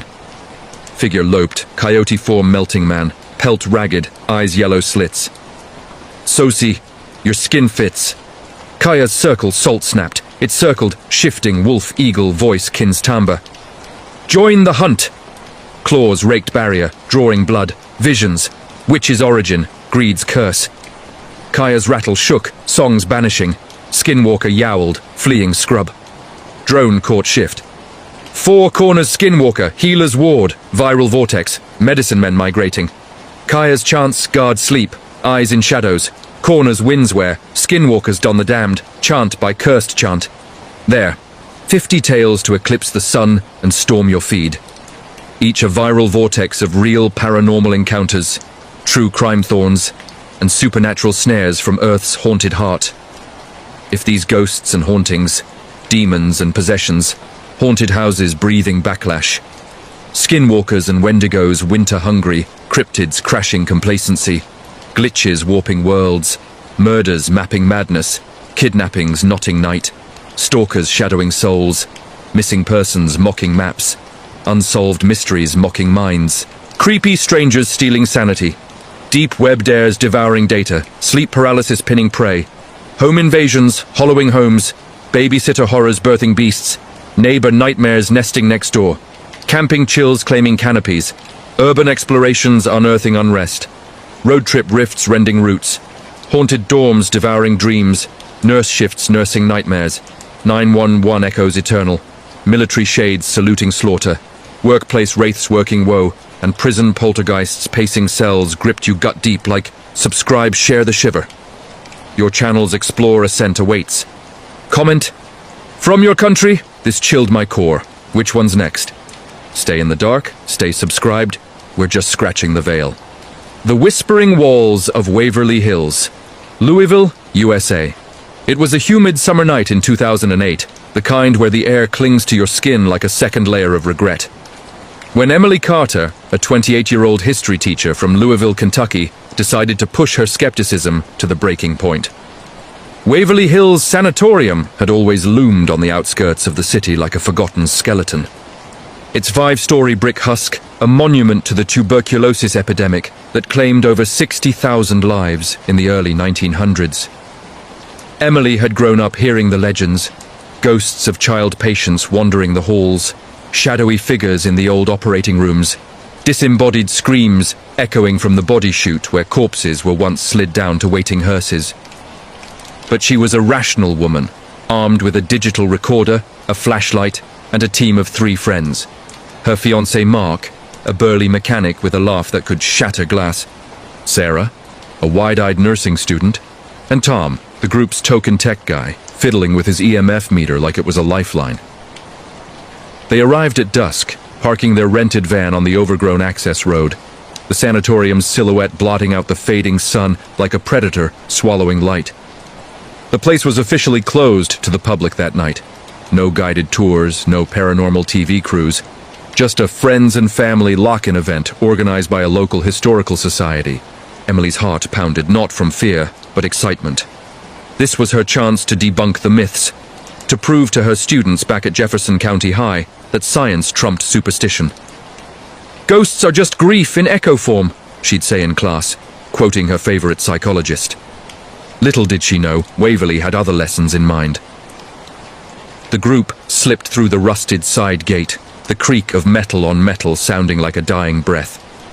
Inside, the air was thick with dust and decay, the scent of mildew mixed with something metallic. Old blood, perhaps, or just imagination run wild. They started on the first floor, in what used to be the nurses' quarters. Tom's EMF meter spiked erratically, beeping like a frantic heartbeat, but Emily chalked it up to faulty wiring. Sarah clutched her crucifix necklace, whispering prayers under her breath, while Mark cracked jokes about TB or not TB, that is the question. They laughed it off, moving deeper into the shadows. By midnight, they reached the 4th floor, the infamous death tunnel level, where patients were isolated in the final stages of the White Plague. The hallway stretched like an endless throat, doors hanging off hinges, graffiti scrawled in faded marker. "They are still here, and run while you can." Emily set up her recorder on a crumbling windowsill, asking the standard EVP questions. "Is anyone with us? What happened here?"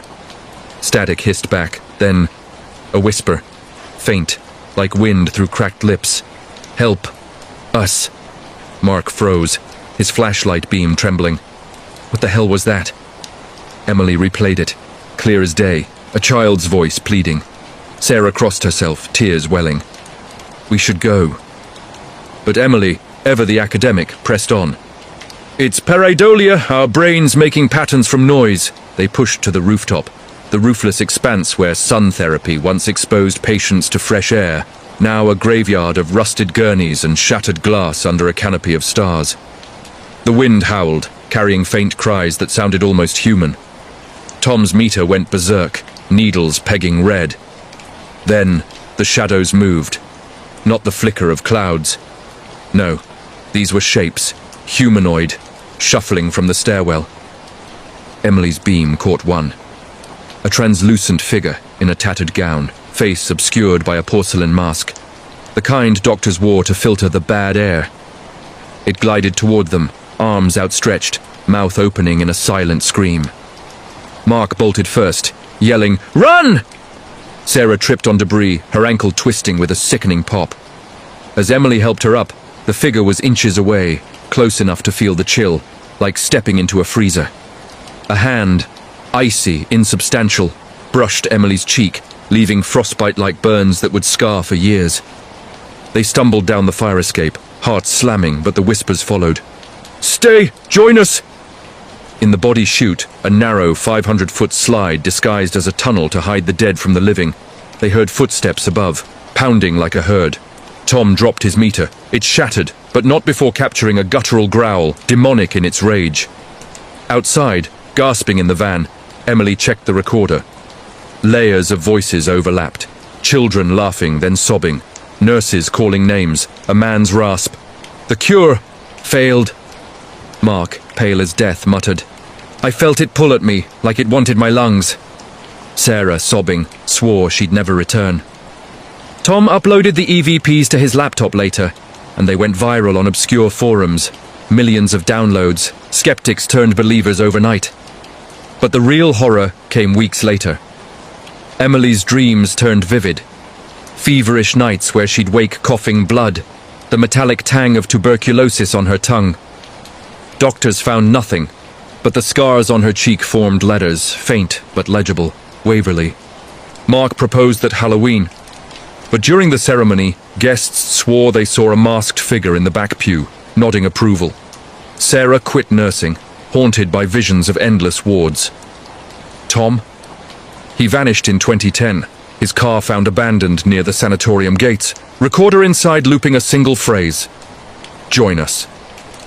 Emily still teaches, but her classes now end with a warning. Some places don't let go. Waverly Hills isn't just haunted, it's hungry. And on quiet Louisville nights, if you listen close, the whispers call your name too. The Skinwalker's Shadow in the Navajo Desert, Arizona, USA.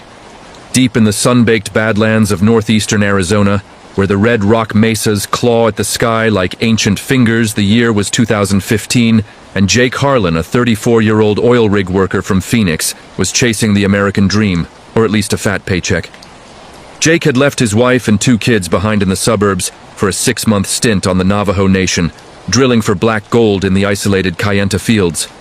The pay was triple what he made stateside, but the isolation gnawed at him. Endless horizons of scrub brush and canyons. No cell service for miles, just the howl of coyotes and the crackle of his CB radio, connecting him to the skeleton crew at base camp. The Navajo locals warned him from day one. "Don't wander at night!" The Yi-Nald-Lushi hunt then, but Jake laughed it off. Skinwalkers, shape-shifting witches from folklore.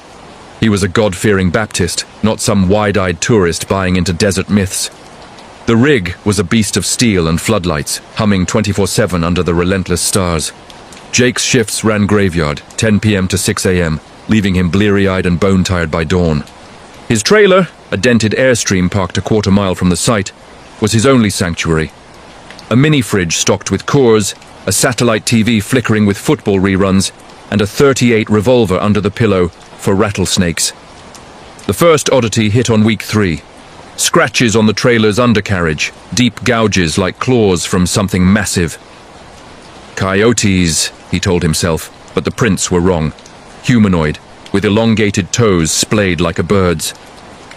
Then came the eyes, twin yellow orbs glowing from the mesquite thicket beyond the floodlights, watching him during smoke breaks. He'd shine his maglite, and they'd vanish, leaving only a low, guttural chant echoing off the rocks. Navajo words he couldn't place, but they twisted his gut like barbed wire. By month 2, the dream started. Jake would jolt awake, sheets soaked, convinced something had been in the trailer. Footprints circled the bed, bare, elongated feet, toes backward. His radio picked up interference too, static laced with whispers, mimicking his wife's voice. "Come home, Jake. It's not safe." He'd drive to the nearest town, many farms, for supplies. But gas station clerks would go silent when he asked about the noises. One elder, a wrinkled woman with eyes like polished obsidian, pulled him aside. "You've seen it, the Skinwalker. It wears your fear like a hide, burns sage, pray to Jesus, anything but never look it in the eyes." Jake nodded politely, but inside, doubt festered. Was it heat stroke, isolation madness, or something older, hungrier? The breaking point came on a moonless October night, winds whipping sand like needles. The rig had hit a snag, a jammed drill bit, and Jake was alone, wrestling the torque wrench under the rig's belly. The crew had bunked early, leaving him to the 3 a.m. witching hour. That's when he heard it. The mimicry. From the darkness, a perfect imitation of his foreman, Bill. "Jake, get up here, boy, line's snapping!" Heart racing, he scrambled out, tool in hand, only to find the catwalk empty. Bill was snoring in his bunk miles away. Then, the howl. Not coyote, but human twisted into animal, a scream that peeled paint. Jake's flashlight caught movement. A figure loping on all fours across the mesa, too fast, too fluid. It rose on hind legs, tall as a man but wrong.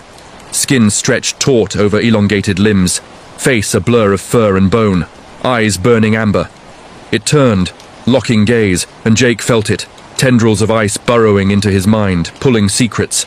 His childhood guilt over his brother's drowning, the affair he'd hidden from his wife. He fired the .38 blindly, bullets whizzing harmlessly into the night. The thing laughed, a wet, bubbling cackle, and bolted, leaving behind a stench of rot and wet dog.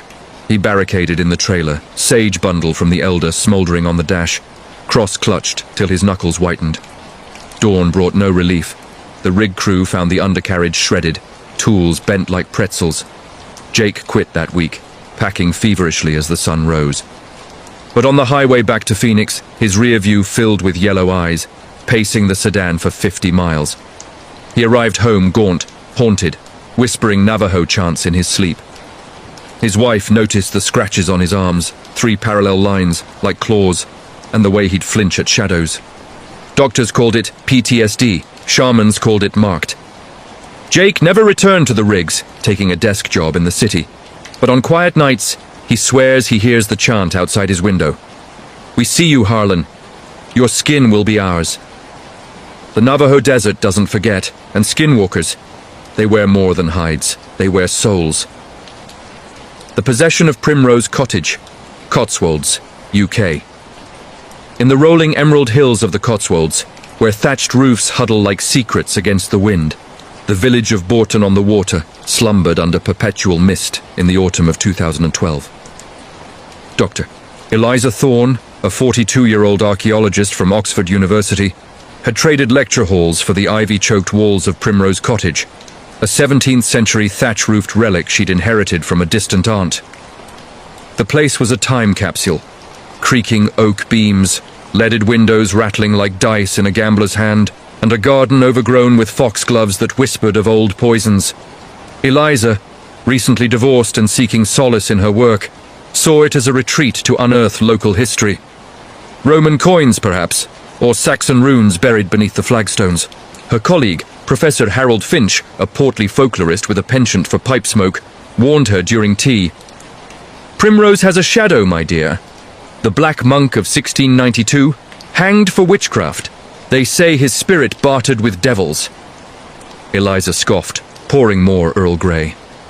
"Superstition sells books, Harold. Facts dig graves." She moved in on a drizzly September eve, her Mini Cooper crunching gravel as thunder grumbled overhead. The cottage welcomed her with a chill that seeped through wool sweaters, doors slamming shut on their own, and a faint sulphur scent in the parlor. That first night, sleep evaded her. The wind carried chants, Latin phrases, guttural and ancient, slithering through the walls like serpents. She woke to scratches on her arms, thin red welts spelling exorcisamus te, Latin for we exorcise thee. Dismissing it as stress hives, Eliza unpacked her trowel and notebooks, diving into the cellar, a damp vault of cobwebs and forgotten crates. There, etched into a beam, was a crude pentagram, charred as if branded, dated 1692. Harold's words echoed, but she pressed on, unearthing a locket, silver, engraved with a monk's cowl, containing a lock of hair, matted with what smelled like brimstone. By October, the changes crept in subtle. Mirrors fogging with breath that wasn't hers, forming words, mine, before clearing. Eliza's dreams turned fevered, visions of a cloaked figure in the village square, flames licking his robes as he cursed the mob, eyes black as pitch promising vengeance. She'd wake levitating inches above the bed, sheets twisting like nooses. Harold visited, pale under his tweed cap, bearing holy water and a Ouija board for science. They played by candlelight in the parlor, the planchette spelling Thorn, Possessio, Inferno. The board ignited spontaneously, flames dancing unnaturally blue. Harold fled, stammering about demonic residue.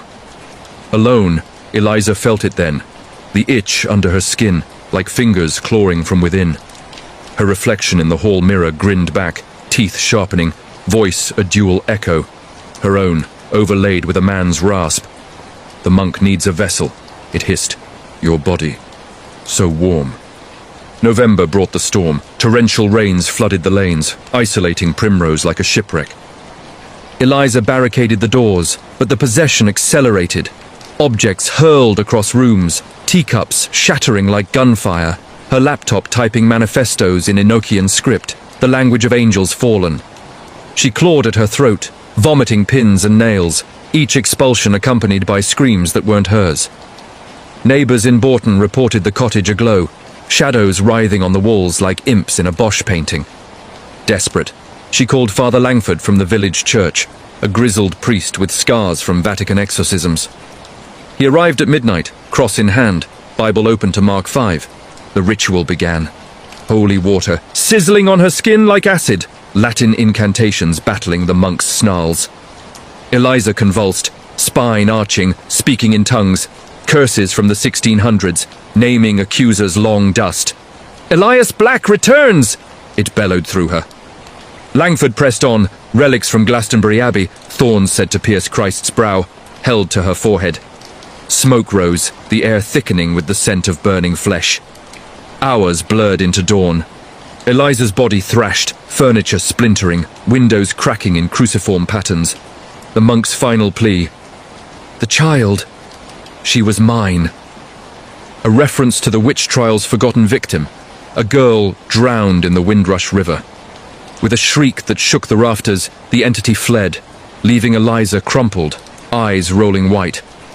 Langford declared her cleansed, but the cottage bore scars, beams blackened anew, the locket melted to slag. Eliza fled to Oxford, her research abandoned, but the dreams linger. Elias's voice, softer now, seductive. "Come back, vessel. We have unfinished rites." Primrose Cottage sold quickly, but new owners report the mirrors still fog. And on foggy Cotswold nights, a monk's silhouette paces the garden, waiting for the next warm body to claim. The Wendigos hunger in Algonquin Park, Ontario, Canada.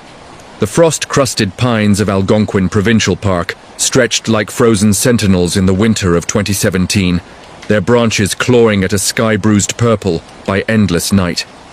Ryan Leclerc, a 29-year-old survival instructor from Ottawa, led groups through the wilderness for a living, teaching city folk to pitch tents and identify edible berries. But this trip was personal. A solo retreat to clear his head after his father's death, a heart attack that left Ryan adrift in grief. Armed with a backpack, snowshoes, and his late dad's antique compass, he trekked into the backcountry near Brent, 20 miles from the nearest ranger station. The Algonquin Ojibwe elders had myths of the Wendigo, a gaunt spirit born of cannibalism, forever starving, luring the lost with whispers of warmth. Ryan, half French-Canadian, half skeptic, dismissed it as campfire fodder. "Nature's the real monster," he'd quipped to clients. Little did he know the woods had teeth. He set camp by Cache Lake, a frozen mirror reflecting stars like shattered diamonds. The first night was serene. Crackling fire, thermos of black coffee, the hoot of an owl symphony. But by midnight, the wind shifted, carrying a scent, rotting meat, acrid and human. Ryan bolted upright in his tent, the compass spinning wildly on his watch cap. Outside, branches snapped, heavy footfalls circling the site. He unzipped the flap, beam piercing the dark. Eyes gleamed back, not deer or bear, but tall, emaciated, 8 feet perhaps, limbs like twisted birch, antlers jagged as lightning. The creature's face was a horror, stretched skin over bones, lips peeled back from yellow fangs, breath fogging in plumes that smelled of grave dirt. It mimicked his father's voice. "Ryan, cold, share the fire." Heart hammering, Ryan fired a flare gun. Crimson light bathed the thing, revealing ribs like xylophone keys, fingers elongated to claws scraping earth. It recoiled, howling, a sound like wind through hollow bones, then vanished into the tree line. Dawn brought no peace. Tracks encircled the camp, cloven hooves, deep as a moose but bipedal, trailing blood that wasn't animal. Ryan packed hastily, compass now stuck pointing north, toward deeper woods. Hunger gnawed at him. His rations had vanished overnight, pack slashed open. By noon, the whispers started, rustling leaves forming words. Eat, join us. Ojibwe phrases his grandmother once sang as lullabies, now twisted into curses. Hallucinations? Dehydration? He pushed on, snowshoes sinking in drifts, but the cold deepened unnaturally, frostbite blooming on exposed skin despite layers. That evening, in a clearing near the Madawaska River, he found the remnants. A deer's carcass, eviscerated, entrails arranged in a spiral, bones gnawed clean. In the center, a scrap of plaid, his father's old shirt, lost years ago. Impossible, Ryan gasped. But the scent hit. His own cologne mingled with decay. Night fell like a guillotine. The Wendigo returned, bolder, crashing through underbrush. Ryan climbed a pine, branches bowing under assault, claws raking bark inches from his boots. It reared below, emaciated frame corded with unnatural muscle, eyes pits of endless void. Father? It rasped, voice a chorus of the starved. His dad's timbre layered with a dozen others, victims from Algonquin's grim history. Loggers lost in blizzards, trappers turned mad by famine. Ryan's mind fractured, visions flooded, his father's heart failing not from age, but a curse inherited, the Wendigo's mark, passed down Leclerc bloodlines. He fired his last flare, blinding it momentarily, and dropped, fleeing blind into the storm. Miles blurred, lungs burning, until he collapsed at a ranger cabin, babbling of monsters. Rescue came at dawn, but Ryan was changed. Gaunt, eyes hollow, appetite insatiable. Doctors blamed exposure, but he knew better. Nights now bring the hunger, a gnawing void urging him to the woods. He quit instructing, holing up in Ottawa, but on full moons, neighbors report howls from his backyard and scratches on his door. Feed. Algonquin's Wendigo doesn't kill. It converts, turning men to mirrors of its endless crave. Ryan prays his kids never visit the park. The Tokyo subway abduction, Tokyo, Japan. The neon veins of Tokyo pulsed with life on a sweltering July evening in 2014. Salarymen shuffling like zombies through Shinjuku Station, the world's busiest crossroads. Among them was Aiko Tanaka, a 24-year-old graphic designer fresh from her shift at a Shibuya ad agency, earbuds blasting J-pop to drown the crowd's murmur. Aiko commuted daily on the Marunouchi line, her routine as predictable as the earthquake drills. Cram into the 8:15 p.m. car, scroll Instagram, emerge at Otemachi for her cramped apartment. But that night, the air hummed with something off. Subway delays announced in clipped Japanese, platforms thickening with frustration. She squeezed into an overflowing car, body pressed against strangers, the metallic tang of sweat and circuits filling her nostrils. A man beside her, mid-40s, suit rumpled, eyes glassy, muttered apologies, his breath hot on her neck. Gomen nasai. Crowded, ne? She nodded politely, Japanese instinct shifting away. The train lurched into the tunnel, lights flickering like a bad omen. Aiko's phone buzzed, a text from her roommate. "Hurry! Ramen's cold!" She smiled, typing back, when hands clamped her waist. Strong, unyielding. Panic surged. She twisted, but the crowd pinned her, faces blurred in the press. The man's grip tightened, pulling her toward the doors as the train slowed for the next stop. "Help," she whispered, but voices drowned her, chatter, ads blaring. At Ikebukuro, doors hissed open. He dragged her onto the platform, one arm like iron, the other flashing a badge. Police. Security. She glimpsed it, laminated, official. But the photo, not his face. "Miss Tanaka, routine check," he growled in accented Japanese, steering her to a service stairwell marked staff only. Heart thundering, she complied. Japan's trust in authority a double-edged sword. The stairs descended into bowels of concrete and humming fluorescence, away from cameras, the din fading to echoes. What is this?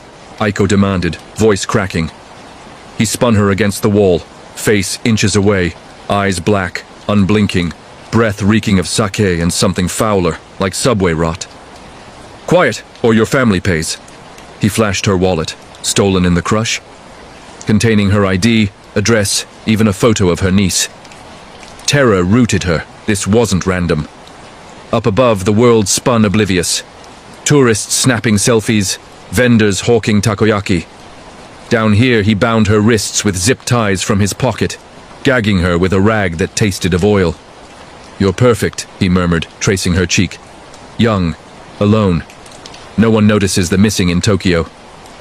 They emerged in a maintenance tunnel, labyrinth of pipes and shadows, rats skittering like conspirators. He marched her 2 miles, through forgotten shafts beneath the Yamanote line, to a derelict utility room. Padlocked, soundproofed with egg cartons, lit by a single bulb swinging like a noose. Inside, a mattress stained with God knows what, chains bolted to the wall, a shrine of Polaroids, dozens of women, eyes hollow, dates scrawled below. Aiko's stomach heaved. This was the Chikatilo of subways, a ghost in the machine preying on the invisible. He chained her ankle, monologuing in broken English, his story spilling like bile. A failed salaryman, bankrupt, wife fled, now collecting to rebuild a family. You'll be first wife, he leered, offering water from a grimy bottle. Hours blurred. He left for supplies, returning with onigiri and threats. Scream, and I vanish you forever. Dawn's light never reached there, but Aiko's mind sharpened. She feigned compliance, learning his patterns. Shifts on the 7 a.m. train, back by noon. Using a loose chain link, she sawed at the ties, fingers bleeding, whispering mantras from her Shinto upbringing. On day 3, as he dozed post-lunch, she struck. Linked to temple, crumpling him. Keys jangled from his pocket. She fled upward, lungs burning, bursting into Ikabukuro's bustle like rebirth. Police swarmed, the room raided, 14 bodies unearthed in nearby landfills, abductions spanning years, victims vanished in the crowd. The man? A ghost himself, fake ID, no records. Dead by his own hand in custody, cyanide vial hidden in his tooth. Aiko's testimony closed the case, but Tokyo's subways haunt her. Every press of bodies, every flickering light. Japan swallows the lost, she tells therapists. And on crowded platforms, if you listen, you hear it. A muffled plea from the tunnels below. The demon's bargain in the Black Forest, Freiburg, Germany. The ancient spires of Freiburg's minster pierced the fog-shrouded canopy of the Black Forest like accusatory fingers in the biting cold of December 2019. Lucas Müller, a 37-year-old forester from the Baden-Württemberg hills, knew every trail, every gnarled oak, whispering Grimm's tales to the wind. But this winter, grief had driven him deeper. His daughter Anna, 8, lost to leukemia, her laughter silenced in a Heidelberg clinic. Lucas sought solace in the woods, patrolling the remote Schluchsee trails where tourists feared to tread. Locals spoke of the Teufelspfad, the Devil's Path, a ravine where Faust allegedly bargained his soul in 1507. Teufel vortet, elders muttered, the devil waits. Lucas, a lapsed Catholic, scoffed, axe on shoulder, thermos of schnapps his only companion. God took her. What more can hell do? His rounds led to a forgotten chapel ruin, moss-veiled stones from the 12th century, altar cracked like a broken vow. Snow fell heavy, muffling the world, as Lucas paused for a smoke. The air thickened, sulphurous, and shadows coalesced. A figure in clerical robes, hooded, face obscured by steam from the frozen ground. Müller! It rasped, voice like grinding gravel. Goethe's Mephisto made flesh. Your pain calls me! Lucas froze, flask dropping, shattering on ice. Hallucination, grief's ghost. The figure extended a hand, pale, veined black, nails like obsidian. Anna lives, in exchange. Visions assaulted him. Anna giggling in meadows, cheeks rosy, cancer erased. But the cost, his soul, a decade of service as the demon's eyes in the forest, luring the lost, feeding the packed. Temptation clawed. Lucas lunged, axe swinging, but the blade passed through smoke. Laughter echoed, branches twisting into horns. Sign! And she breathes. Ink appeared, blood red on birch bark, promising resurrection. Fingers trembling, Lucas pricked his thumb, tracing the rune. Ecstasy flooded, Anna's voice. Papa! He blacked out, waking in his cabin, dawn's light streaming. Was it dream? But the scar on his thumb pulsed, and news crackled on the radio. A miracle in Heidelberg. Anna Müller, comatose no more, doctors baffled. Joy surged. Lucas rushed to her, hugging tight as she whispered, I saw you in the woods with the dark man. The bargain's hook sank slow. At first, whispers, urges to guide hikers off trail. A British couple, lost in fog. Lucas found them, but led them to the ravine, where screams fed the air. Guilt gnawed, but Anna thrived, her laughter a balm. Months turned years. The demon demanded more. Poachers vanished, their axes marking trees with pleas. Lucas confessed to Father Albrecht in Freiburg, rosary beads blistering his palms. The exorcism raged in the chapel ruins. Incense choking, holy water boiling, the demon manifesting as swarms of ravens, beaks drawing blood. He signed! It shrieked through Lucas's throat, body convulsing. Albrecht prevailed, relics from Tria's treasury, nails from the true cross, sealing the breach. Lucas survived, scarred, Anna safe but unaware. Now, he tends the forest as warden, not hunter, warning of the path. But on solstice nights, the scar itches, and in dreams, the hooded figure waits. The ink dries eternal, Müller, she lives, for now. The Black Forest keeps its packs, and devils. They collect with interest. The stalker's mirror in the Marais. Paris, France. The cobblestone alleys of Paris's Le Marais shimmered under gas lamps in the spring of 2020. A labyrinth of bistros and hidden courtyards where secrets fermented like fine wine. Sophie Laurent, a 31-year-old curator at the Picasso Museum, had always felt the city's pulse. Romantic, alive, eternal. But after curating an exhibit on mirrors of the soul, oddities began, reflections lingering a beat too long, eyes in shop windows not her own. It started innocuous. A bouquet of lilies on her doorstep, no note, petals bruised like old bruises. Then emails, anonymous from L'Ombre, detailing her routines. Croissant at Café des Musées at 8:15, metro to Rambuteau, the way she twirled her scarf against the Seine's chill. I see you, ma chérie, always. Sophie dismissed it as a prank, perhaps a jilted ex from her brief fling with a sculptor. She changed locks, varied routes, but the gifts escalated. A locket with her childhood photo, stolen from her mother's grave in Père Lachaise. Nights turned vigilant. She'd jolt awake, convinced footsteps padded her parquet floors. One midnight, returning from a gallery opening, she spotted him, tall, trench-coated, face half-shadowed under a fedora, mirroring her pace across Rue des Rosiers. Heart slamming, she ducked into a patisserie, breath fogging glass. He waited outside, lighting a Gauloise, smoke curling like beckoning fingers. When she emerged, he was gone, but her apartment door ajar, vanity ransacked, mirrors smeared with lipstick. Mine. Terror rooted. Sophie confided in Detective Claire Duval, a no-nonsense flick from the 3rd arrondissement. Stalker profile, obsessed, local, Claire said, sipping espresso. Surveillance cams caught glimpses. The man entering her building as concierge, badge forged. But his identity? A ghost, no prints, no face match in Interpol. He knew her too well. Texts syncing with her thoughts. Thinking of me at the Louvre? Photos from inside her flat, taken while she slept. Paranoia fractured her. Mirrors shattered spontaneously, shards forming eyes. Whispers in the walls, French endearments twisted possessive. Viens à moi, Sophie. We're reflections eternal. The climax brewed on Bastille Day, fireworks blooming over the Bastille as Sophie fled to a safe house in Belleville. But he anticipated.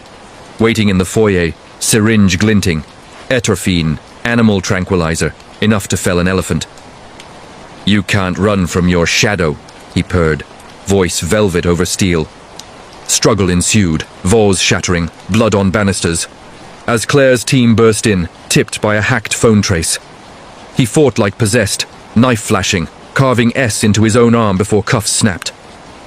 Interrogation revealed horror. Etienne Voss, disgraced psychiatrist, fixated since treating Sophie's depression post-miscarriage.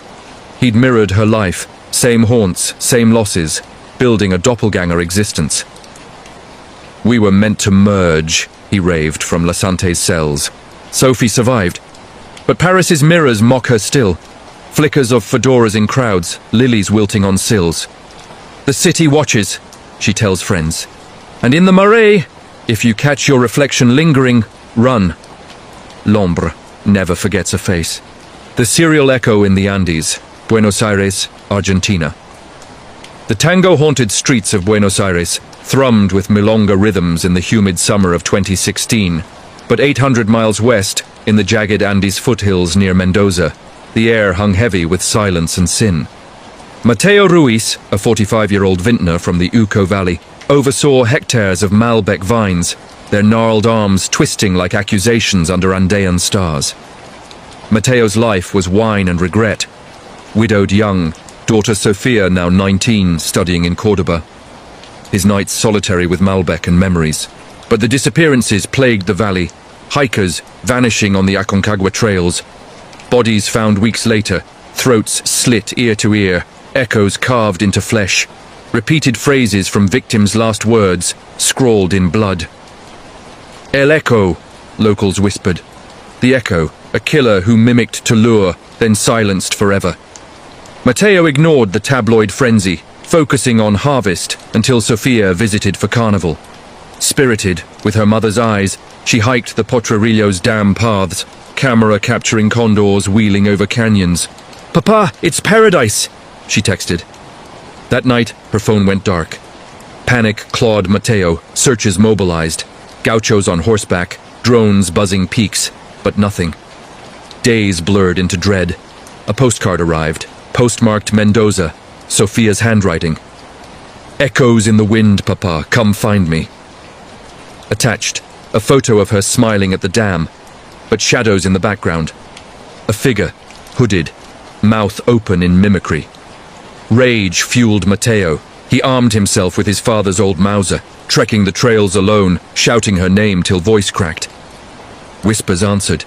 Sofia's laugh, then plea. "Help." Cold. From crevasses, impossible distances. El Echo was legend made flesh, ex-military, tortured by Falkland's ghosts, now hunting to collect voices, recording final screams on antique wax cylinders, playing them back in desolate fincas. Mateo found the first cache, a miner's shack off trail, door barricaded with thornbush. Inside, horror. Walls papered with transcripts, dozens of victims, phrases looped, "I love you, Mama," repeated 50 times, blood faded. Cylinders spun on a gramophone, ghostly choruses pleading, Sofia's voice among them. "Papa, it's beautiful. Wait, who's there?" The confrontation brewed in a storm-lashed gorge, lightning-fracturing peaks. Mateo heard her song, a lullaby from childhood, luring him to a cave mouth, stalactites dripping like tears. El Echo waited, gaunt, eyes wild, surgical mask stained crimson, scalpel glinting. "She sang so sweetly," he crooned, voice a medley of stolen tones. Sofia chained in the depths, gagged, eyes pleading. Battle raged, Mauser barking, ricocheting stone, Eco's knife slicing air, nicking Mateo's arm.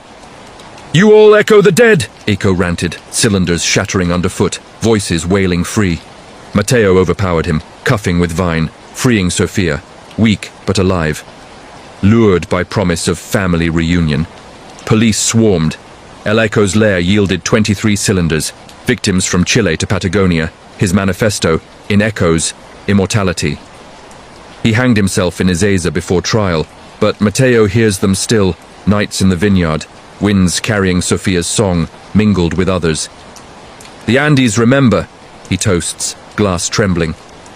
And in Mendoza's shadows, if you listen, the echoes call your name next. The cryptids call from the outback. Alice Springs, Australia. The red dust devils danced across the Simpson Desert's vast emptiness in the blistering February of 2018, where Uluru's sacred bulk loomed like a slumbering giant under a merciless sun. Dr. Elena Vasquez, a 39-year-old cryptozoologist from Sydney University, had ventured into the heart of the Red Centre, chasing whispers of the Min Min, ghost lights that lured travellers to doom, and tales of the Yara Mai Ha-Hu, a leech-like vampire of Aboriginal lore. But Elena sought harder proof, reports of a drop bear variant, massive marsupial predators with venomous claws, dismissed as myth by academia. Joined by her grad student, Liam Harper, 25, all freckles and fervour, they camped near the French Line dunes, 4WD stocked with traps, night vision cams, and goon sacks of cheap wine to ease the isolation. Nights cooled to bone chill, stars a billion accusatory eyes. The first sign, howls not dingo, deeper, guttural, echoing like a devil's laugh across the Gibber Plains. Liam's cams caught orbs, not Min Min, but eyes, golden, low to ground, circling camp. Emus? Elena joked, but the tracks said no, paw prints wide as dinner plates, claws splayed, trailing a musky slime that burned skin on contact. Aboriginal rangers had warned, "Don't answer the call! The Yowie mimics, your mum, your lover, to drag you under." Yowie. Australia's Bigfoot, furred horror of dreamtime, flesh-ripping guardian of the wild. Elena, fueled by tenure dreams, baited traps with roo meat, recorder capturing mimicry. Liam's voice, "Elena, help, Sand's swallowing me," from miles away. Week 2, the sandstorm hit, a russet apocalypse blotting sun, winds flaying tents like paper. They hunkered, but the call pierced. Eleanor's deceased sister's giggle, "Come play, Lenny!" Liam vanished in the gale, gone between blinks, his scream cut short. Elena braved the fury, flashlight beam slicing chaos, finding his boot half-buried, slime-coated, claw marks raking sand. Panic clawed. She fired flares, crimson blooms revealing the beast. 10 feet tall, matted fur caked red, arms like battering rams, face a muzzle of fangs grinning in the glow. It reared, mimicking her sister's plea. "Don't leave me!" Venom dripped from claws, sizzling earth. Eleanor ran, dunes shifting like quicksand, the Yowie's footfalls thunderous pursuit. She collapsed at an elder's outpost near Kings Canyon, babbling of monsters. Searchers found Liam's remains days later, torn, drained, arranged in a circle of stones, Aboriginal warning sigil. The Yowie. Tracks led to a crevice, too narrow for man, but reeking of blood and rot. Elena returned to Sydney, discredited, haunted by calls in the night. Her sister's voice from the shower drain, Liam's laugh in traffic hum. "The outback devours doubters," she lectures now, slides showing those eyes. And in Alice Springs' heat, if the wind mimics your name, don't answer. The cryptid hunger's eternal. The glitch in the Eternal City. Rome, Italy. The Eternal City's fountains bubbled eternal under a harvest moon in October 2021. But in the shadowed warrens of Trastevere, time fractured for Giulia Rossi, a 27-year-old barista with a side hustle in street art. Giulia had always felt Rome's pulse, Colosseum echoes, Tiber whispers, but lately, glitches plagued her. Clocks running backward on the 64 bus, her shadow lagging steps behind on Piazza Navona cobblestones. It peaked one crisp evening, sketching graffiti near the Tiber, her phone glitched, screen fracturing into static, then reforming as a live feed of herself, sketching from across the river. Mandela effect, she muttered, deleting apps. But the distortions deepened. Strangers greeting her by names from childhood dreams, Vespers appearing in selfies she'd never ridden. The break came at the catacombs of San Callisto, underground maze of Christian martyrs, where Giulia sought inspiration for a mural. Tour groups thinned as she lingered in the crypts, flashlight app flickering. Walls pressed close, air thick with incense and bone dust. Then the stutter, her steps echoed twice, once hers, once offset, like a dub delay. Turning, she saw it, herself, 10 paces back, waving urgently. "Vai via!" the doppelganger mouthed, face pale in the beam. Panic surged. Giulia bolted upward, but stairs looped, endless descent, air growing fetid. Voices layered, Latin chants from 3rd century popes, overlaid with modern Italian. The veil thins, Rossi. Reality phrase, emerging hours later, or minutes. Into dawn, Giulia's phone held footage, her entering then glitching out, body phasing like bad CGI. Experts called it deepfake. She knew better. Nights brought more, mirrors showing alternate Romas, fascist banners fluttering, gladiators in traffic. A stranger approached at Campo de Fiori market. You slipped the loop. Catacombs are thin spots, portals to echoes. He handed a coin, ancient denarius, warm as flesh, engraved Tempus Fractum. Julia researched. Roman augurs spoke of glitches in the matrix, time echoes from Caligula's mad experiments, bleeding into now. The climax unfolded under a blood moon at the Pantheon, Oculus staring like an eye.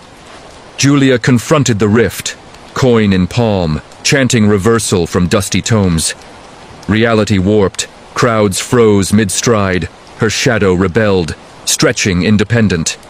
The glitch self emerged from the portico, identical, pleading, "Stay with me, here, no loss." Visions tempted, a Rome without her abusive ex, career unbroken. But the cost, eternal loop, sanity shredded. She crushed the coin, screaming, "Basta!" World snapping back, echoes fading. Rome healed, but Julia flinches at reflections, clocks, crowds. The eternal city hides fractures, she whispers to artists. And in Trastevere's alleys, if your shadow lags, run. The glitch hungers for anchors. The missing lights of the Pampas, Córdoba, Argentina. The vast pampas of Córdoba province rolled like an ocean of grass under starry southern skies in the dry autumn of 2013, where gaucho ghosts rode eternal. Isabella Morales, a 22-year-old astronomy student from the University of Córdoba, camped at the Mar Chiquita salt flat for her thesis on UFO sightings, lights dancing over the flats, vanishing into the Andes. With her telescope, notepad, and skeptical bent, swamp gas, always, she set up alone, tent staked against winds that moaned like lost souls. Locals warned of las desaparecidas, missing ones lured by lights, bodies found desiccated, eyes skyward. First night, auroras? No, pulsing orbs, emerald and violet, hovering low, humming a frequency that vibrated her fillings. Isabella filmed, heart racing. Extraterrestrial or ball lightning? They approached, bathing camp in glow, whispers in Spanish. Ven, Isabella. Home. Hypnosis. She blacked out, waking to dawn, notes scrawled in unknown script, Quechua perhaps, translating to the taken return changed. Days passed, more lights, her skin itching, veins glowing faintly under flesh. Dreams, abductions to vast ships, probes cold as stars, promises of knowledge. Week 2, the vanish. Orbs swarmed, lifting her tent-bound, winds howling protest. Consciousness flickered, grey walls, beings tall and luminous, eyes voids of stars. Join the collective, they hummed, downloading visions, humanity's end, pampas flooded cosmic. She resisted, screaming Córdoba's folk songs, anchoring to earth. Ejected, she crashed miles away, disoriented, time lost. 3 days gone, but bruises fresh. Rangers found her babbling, her film, erased, but skin bore circuit-like scars. Abductions are real, she testified, thesis scrapped for therapy. Córdoba's skies still call, lights winking. They want the curious, Isabella warns, and on flatlands, if orbs dance, look away. The missing never fully return. The deep web dare in Melbourne, Victoria, Australia. Melbourne's Lanai alleys buzzed with hipster hum in the rainy winter of 2019, but in a Yarra Riverview flat, 19-year-old coder Theo Nguyen holed up, screen glow his only son. Half Vietnamese, full insomniac, Theo thrived on the dark web, tore hidden forums, crypto trades, but a dare from uni-mates pushed him. Crack the Red Room roulette, live or die. Red Rooms, mythic streams of real torture, bets on screams. Theo, buzzed on energy drinks, dove in via Onion Link, VPN layered triple. The site loaded glitchy, chat roulette, cams random. First, puppy mills, he noped out. Then a girl 20s, bound in concrete room, man in balaclava monologuing bids. 10 grand to carve. Theo's stomach turned. He typed, stop, anonymous. Response, join or die, user 47. His cam activated, unbidden, flat exposed, mates asleep nearby. Panic, door rattled, locks picking. The man, local accent. "G'day, Theo." Stream shifted. Theo's feed, knife at his throat via proxy hack. "Dare's on, mate! Scream for subs!" Hours of cat and mouse. He barricaded, firewall crumbling, deep web denizens betting his pain. Whispers through speakers, cut left or right. Theo fled to streets, rain slick, phone exploding with coordinates. His location, live. Police? Dismissed as prank. Dawn at a net cafe, he torched the rig, but echoes lingered. Anonymous pings, "We see you." The streamer caught months later, ring of hackers, red room a VR fake, but Theo's terror real. Internet's abyss stares back, he tattoos now. Melbourne's rains hide watchers, and dares. They dare you back. The sleep demon of the fjords, Bergen, Norway. Bergen's fjords carve the coast like godly knives in the perpetual twilight of November 2015, where auroras danced green warnings. Ingrid Larsen, a 35-year-old fishery worker, lived in a cliffside cabin near Flam, waves crashing lullabies. But sleep paralysis plagued her, nights pinned, hag astride chest, breath stolen by invisible hands. Norwegian folklore, the old hag, demon lover crushing the dreaming. Ingrid scoffed, poppies for sleep, but the visits intensified. Form solidifying, skeletal crone with eyes like fjord ice, whispering Nynorsk curses. Min evig din natt. On solstice eve, the assault peaked. Ingrid woke mid-paralysis, hag's claws raking ribs, drawing blood that froze mid-drip. "Give me your breath," it rasped, mouth cavernous. Struggle ethereal. She mentally recited psalms, but the demon laughed, phasing to shadows. Days brought exhaustion, bruises blooming, colleagues noting her pallor. A Sami shaman from Tromsø visited. "Trollkin bound to the land. Offer salt and iron." Ritual at midnight. Cabins circled in salt. Iron poker thrust at the beam where hag perched. Scream shattered glass. Entity fled in smoke. But Ingrid's nights fracture still, whispers in wind. "I'll return." Fjords hold grudges, and sleep demons? They dream of you. The Intruder's Symphony in Kyoto. Kyoto, Japan. Kyoto's cherry blossoms wept petals in the sakura storm of April 2017. But in a tatami mat, ryokan, near Gion, 26-year-old violinist Hana Sato practiced alone, strings singing Koi no Yokan, premonition of love. Her intruder came silent. Doors ajar at dawn, futon rumpled, sheet music rearranged. "Yurei," she joked, ghosts. But footprints in dew, size 11, led to the garden koi pond, fish floating belly up. Hana installed cams. Feeds showed a man, gaunt, kimono-clad, sitting cross-legged, mimicking her bow strokes on air violin, eyes adoring. Nights escalated. He played duets. Her notes echoed from walls, off-key, possessive. "My muse," notes left in haiku. Hana fled to family in Osaka, but he followed. Shadow in Shinkansen reflections. Kyoto postmarks on mail. Police. Stalker archetype, untraceable. Climax in Gion's lantern-lit alleys. He cornered her post-recital, violin case swinging. "Play with me, eternal." Struggle, bow slashing, strings snapping like whips. Backup from a geisha friend. Pepper spray, screams drawing crowds. He vanished into fog. Identity a ghost. Disgraced sensei, obsessed with her talent. Hana tours now, strings guarded, but Kyoto's winds carry off-key echoes. Homes have memories, she bows, and intruders, they compose in blood. The babysitter's shadow in the Rockies. Banff, Canada.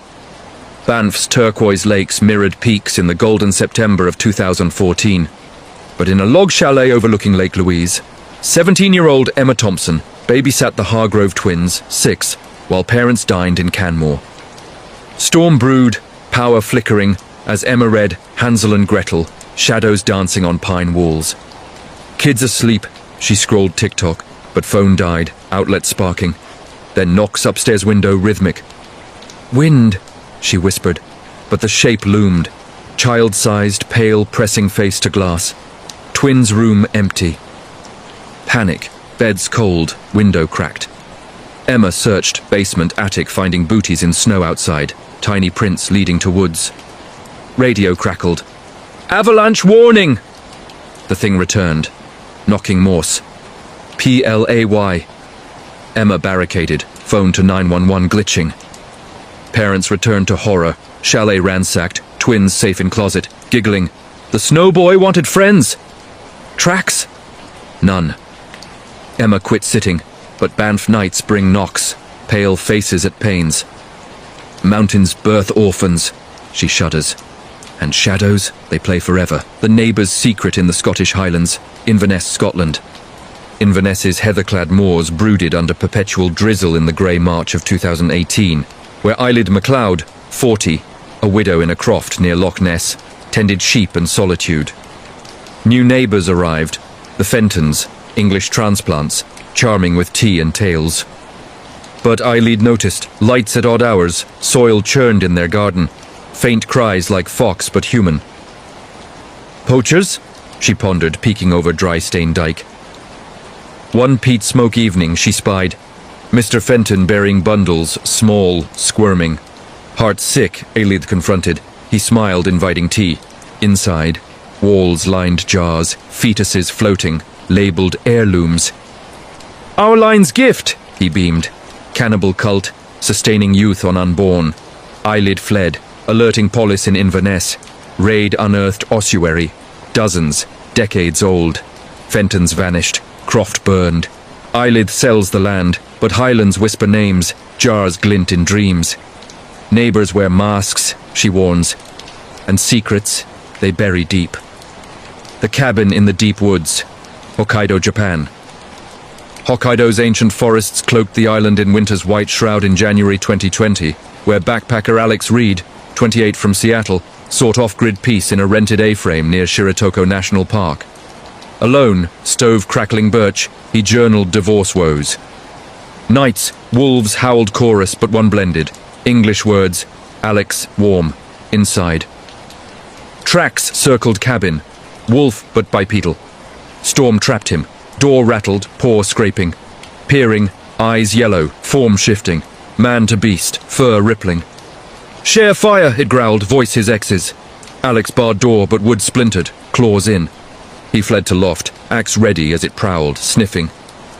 Dawn rescued, rangers finding cabin shredded, Alex catatonic. Kitsune no yokai, they said, fox spirit, trickster. Alex returned stateside, but woods call, eyes in mirrors.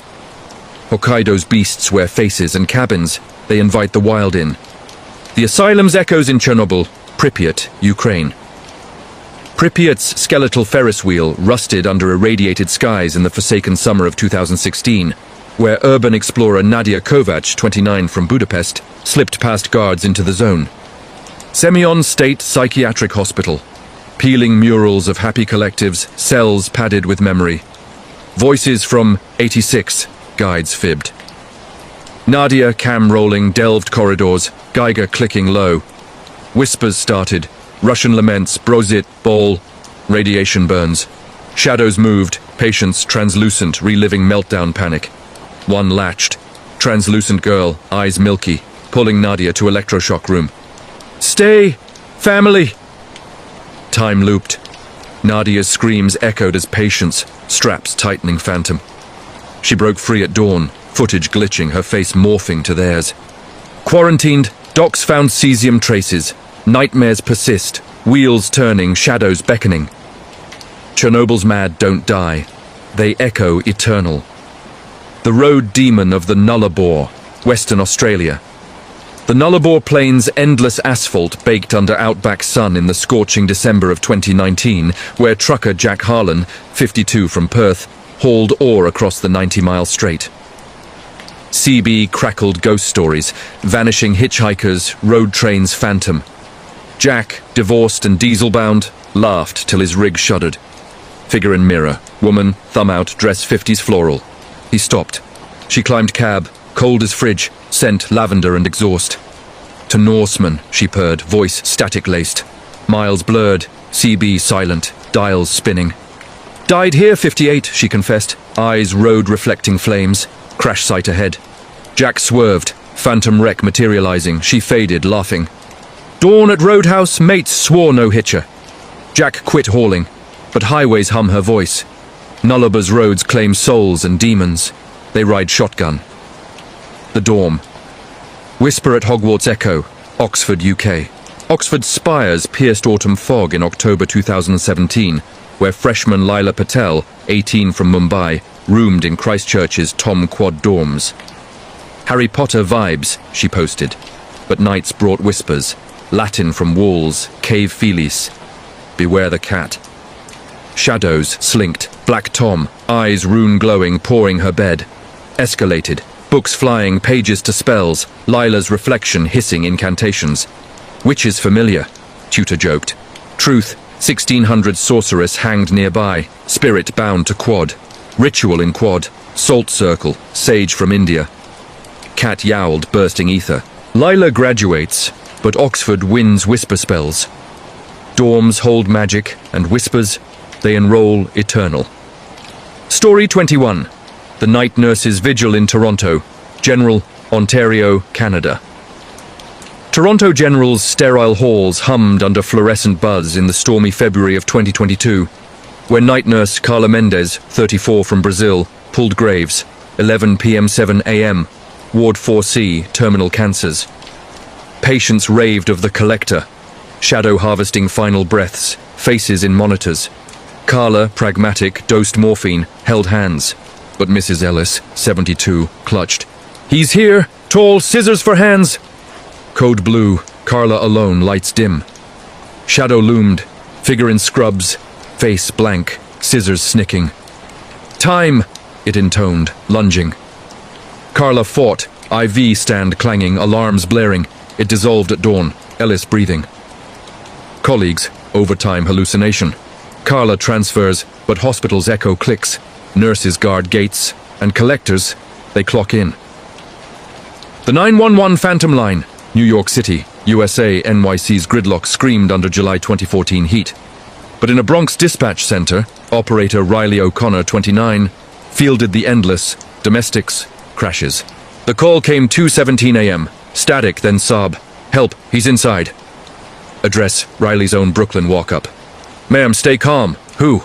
Voice shifted. Riley's twin, dead at birth. Line looped, her apartment cam feed hacking in, empty but shadow moving. She raced home, partner asleep, nothing amiss. But voicemails piled, her voice pleading from future. Text traced, ghost signal from 1970s fire, twins' spirits tangled.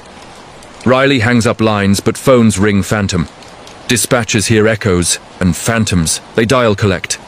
The war ghost of Gallipoli, Sanakel, Turkey. Gallipoli's cliffs wept poppies over Anzac Coves in the April dawn of 2015. Centenary of slaughter. Historian Tom Riley, 41 from Sydney, camped ridges, recording diggers' echoes. Fog rolled, figures emerged, khaki-clad, rifles shouldered, marching silent. One halted, Tom's great-grandfather bayonet fixed. Fight on, lad! Tom followed to trench ghost, mud eternal, mates whispering charges. Pulled in, he relived, bullets whizzing, mates falling, granddad's last stand. Dawn freed him, recorder capturing barrage. Tom publishes, but Gallipoli calls, pipes in wind, khaki in mirrors. War's end, ghosts re-enlist.